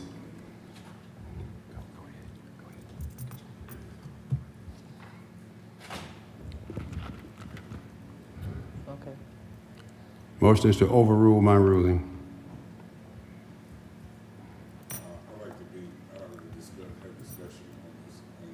All right, Commissioner Harrington. Yeah, I'm not actually Okay, finished just- with the floor yet after her point of Okay. order. All right, we're going to vote on the, Okay. on the overruling. Commissioner Okay. Harrington. Yeah, so a point of order under Robert's Rules of Order is a way for a member to call attention to a violation of parliamentary procedure during a meeting. This is not a violation of parliamentary procedure. It is not a valid point of order.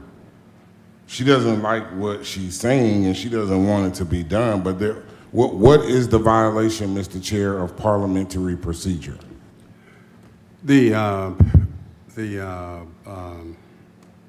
Your point about the reason for the point of order, I'll accept that.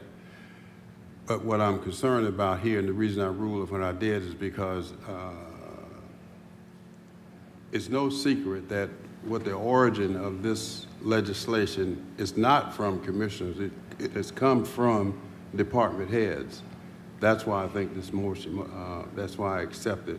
She might have used the wrong ruling, which I agree with your interpretation. That's correct, but my ruling was based upon something else. So I will enter, again, the motion on the floor is to overrule my ruling.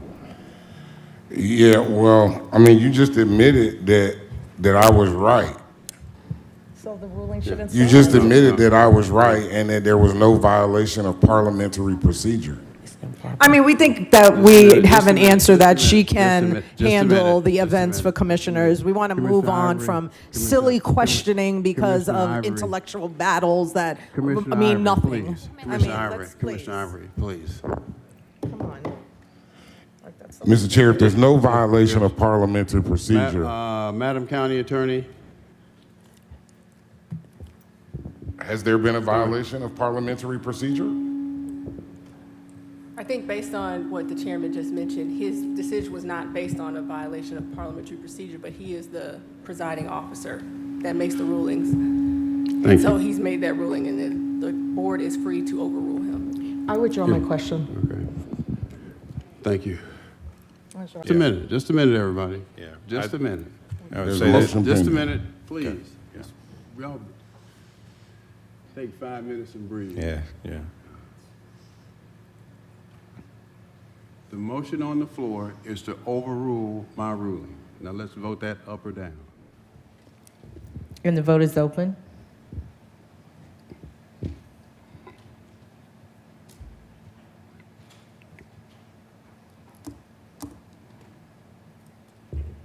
And the motion fails. 3 yeas, 4 nays. All right, now back to the main motion. Let's sound the main motion again, Madam Clerk. To approve? Sound it. You want me to sound the item? Yes. Well, the item's already been sounded. There's Sound it still again. people in the queue. Sound it again, Madam Clerk. 250895, request approval of a resolution of the Fulton County Board of Commissioners amending policies limiting the use of Fulton County staff for certain events by members of the Fulton County Board of Commissioners and for other purposes. All right, Commissioner Barrett, you still want to be heard? Yeah, sure. Were you done? Yeah. Thank you, Mr. Chairman. Vice Chair Ellis, you said in your remarks that this does not limit how many town halls can be done or where they can be done or any of those things. But that is actually not what's written here. In particular, in Exhibit A, number 3, there is a sentence, the last sentence of number 3 says, town hall events shall take place on weekdays and at a Fulton County facility. That is very restrictive. And it does not clarify that you're only talking about ones there that use county staff or whatever. The reality is most of our citizens cannot be at Point of order. You did not read the entire, you read it wrong. I read the whole All right, just a thing. minute, No. just a minute, just a minute. He's not, I have the floor. Just a minute, just a minute. What's your point of order, Mr., not your, what are you She correct? misstated, she didn't read it properly. Would you read the whole thing, please? A commissioner may only request county staff for up to 4 in-person or virtual town hall events per year, period. A town hall is defined as an event that is open to the public and hosted by 1 or more commissioners, where the commissioner answers questions presented by members of the public as a significant portion of the event, period. Town hall events shall take place on weekdays and at a Fulton County facility, period. I have read it perfectly clearly. I have the floor. Just a minute, just a No, minute. You just, still have the it floor. says town hall events that I utilize have the county. floor. Just a minute. Mr. Commissioner Barrett, I'll read it when you get just a done. minute. Vice Chair. With all due respect, Mr. Chairman, You have the floor. interruptions are You so have the out of floor. hand. You have the floor. It says very clearly here, town hall events shall take place on weekdays and at a Fulton County facility. You may have intended it differently, but that is what it says. First of all, I don't have any Fulton County facilities big enough to hold a town hall in my district. So if I want to have a town hall for my district, there's nowhere for me to do it. And most people cannot come to a Fulton County facility during the day on a weekday. That is why often the town halls are in the evening or on the weekends when people can come. So that is extremely restrictive, and I cannot support that. The definition of town hall presented here is arbitrary in that the wording of a significant portion of the event is question and answer. How much is a significant portion? If it's an hour-long event, is 15 minutes significant?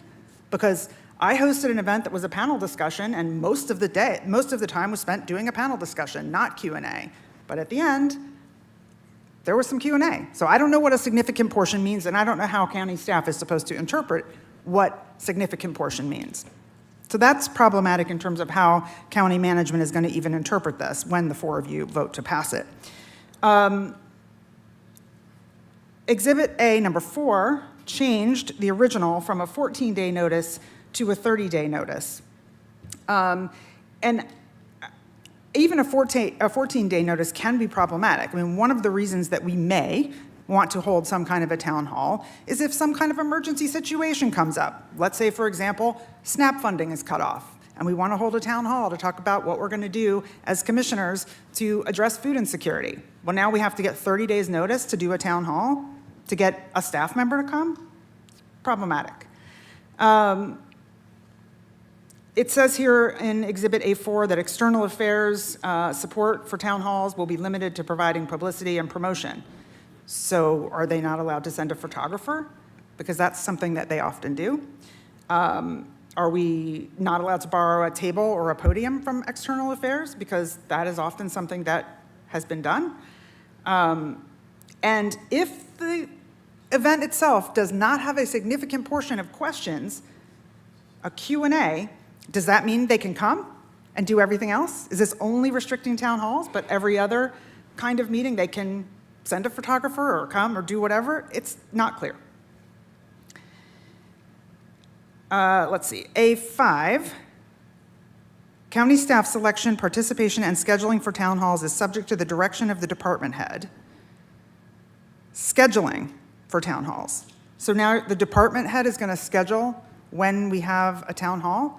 If my community is available on a Thursday night and that's when I want to hold a town hall, I can't do that if I want the tax assessor's office to come. They then get to schedule it.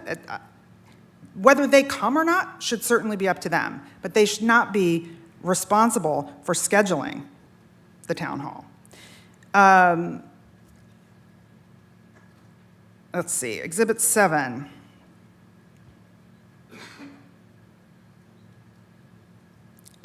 Yeah, so this one does say that if you have town halls or other outside of these limitations above, that you should do them with your own staff, fine. But again, number 3 has already restricted how many town halls I can have, where and when I can have them. Not how many, but where and when.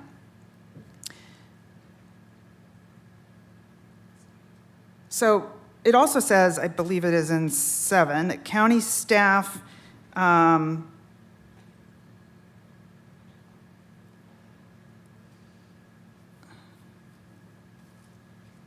oh, I'm sorry, there's one here and I've lost the number. I've lost the plot a little bit, but on one of these it says, oh, I think it's 6, it says that there's only certain things that the staff can do in terms of providing supplies and materials and all those things. And there's also, I think that 7 or 8 says that they should not be, oh, here it is. County staff shall not be used to boost coverage of a commissioner's attendance at third-party events.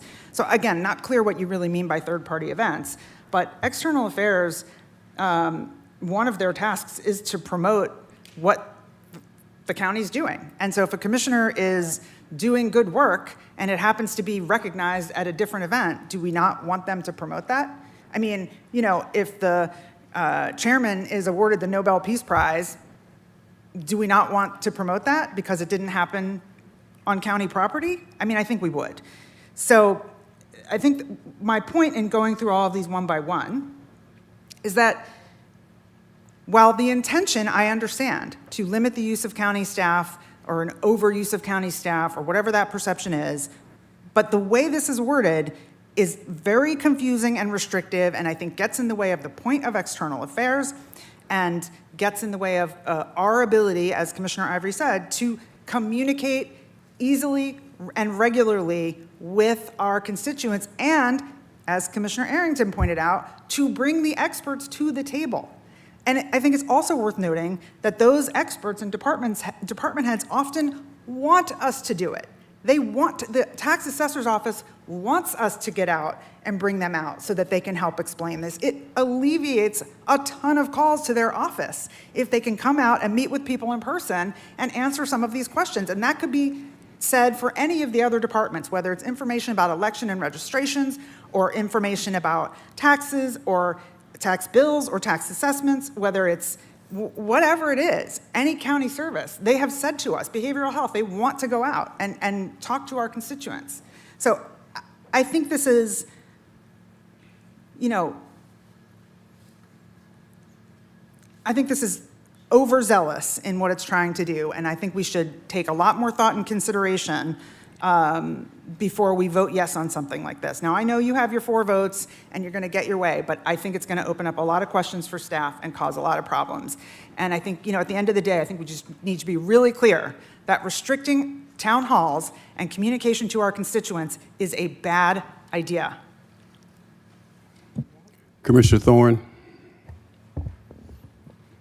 I'm all about town halls, all about communication, meeting with my people, meeting with my constituents. I've held 4 town halls this year. 2 were virtual and 2 were live. I see the burden it places on staff. Yes, the tax assessor's office is so willing to say yes to us, but what are they going to do? Say, hey, no, we can't? Being commissioners in our position, we put a unnecessary burden on them to say yes, to agree to come to our town halls. I think it's considerate of us to ask them, do these dates work on your calendar, instead of dictating, okay, we need you to show up here at this time, at this place, at a law office, downtown, somewhere that they've never been to. That's the whole point of holding it in government buildings, is so that it's areas where they're familiar with and know with setup. I had to hold a town hall in Johns Creek, mainly because it was requested to me by the mayor. And when I went to use their city hall, they were going to charge me, I think, $150 or something like that. And I'm like, well, I'm going to use my government building, but the library wasn't big enough to hold my town hall. But the library was gracious enough to work with me and to clear out a section of the library that was large enough to hold my town hall. They made accommodations for me. I look at this as just being a consideration. We're not limiting your town halls. I'm glad you actually read the Exhibit A, Commissioner Barrett, because we're not limiting how many town hall events. You could have unlimited number of town hall events. I've asked my staff, could you do a virtual town hall? And they agreed that they could. And I'm amazed that you got the tax commissioner to come. Honestly, Commissioner Ivory, I asked him to come to a town hall, and he said he couldn't come. I know, relationships. So, and I think I do have a great relationship with Ferdinand. I think the answer Just a minute. shows Come what here. kind of relationship you Commissioner have. Ivory, please. And still with engagement, with photography, I mean, Commissioner Ivory, you hire a guy that follows you around and all he does is, do your social media and tape you. So I think that could be the same I know you love thing. my I social mean, media, don't you? That's Yeah. why you have to bring it up. I love know. it. You have great social media.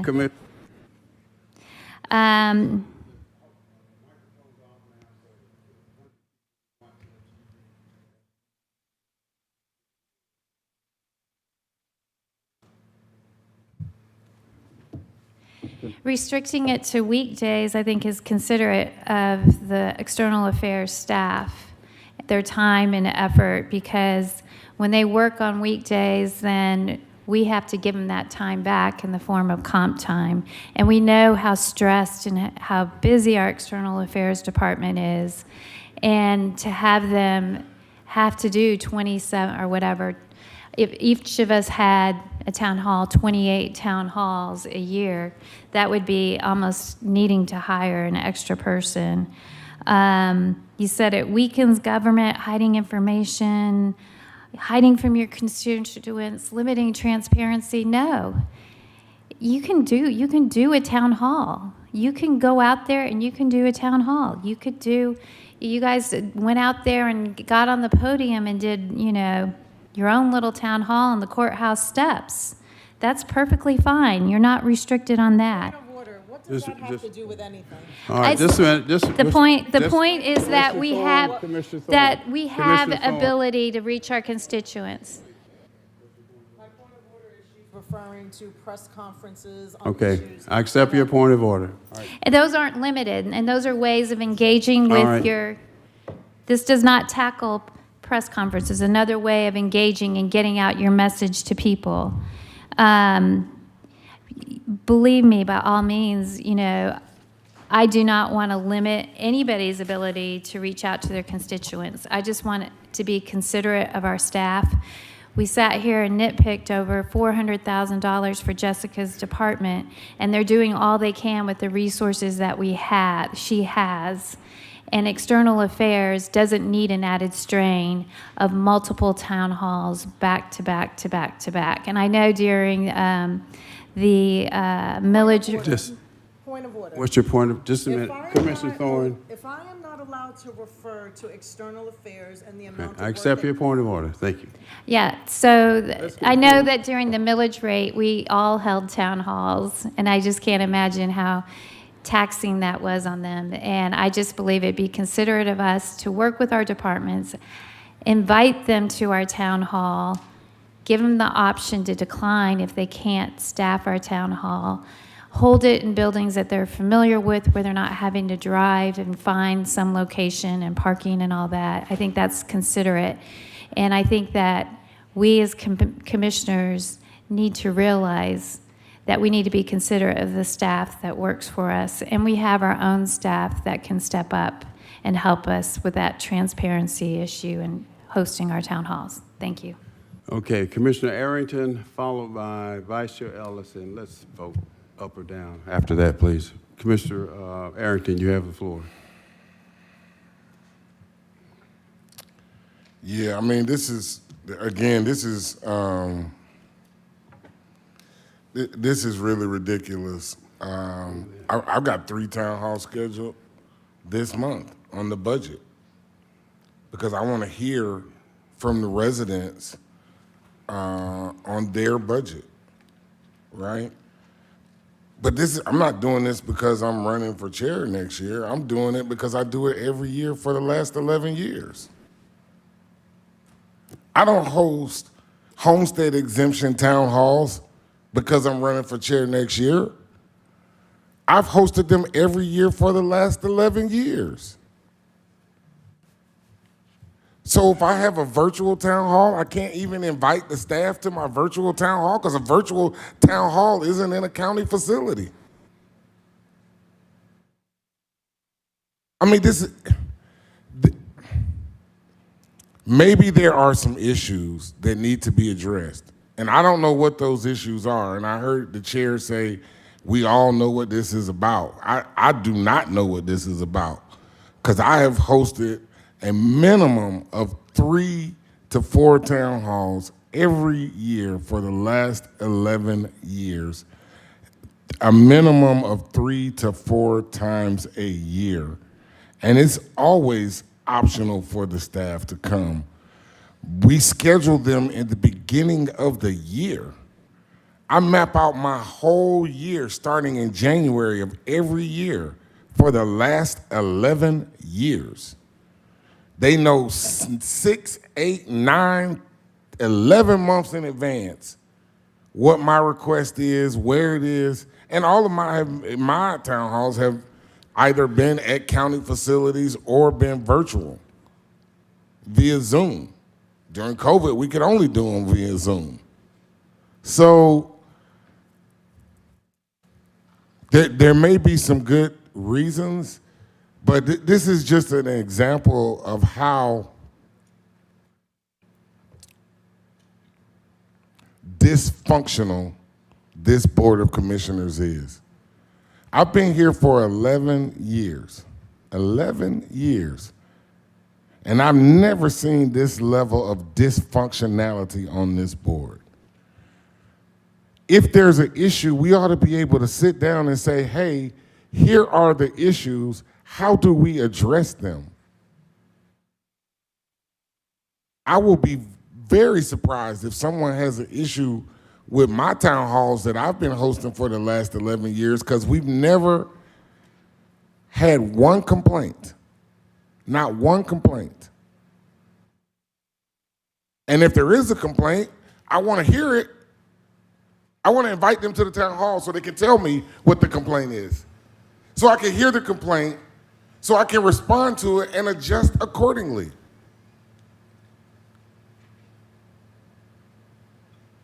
If there are issues that need to be addressed, let's address those issues.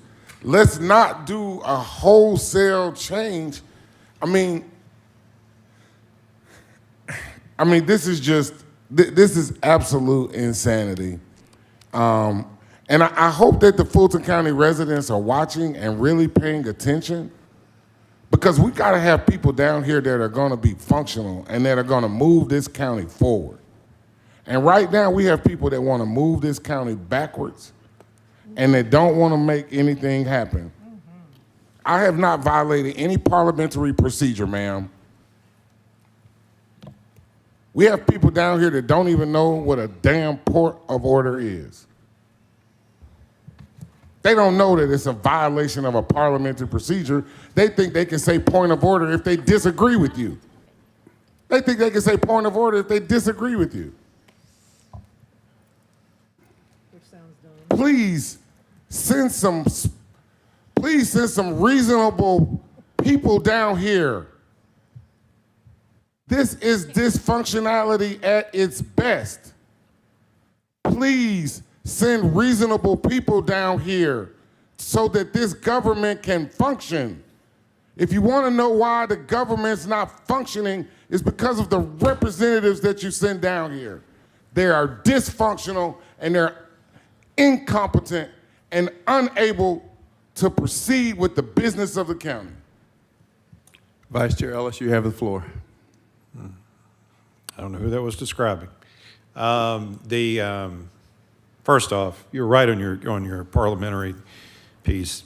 I'll just quote this: using the floor to publicly pressure or intimidate a staff member into taking a particular position is inconsistent with standard parliamentary procedure and with modern codes of conduct for public bodies.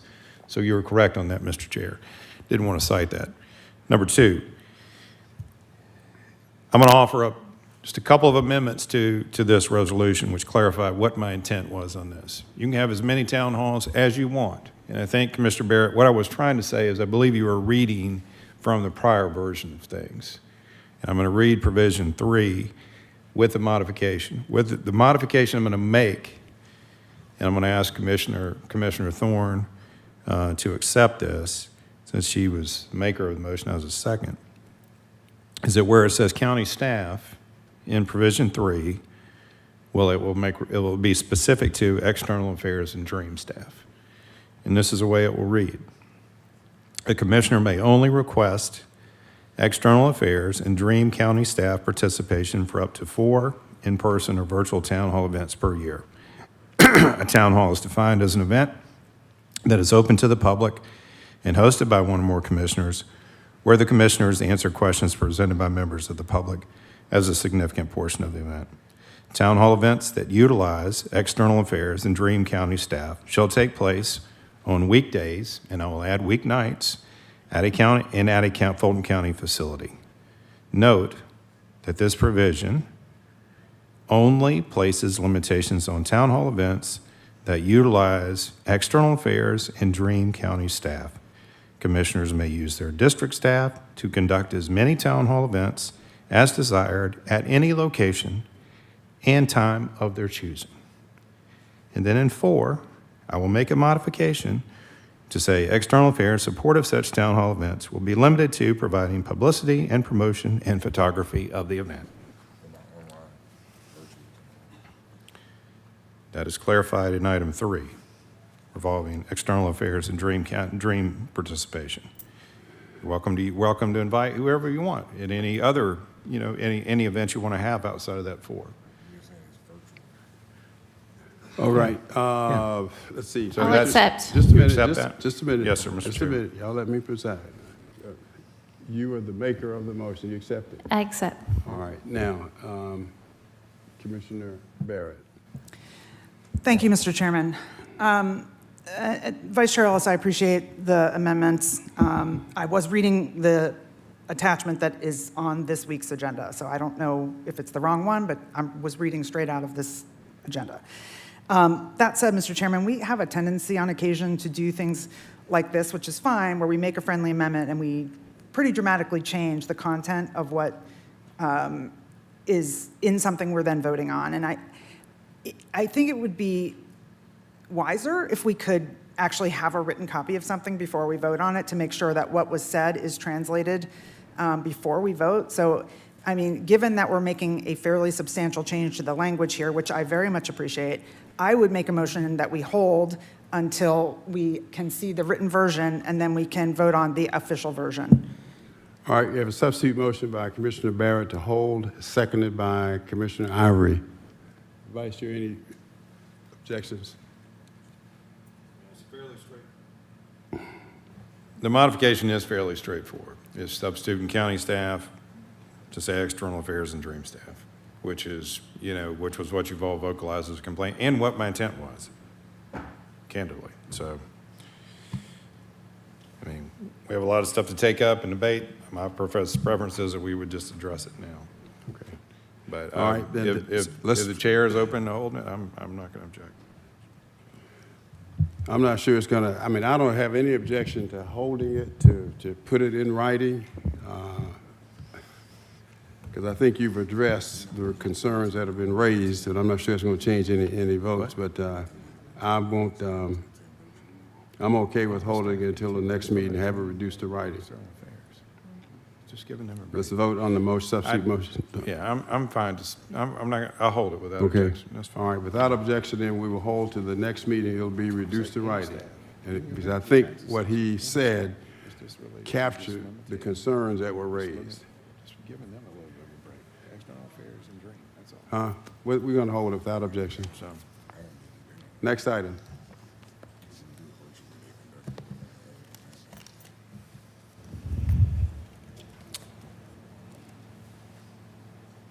$250897. Request approval of a resolution by the Fulton County Board of Commissioners directing the county manager to work with Select Fulton and the Fulton County Development Authority to develop a senior property tax relief program and for other purposes, sponsored by Commissioner Ivory. All right, I have a motion to approve by Commissioner Barrett, seconded by Commissioner Ivory. Commissioner Ivory, you have the floor. Thank you, Mr. Chairman.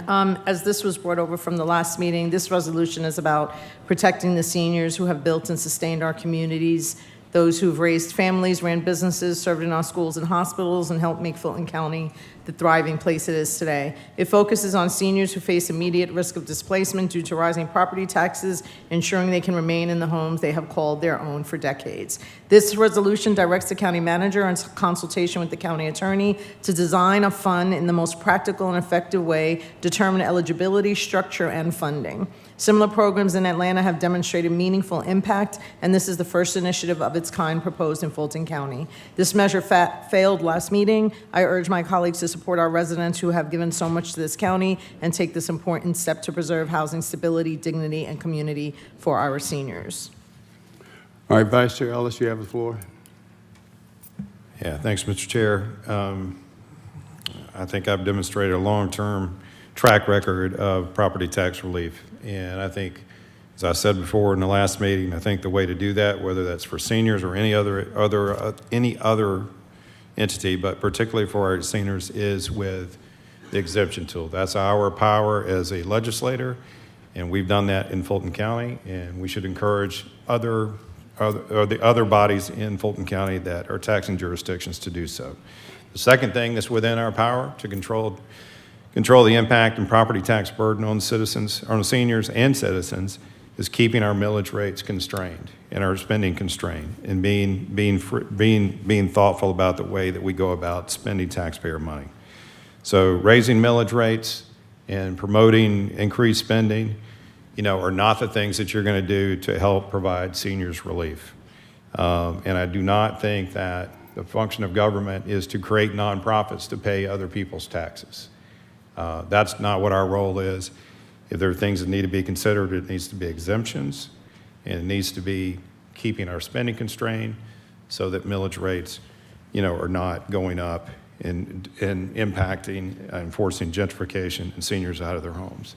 And with that, I'm going to offer up a motion to deny. Substitute motion, that's a substitute motion the motion on the floor is to approve by Commissioner Barrett, seconded by Commissioner Ivory. Can we finish the conversation? Yeah. Bob just went, and so Bridget's next. All right, Commissioner Thorne. I fully agree that we don't create a problem by raising people's taxes so they can't afford to stay in their homes, and then create the solution to a symptom of a problem that we created by raising taxes. It just makes no sense whatsoever. I don't think this is as Commissioner Barrett always says, the way it's worded is not clear and a lot more to consider.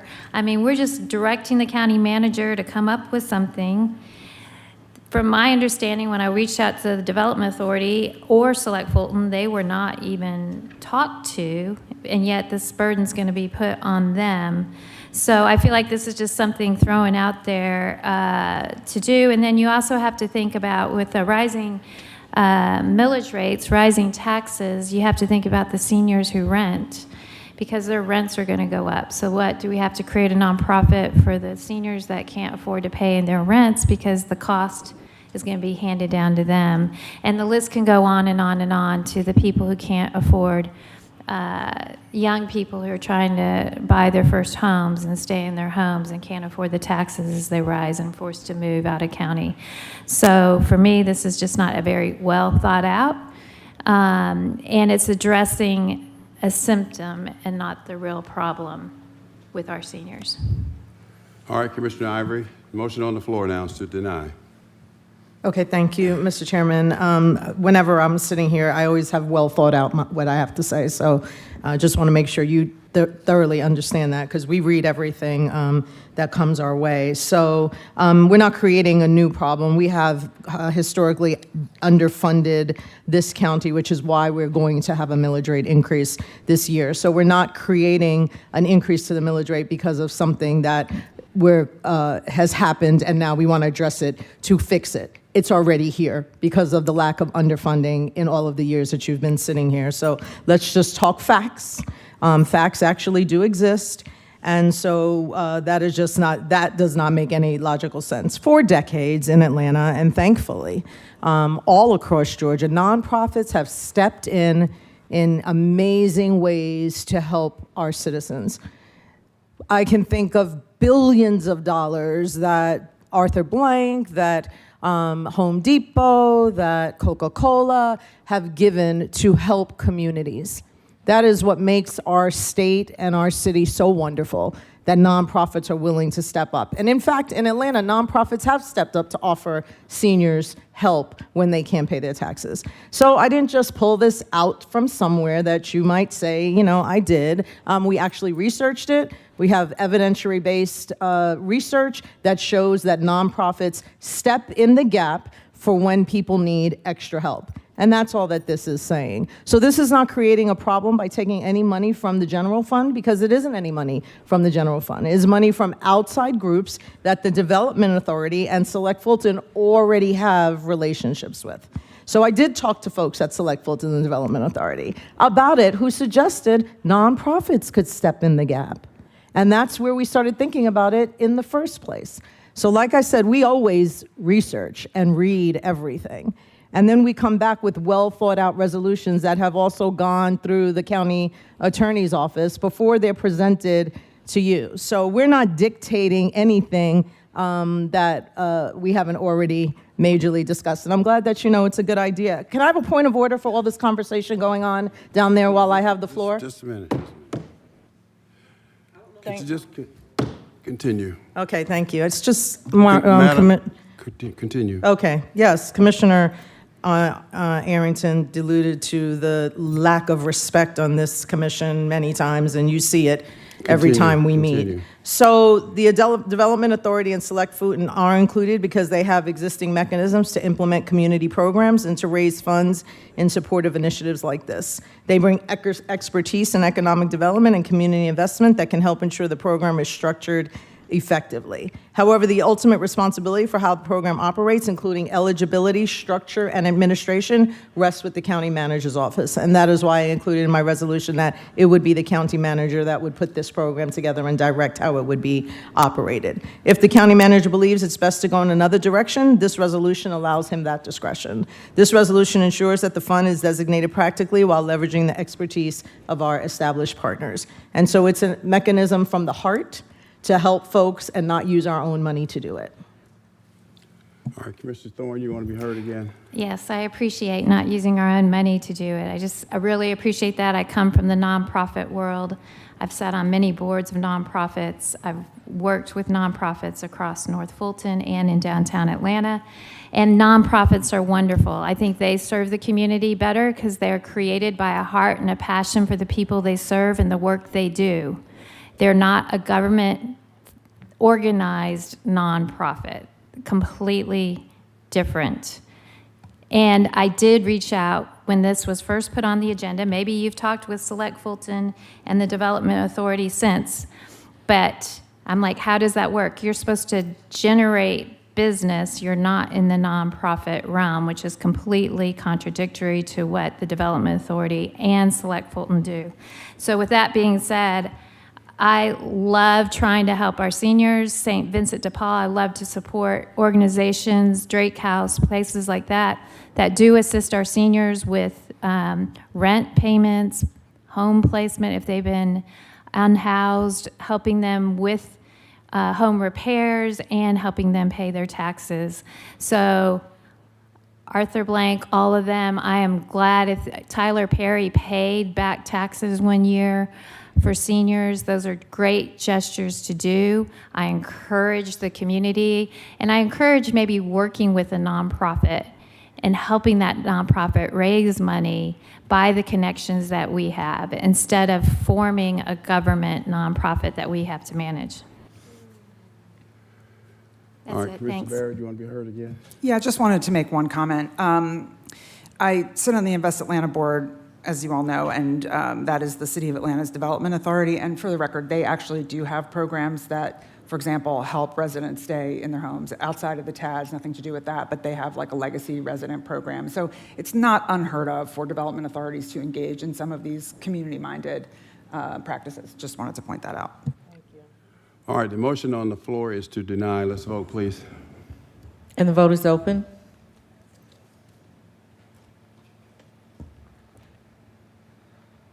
Shocker. And the motion passes, 4 yeas, 3 nays. All right, let me make a general statement here. The next 5 items, and I think there's some merit in probably each of the 5, but they all have budgetary implications. Most of them have some budgetary implications. The prudent thing to do would be to wait until we start with the budget in January or in January. But that's just a suggestion. But what's your pleasure? Sound the next one. I just think it makes more sense because they all, 4 of the 5 have general fund budgetary implications. Chairman, are you making a motion? No, I'm not making a motion. Oh, I'm just making okay. a suggestion because I'm not the author of either of the 5. 250935, request approval of a resolution to affirm that reproductive rights are human rights, to condemn the criminalization of abortion and related services, to urge the Georgia State Legislature to repeal the 6-week abortion ban that endangers lives, and for other purposes, sponsored by Commissioner Barrett. All right, the motion on the floor is to approve by Commissioner Barrett, seconded by Commissioner Ivory. And Commissioner Barrett, you have the floor. Thank you, Mr. Chairman. To be clear, there is no budget or money associated with this. 4 of the 5. I'm just saying. All right, well, folks, we all signed on to a proclamation today honoring Human Rights Day, which is on December 10th.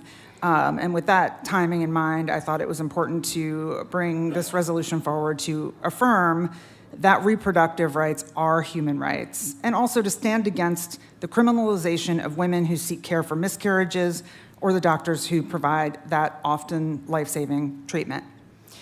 A 2025 survey of voters living in metro areas across the state of Georgia found that 79% support abortion rights.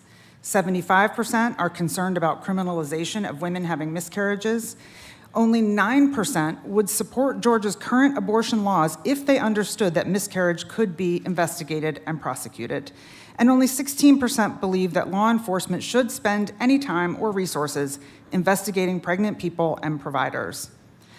Additionally, 73% of the voters surveyed are concerned about women's health and lives being put at risk because doctors delay or deny care due to the fear that they will be prosecuted under Georgia's 6-week abortion ban.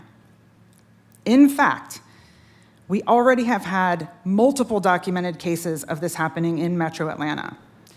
Both Amber Thurman and Candy Miller lost their lives after miscarrying. You know, Mayor Dickens often talks about his group project and the goal of making Atlanta the best place to raise a child. And I think that's a goal that we share across all of Fulton County. But we cannot truly be the best place to raise a child if the decision to have a child is putting mothers' lives at risk. And that is the current reality under Georgia's 6-week abortion ban. Voting yes on this resolution today is a strong statement to the women and families of Fulton County that you care about their lives and their health. So I'm asking for your affirmative vote. Commissioner Ivory. Thank you, Mr. Chairman. Commissioner Barrett, thank you for bringing this forward. I stand in support of this resolution affirming that reproductive rights are human rights. Protecting access to essential reproductive care is part of our ongoing commitment to the health and well-being of Fulton County residents. Just last week, we passed a resolution addressing maternal and infant mortality, particularly the staggering rates among Black women in our county. The stories of Amber Thurman and Candy Miller are tragic examples of why this focus is so critical. As a Black woman, I understand the stakes personally, and I know how disproportionately restrictive policies harm Black women and women in marginalized communities. This resolution is an important reaffirmation of our commitment to health equity and human rights. I will support this measure so that we can send a clear message that Fulton County will continue to defend the health and rights of all women in our community. Thank you. Commissioner Abdur-Rahman. Chairman Pitts, unfortunately for me, I won't be able to support this. And the reason why I will not be able to support this, one, this is a feel good. I want to get my face out there with this.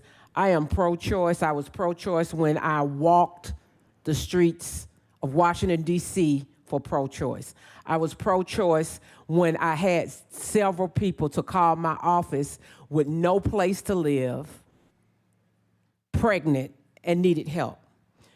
But I do not support this because I feel as though other ways that we can not only support women's issues, but I take issue with individuals calling me dumb, calling me all these other names, and saying things, but then want me to support women's issues. If I disagree with you, we can agree to disagree and still have respect for each other. I personally don't feel that this resolution does anything to change what has happened at the state. But you know what could? Going down there to testify.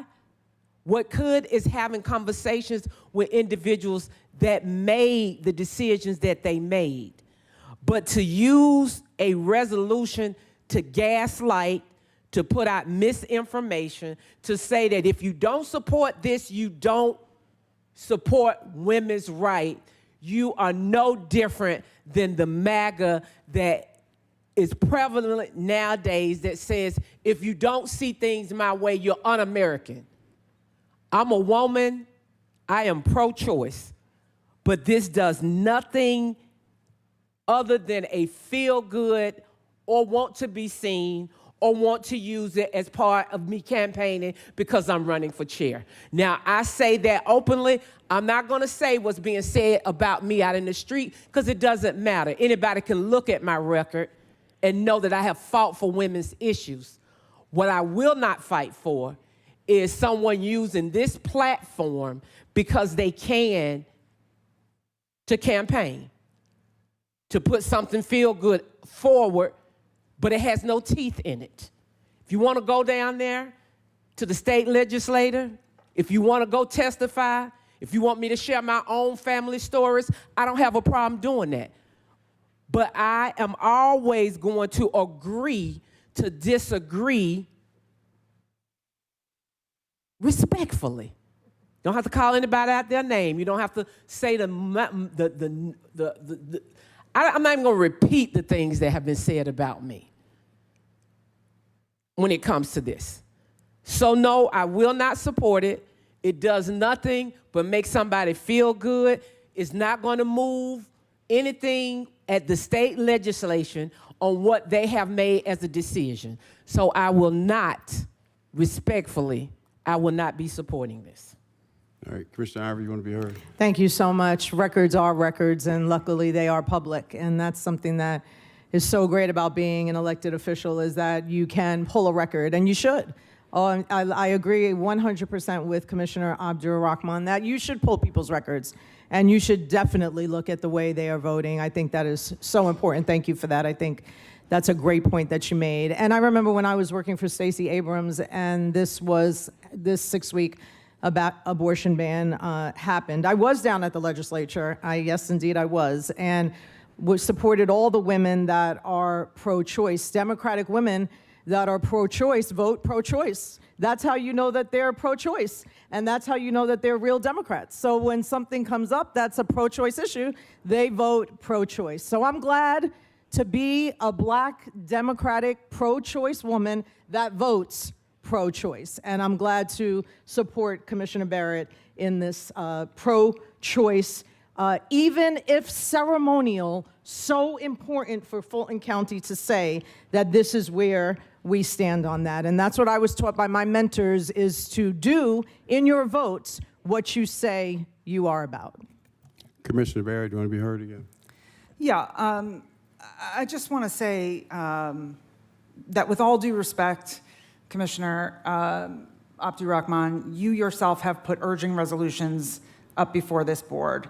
So to say that something is an urging resolution is just for show, then I guess that's a practice you too believe in. I believe that standing together as a board and making a strong statement as a board with our votes, that we affirm reproductive rights are human rights, and that we condemn criminalization of women and doctors, and that, yes, we urge the Georgia State Legislature to repeal their devastating 6-week abortion ban, is a strong statement if we all stand together. And you yourself have said many times that you vote policy and not, petty nonsense or whatever else. If you object to some of the wording in here, then please, by all means, bring it up. But to object on the basis that it's political is, if you're going to apply that, you've got to apply to everything we do. We are politicians. We sit here. Everything we do is politics. We do it whether we're running or we're not running. This is who we are. So every statement you make on the dais, and I make on the dais, and the chairman makes on the dais, is political at some level. So this one should not rise above or below any of that. It is a statement that women need us to make for them because our rights are being stripped away day by day by day by day. In this moment, in this era, under this current federal administration, it is important that we stand up for women, and in particular as we approach International Human Rights Day. Commissioner Thorne, you want to be heard again? Yes, thank you. So if you want to talk about wording, you said, whereas at least 2 Metro Atlanta women, Amber Thurman and Candy Miller, have already died as a result of the Georgia 6-week abortion ban, while others have been forced to carry non-viable pregnancies to term. Amber Thurman and Candy Miller both took the abortion pill, and they died from complications of the abortion pill. It is documented, it is factual. The state reviewed the death as preventable. Therefore, the law did not block treatment. Poor clinical decisions and delay is what caused their death. I feel sorry for them, but Keisha Atkins, who is from New Mexico has the most permissive abortion laws in the United States, and she died similarly from taking the abortion pill. It's a side effect that sepsis can occur if you don't fully abort the baby. The pill causes you to expel the child. The abortion pill is not what we're talking about. I am talking about her statement here that Just a minute. the 6-week ban killed him. Hold on. The subject.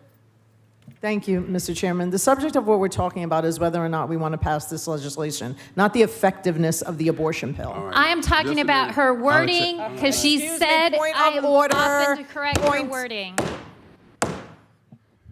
It's 4:33. We got 5 more pieces of legislation, and we have a meeting tonight with our legislative delegation.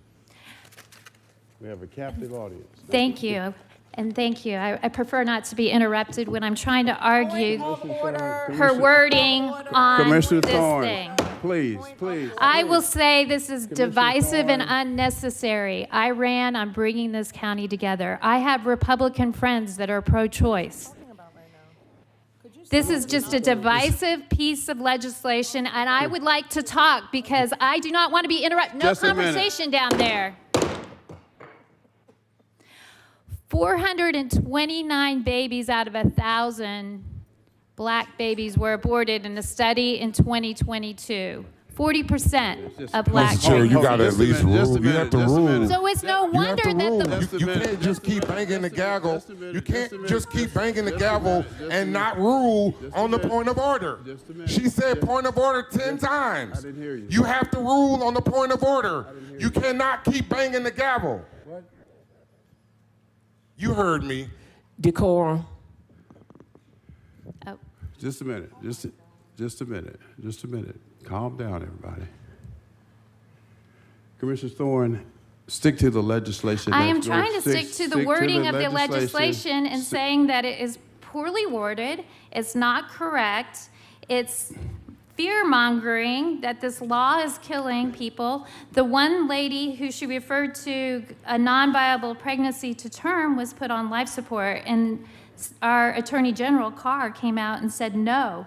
Once she's on life support, the doctors have the right to do whatever they can. They don't have to keep the mother on life support to save the baby, or the clump of cells, whatever you call it. So with that being said, I mean, this is just not a truthful statement, and it should be brought up at the time when we discuss our legislative agenda. If you want it on then, that is when we should put it on. Not now, not as a divisive urging resolution. We put it on as part of our legislative agenda during the legislative season. This is improper, and I know the block of three, they got their block of three. All right. They'll vote yes. Thank you. All right. The motion on the floor is to approve. Let's vote.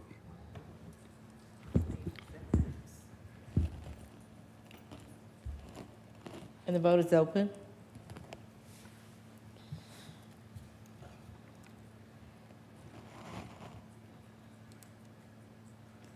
And the motion fails, 3 yeas, 3 nays. Next item. 250936, request approval of resolution to establish a Fulton County Women's Commission to advise the Board of Commissioners on policies, strategies, and community partnerships that advance gender equity and address the systemic barriers impacting women, and for other purposes. All right, Sponsored motion by to- Commissioner Barrett. Motion to approve by Commissioner Barrett, seconded by Commissioner Ivory. Commissioner Barrett, you have the floor, followed by Commissioner Ivory. Thank you, Mr. Chairman. First of all, just for the record, this does not have any costs associated with it either. Women's commissions are not a new idea. They began forming in the early 1960s after the President's Commission on the Status of Women, chaired by Eleanor Roosevelt, issued the landmark American Women Report. The report identified systemic discrimination faced by women in employment, education, public life, and access to services, and it recommended permanent commissions be established at all levels of government. Since then, approximately 160 women's commissions have been established, most at the county and city levels. Georgia established its statewide Commission on Women in 1992. Atlanta founded its Women's Commission in 2000, and DeKalb County started the process of forming theirs this year. Chairman, you always say that Fulton County is a big deal and that we lead in so many areas, and so we should continue to demonstrate that leadership through a creation of a Women's Commission here in Fulton County. Women have come a long way since Eleanor Roosevelt's day, but we still have a long way to go. Today, women's rights are still not guaranteed by the U.S. Constitution or the Georgia Constitution. While women make up over 50% of the population, we are still vastly underrepresented in government and at the highest levels in business. In Georgia, women still earn only 88 cents for every dollar a man makes, even though they're more highly educated, and that number is way worse for black women, who only earn 62 cents for every dollar a man makes. Women also face disproportionate health risks and inequities. As Commissioner Ivory already pointed out, and as we all voted on last week, Georgia's maternal mortality rate is among the highest in the nation and 3 times worse for black women. So what I'm asking for today is that we establish a Women's Commission for Fulton County that will advise us on policies, strategies, and community partnerships that best address gender inequity and the systemic barriers that impact women. I would very much appreciate your favorable vote. All right, Commissioner Ivory. Thank you, Mr. Chairman. I support the idea of establishing a Fulton County Women's Commission to address systemic barriers and advance gender equity. I think it's an important initiative. I'm looking forward to seeing how this will play itself out. I can't understand why anybody would not want to be in support of creating a women's commission. There is no money that is attached to this. It would seem odd that any woman on this commission would vote against this. Because this is one area where we should all be able to agree, because as far as I know, we are all women, and this doesn't have anything to do with anything politically, but that maybe we could actually get together, talk to each other, and do something great as the women of this commission, because there's 1, 2, 3, 4 of us, and I just by that chuckle and that immaturity, I already know what the vote is going to be. But watch, everybody. You're watching this. You see this. How could there be anything wrong with a women's commission that 4 women on this commission could work on together? So thank you, Commissioner Barrett, for bringing this up. I think it's a great idea, and I look forward to being able to work with you on it. All right, Commissioner Thorne. I'll just say there is a cost. There is a cost of setting up a task force that has to be monitored, that uses county staff, that uses county time. We're assigning the county manager here just to assign a department that will be under it and run it. So we're giving added responsibilities and jobs to our already busy county staff as we're asking to reel back things as well. I really kind of feel like a women's commission would be great under our county health department if it was to be formed under there. Ask them if they'd be willing to set up a women's commission. But here at the county level, I just don't think we need to tell our county departments to trim their budgets, but here we're going to give you one more added responsibility to do, manage this women's commission. And I'm sure this women's commission will, I don't know if the 1 million they input on that, if that's tied together as well, if there's a reason that that's on the agenda afterwards, but perhaps Commissioner Barrett, you can let me know. Commissioner Barrett. Thank you, Mr. Chairman.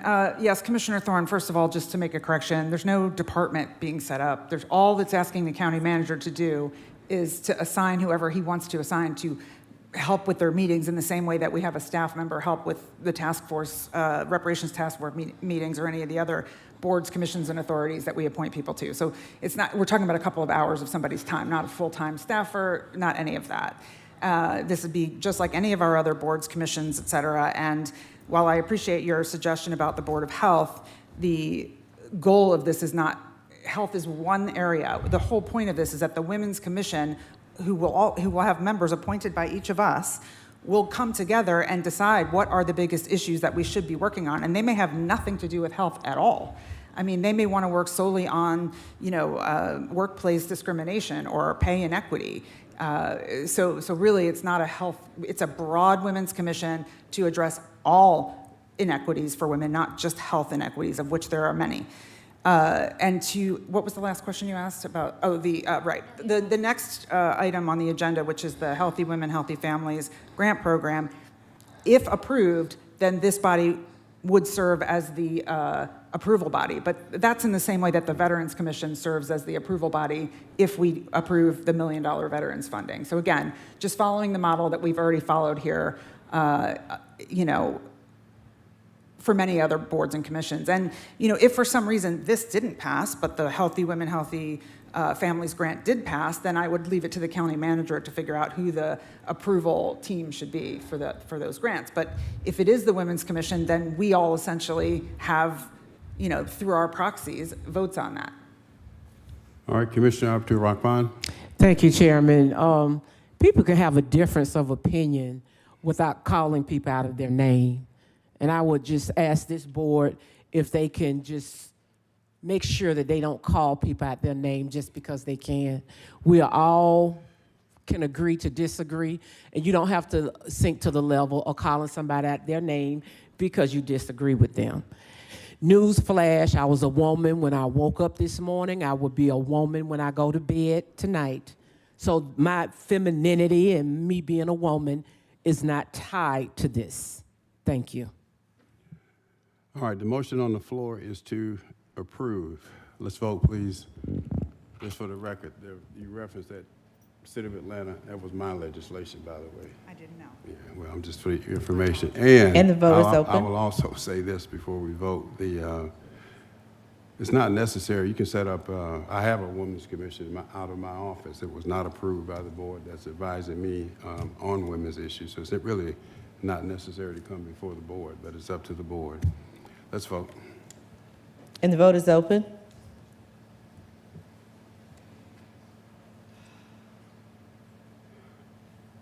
And the motion fails. 3 yeas, 3 abstentions. Next item.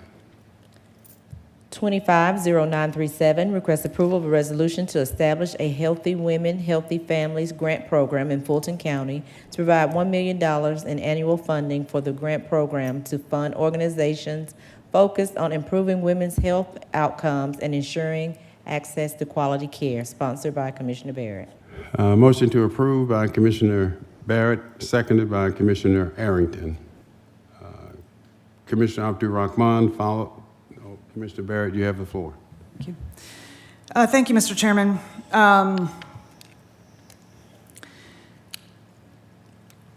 As we all know, we're still facing an overall healthcare emergency in Fulton County following the closure of the 2 WellStar hospitals. As you all know, that those closures further exacerbated the health inequities we had all along in Fulton County, which include poor health outcomes for women, especially Black women, across a variety of health issues. That was all pointed out in the Project CARE study that we had and has been talked about many times. So what I'm proposing today with this resolution is a $1 million Healthy Women, Healthy Families grant program to fund nonprofit organizations that are focused on everything from women's cancers, like breast cancer and ovarian cancer, to heart disease, which is the leading cause of death for women in Georgia, to domestic violence, to reproductive and maternal health. Women, as you know, tend to be the primary caregivers. So healthier women translate into healthier children, more stable households, and better educational outcomes. While $1 million won't magically address all of these issues, it will make a difference to nonprofit organizations who may have already lost federal funding, and it will make a difference to the women those organizations serve. And while it sounds like a lot of money, with over 1.1 million residents, a $1 million fund equates to 88 cents per resident. I think women and families are worth that. And here's the thing. According to the World Economic Forum, for every dollar invested in women's health, $3 are generated in economic benefits and growth. So from where I sit, spending $1 million on women's health, $1 million on women's health is a far better investment than giving a tax break to a data center. The women of Fulton County have the right to be healthy, and they are a great investment. So please remember that when you cast your vote. Commissioner Abdul Rahman.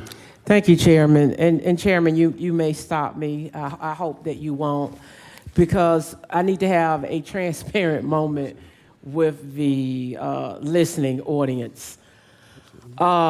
This body appropriated and approved $250,000 a while ago to the Safe Center in South Fulton.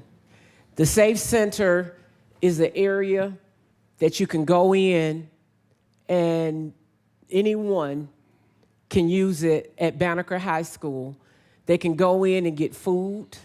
They can go in and get deodorant, detergent, lotion, toothpaste, mouthwash.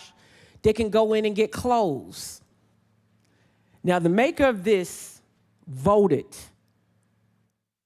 to defund that $250,000, which I took issue with. This is no secret. She's well aware of it. I was called to the principal's, I was called to the chairman's office to have a discussion about it, which I was crystal clear that. Point of order, Mr. Chairman. How can I? Just a minute, Commissioner Abdul-Rahman. What's your point of order? This is not relevant to the motion on the floor.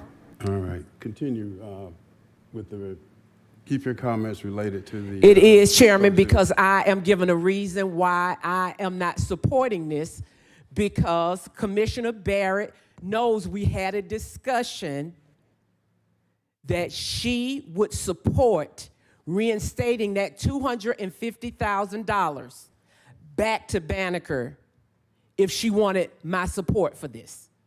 There was an understanding and there was an agreement. I don't see anything on this agenda that speaks to putting that $250,000 back to students, to grandparents, to foster children, or any of those that get served by that safe center. And so what I'm saying publicly for the listening audience, Chairman, I cannot support this until Commissioner Barrett does what she and I had a conversation in your office about in reference to how do you unfund students who are here? How do you unfund young ladies who don't have hygiene products? How do you unfund grandparents at Banneker, and then you want support for this? I cannot support this in good conscience. All right, Commissioner Barrett, you have the floor. Well, I must have a time machine, because I don't see how I could have possibly had a conversation with you to make some kind of a trade about legislation that I was going to write 2 years in the future from when that conversation occurred, which is, by the way, being completely mischaracterized. So this is new legislation. The idea for it came about this year, in the last several months. It has nothing to do with anything that's happened before, and you yourself have said many times that you don't vote with people or pettiness, and you're about the policy only. So either you believe in the policy of creating $1 million grant fund for women's health, or you don't. But to blame it on some conversation that we allegedly had 2 years ago, and some, me going back on my word, which is not my characterization of what happened at all, is ridiculous. Is that gonna be the case for every single piece of legislation I bring up the rest of my term? That because somehow we had a miscommunication about something 2 years ago, that everything I put up from now on, you will never agree to, whether it's great policy or not? All right, it is 4:51. We have a meeting with our legislative delegation at 6 o'clock, and it's gonna take about 20 minutes to get there. Vice Chair Ellis, you have the floor. Thanks, Mr. Chair. I just would go on record to say that I am in support of women's health and healthy families for darn sure. But I don't think from a public policy standpoint, this is the best way to make use of taxpayer money to have an impact on those issues. I think we've demonstrated and we've done a lot as a county when it comes to providing for those gaps that we've seen in healthcare. And I think that's the kind of process that we should continue to follow in terms of identifying what those are, as well as determining how we will fund those in a way that are going to have their maximum impact. And I think that comes through things like our work with Grady to work to establish a hospital in South Fulton, starting with the opening of this emergency department, followed by the desire to have a hospital built there. That comes from working with the two entities that we provide funding to, the Board of Health, Grady, as well as some of the stuff that we do on the behavioral health side, and having those various entities and those collaborate with each other, identify situations where we can establish programs, fund them, and have a meaningful impact that we can measure. And I think that's the way we go about getting health outcomes. And I just respectfully not think that $1 million grant program, from a public policy standpoint, is the thing that's going to move the needle when it comes to terms of changing health outcomes in our county. Thank you. All right, motion on the floor is to approve. Let's vote. And the vote is open.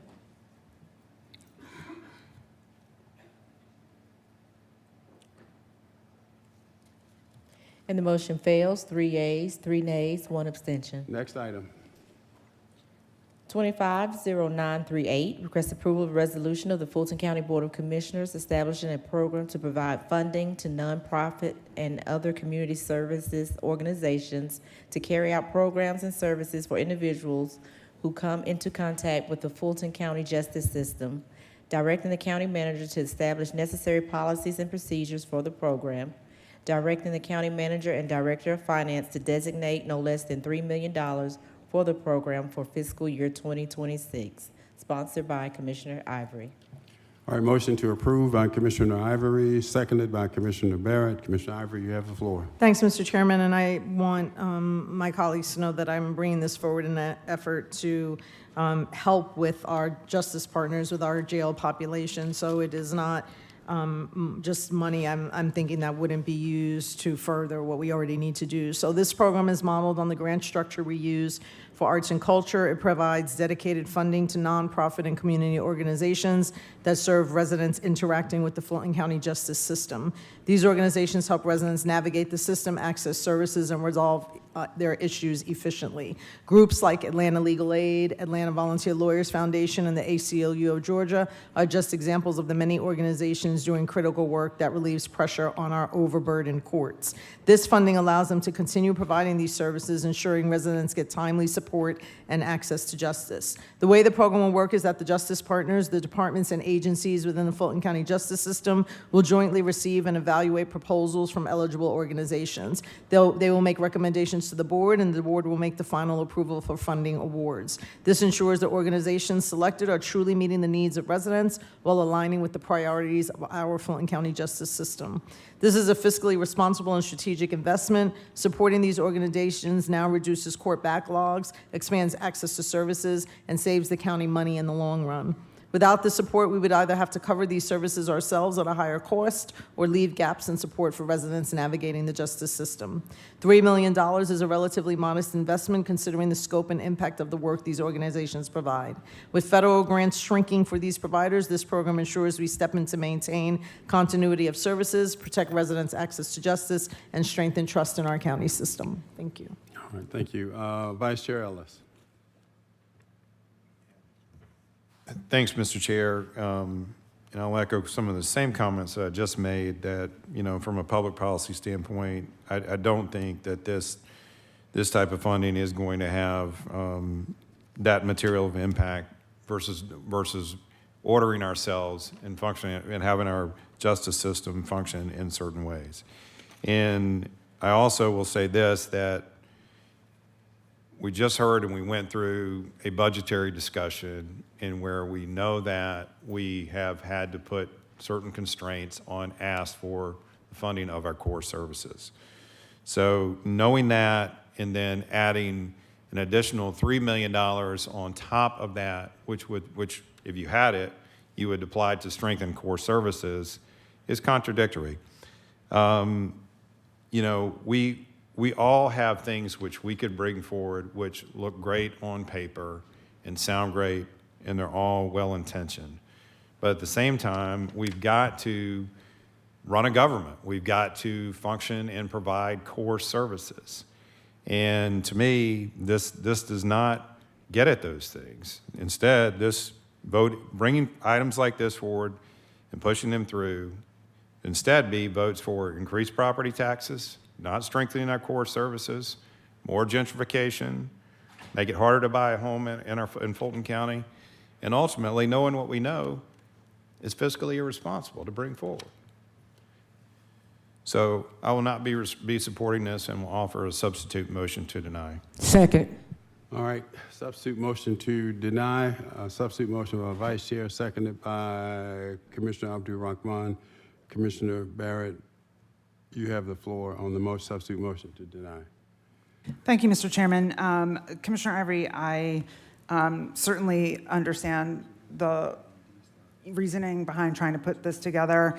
I would have preferred more time to have some discussion around it. I think I think there is money that we have in the budget that's without even increasing further to do some of these smaller things that are $1 million, $2 million, $3 million. While I, again, realize that's a lot of money, it's like 0.00 something of our actual budget. But I say all that because I think, we have 35 million in enhancement requests from the justice partners that have not been addressed, and I think like the 140 million or something from the sheriff. And so I guess my preference is if we could carve 3 million out for justice, I would rather see it go to things like the Solicitor General's Victim Witness Association or Assistance Program. I'd love to see the Board of Equalization get their pay raises, the seniors who work so hard doing that work. And, we haven't agreed yet to increase their pay to $150 a day. The $2 million is in the enhancement request for the DA's Domestic Violence Family Justice Center, which I think is a very worthy investment. And there's a couple of others. So I think, while I very much appreciate the intent, I feel like we should be looking at all of the requests that the Justice Department, Justice Partners have already brought forward. But again, I appreciate it. All right, anything else?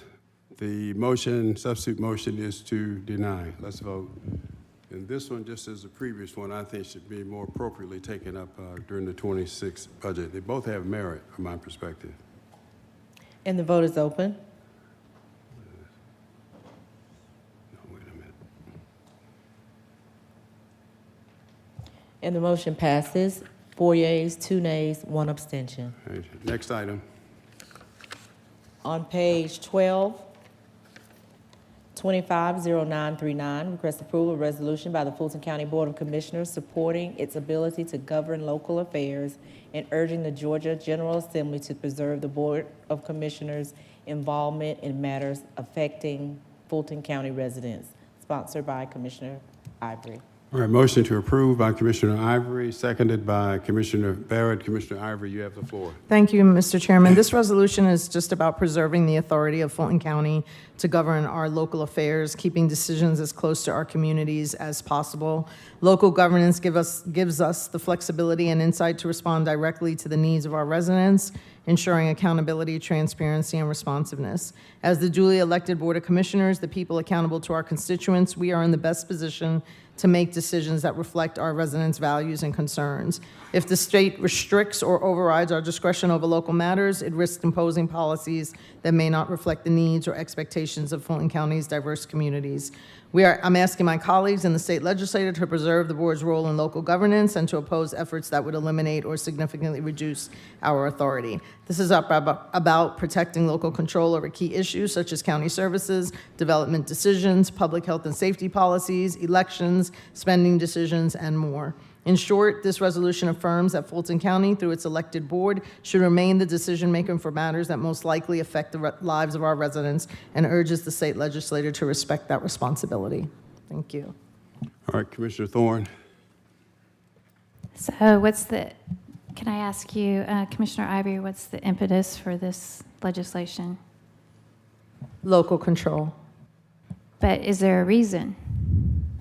That we keep low because of the state of our nation right now. There's many decisions that I mentioned, for example, in here I mentioned such as county services, development decisions, public health and safety, elections, spending decisions, and more. And we hear more residents and more constituents these days asking to understand about our local control, and that's why I'm doing it. Does it have to do with the elections, with appointment of board members? It has to do with county services, development decisions, public health and safety policies, elections, spending decisions, and more, as written in the resolution. So it's just election spending decisions?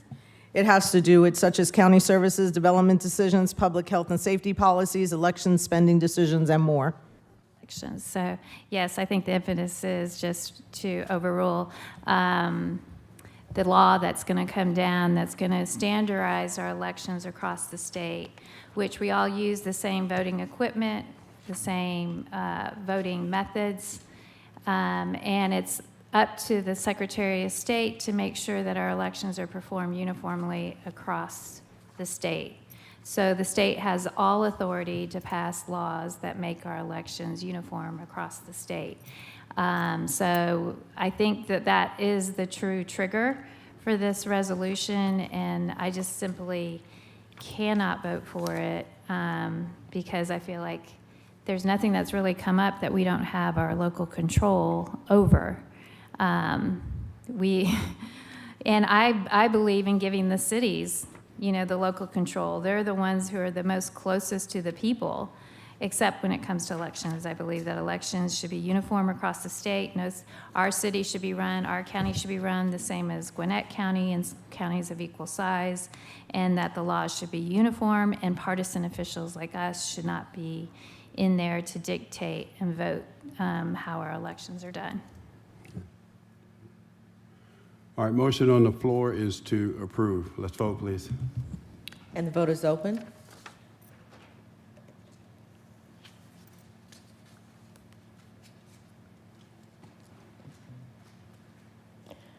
And the motion fails. 3 yeas, 2 nays, 1 abstention. All right, it's 5:04. Next item. 250940, request approval of resolution by the Fulton County Board of Commissioners approving the purchase of automated external defibrillators for the use by the Fulton County Police Department, sponsored by Chairman Pitts. Okay, this would allow for the purchase of approximately 40 AEDs to be used. Each of our police vehicles would have one, and the officers would be trained to help save lives. And the source of funds here is up to $250,000, not from the general fund, but from the opioid settlement fund, which is a specific use of that money. So I would like to ask for your approval. There's a motion to approve by Commissioner Abdul Rahman, seconded by Commissioner Thorne. Commissioner Ellis? Thank you, Mr. Chair. I'm in support of it, but I just so we're all on solid ground on this, I know that the settlement money has specific purposes for which it can be used. I'm sure you've run this through, but I just want somebody to go on staff from record that they've looked at this and vetted this, and this is a proper use for funds coming out of that settlement. Thank you for the question, Vice Chair. So under the opioid settlement eligible uses, AEDs are permissible as a harm reduction mechanism. All right, thank you. All right, let's vote, please. And the vote is open. And the motion passes unanimously. All right, any other matters to come before us today? No further items. All right, before we adjourn, reminder, we're meeting with our legislative delegation at 6 o'clock. Where is that open hand? And hope to see everybody there for a few minutes anyway. Without further objection, any objections, we're adjourned. Thank you. For a written transcript of this meeting, or if you need reasonable accommodations, including this communication in an alternative format due to disability, please contact the Clerk to the Commission's office at 404-612-8232.